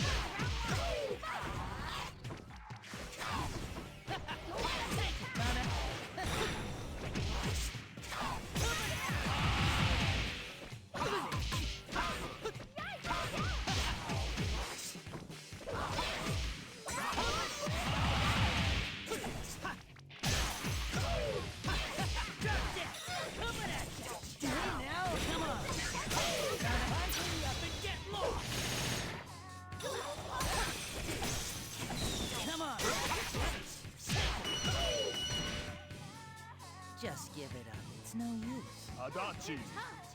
Win. I'm the Joker, baby. Joker versus Golden Ted Bear.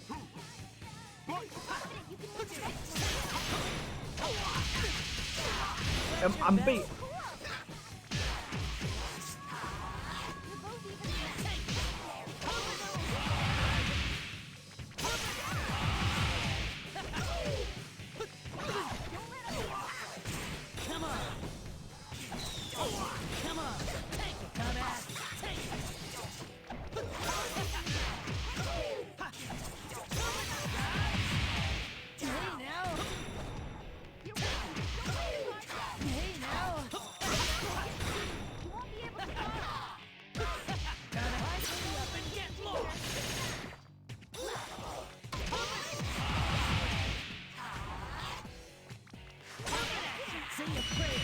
Kick the shit out of Teddy. You did great. I'm so proud of you. Adachi.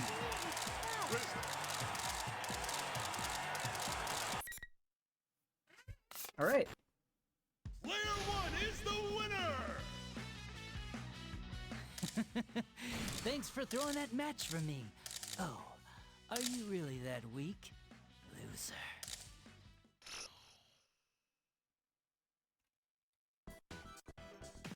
Welcome.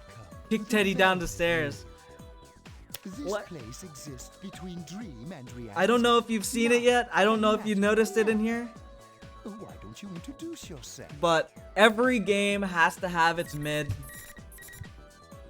Actually, let's do this.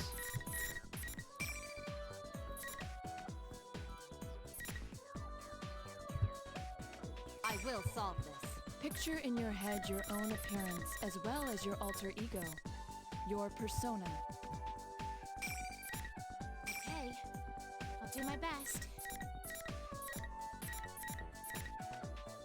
Oh wait. That's probably not appropriate.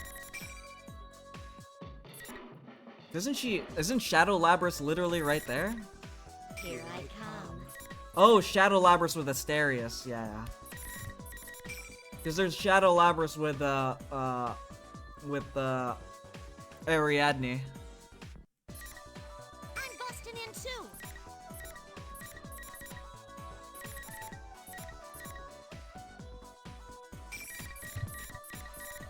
I have to do this. Do you have to do this? Do you have to do this?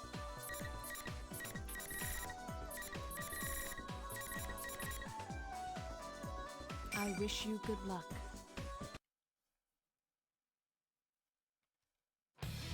Show me the ultimate fight!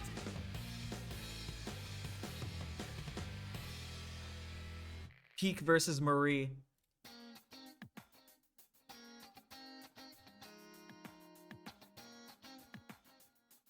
Best girl versus the literal bottom of the rung scum. Let's end this quick. Oh! I can't believe this. Stupid jerk, I hate you! Round 1. This really hurts! That really hurts! The opponent's getting carried away. Stop it! This isn't good! That really hurts! For real? That really hurts! That really hurts! For real? That really hurts! That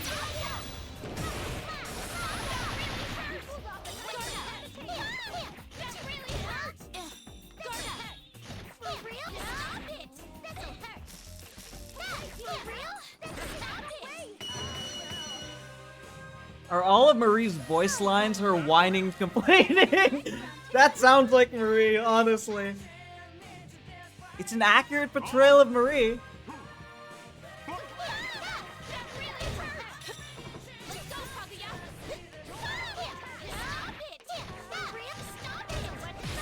Stop it!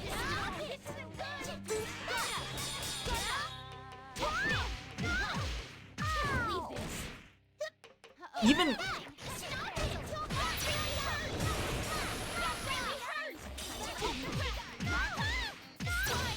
Oh, what the fuck?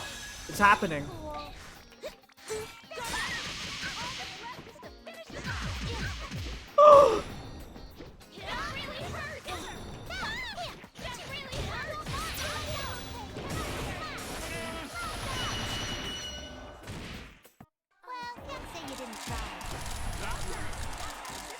She can fly, apparently. Probably not very far. They're unstoppable! I doubt she can fly in the water. It's nice to meet ya. You're a friend of Yukon, right? Why are there so many odd people here? Stop it! I can't believe this. That really hurts. Classic Marie. Classic Marie. Fucking dumb bitch should just shut the fuck up for once in her life. Hold up. I do want to show you some of the instant kills, because there are special instant kill moves for when you it's just fucking, a lot of them are complicated combos that I'll never be able to get. P4 Ultimax instant kills.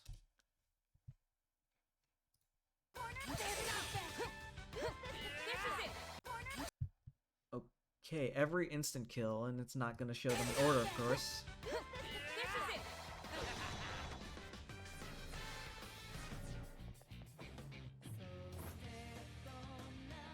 Prepare yourself. Just shoots them. That's what you get for not knowing your place. That's for underestimating me.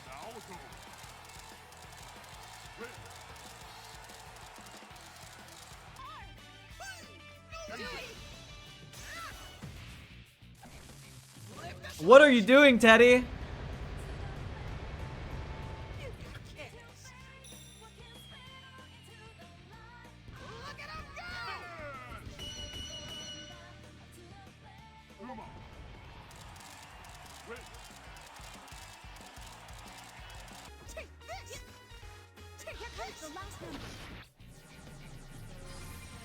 Teddy?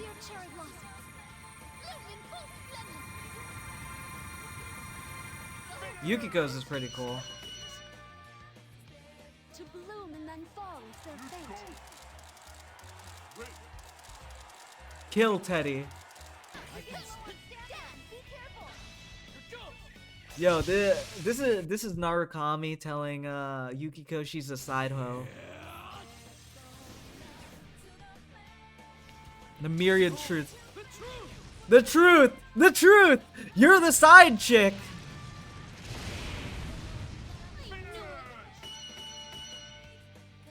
Behold the truth! You're the side chick! Bruh.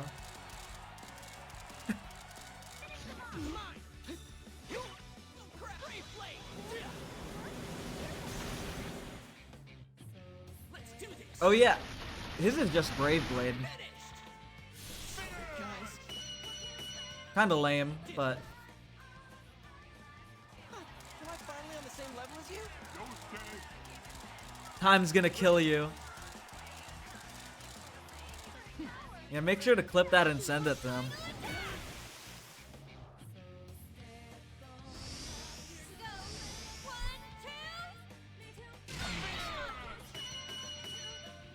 Gigantic pun is pretty fucking cool. So long.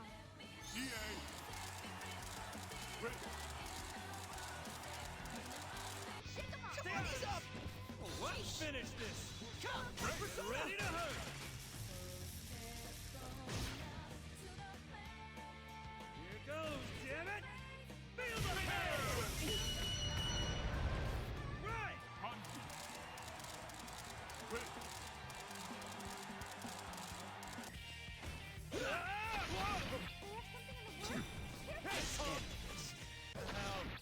It's showtime!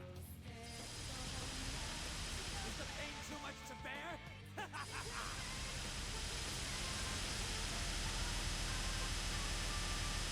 I forgot what his persona's name is. I never played his game, so. But it was for naught! Did you think I could become a hero? Minazuki! Yeah, that's the original character from Ultimax. This attack. Now's not the time.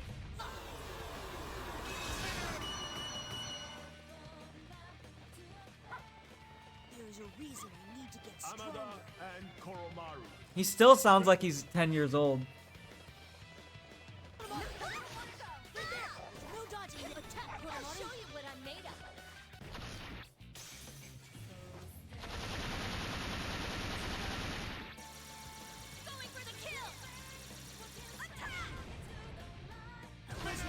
Yeah, Ken and Konomaru are one character. It's great. And there you have it. Yukari.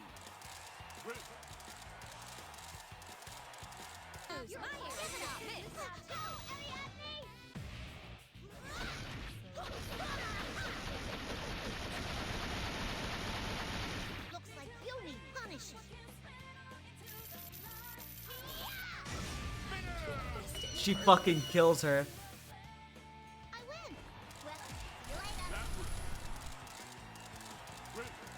Labrys just killing anyone she comes across.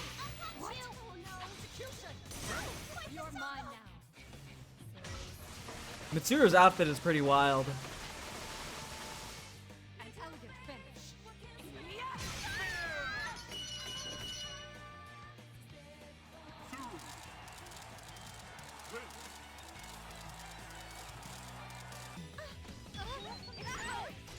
She has mines?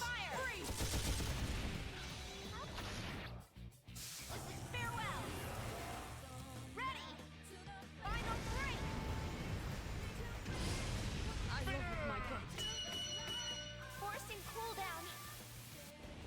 Combat results satisfactory.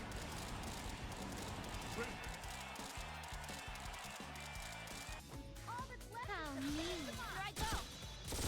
Oh, Elizabeth is great. Look at this. This is our grand finale. I bring you Magadova. I'd let Mitsuru do it too. Real, so real. I mean, what are you talking about? Inexperienced as I am, I have confidence that I will be a difficult opponent.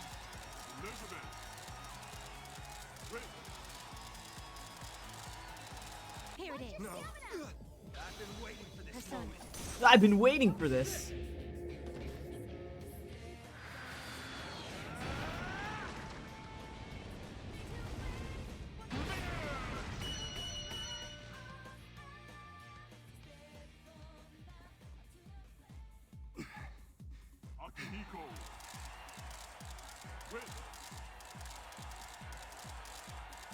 I don't know how to delete the live messages, only if you're mod. I'm gonna keep that though.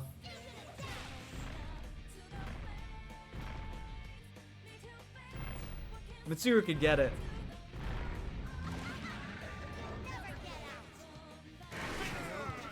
Gonna do one of these.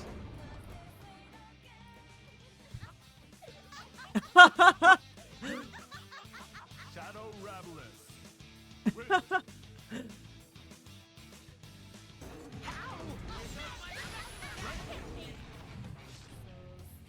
Yo, Junpei here.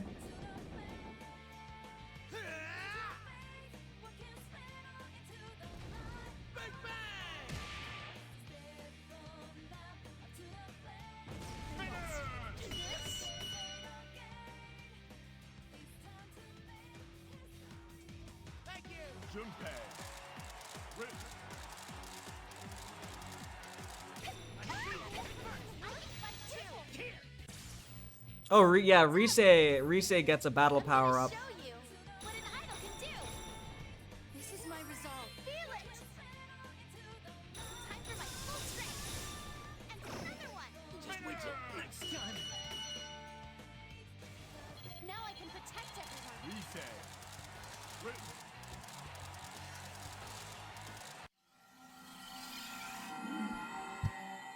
He did not show Adachi's and Marie's.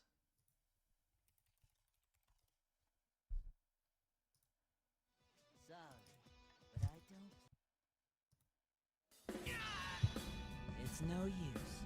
Why not just give up? Here's a lesson for ya. You act high and mighty, but lose and you're just a loser. Oops, forgot to watch the clock. I hate to say this, but will you just die? This is what reality is.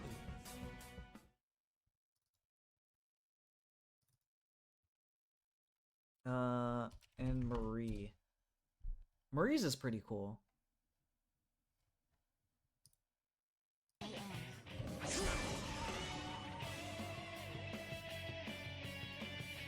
am Izanami no Mikuni. I grant mankind what they yearn for.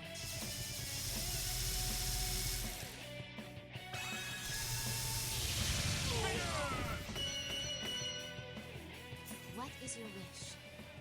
Marry.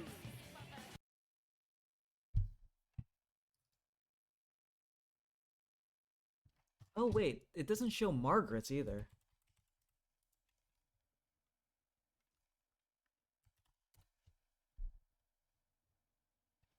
It might be similar to Elizabeth's. Forgive me for this.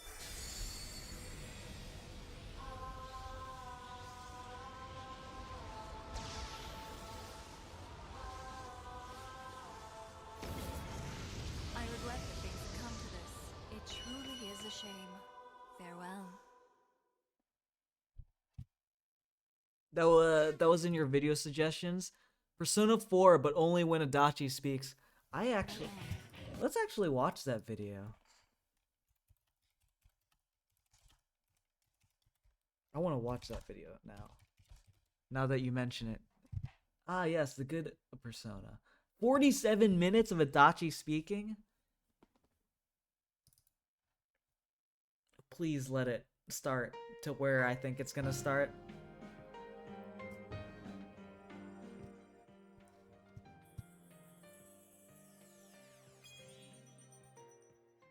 Persona 4 Golden is one of the best games of all time. Why is this guy talking? I just want to see when Adachi...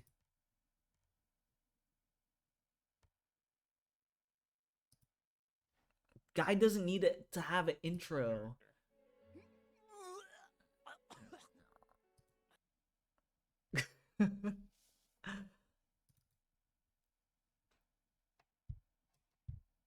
Guy's just like, I'm gonna have 1 minute and 30 minutes of 1 minute and 30 seconds of me talking and not Adachi talking, even though the title says but only when Adachi speaks. Can you not speak actually?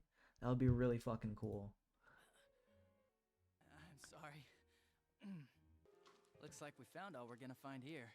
And we've still got nothing that points directly to a suspect. Well, what else could it be?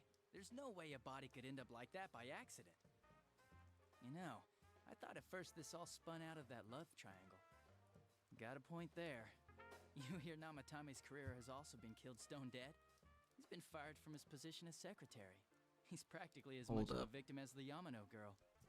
Yeah, I heard about that angle on the news too. Okay, I got it. How's this? Maybe there was...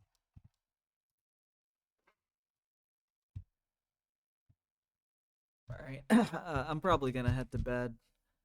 I guess no more Persona 3 for tonight. This was more of a Persona 4 Arena video.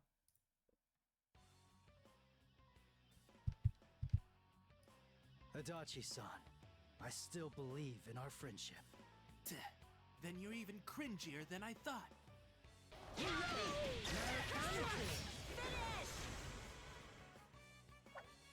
This win is ours. Oh, thanks to the power of drip, right? What?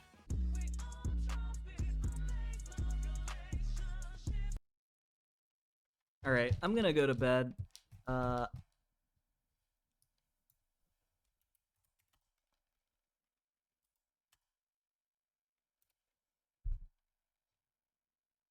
Oh, you could be Shadow Rise. I forgot about that.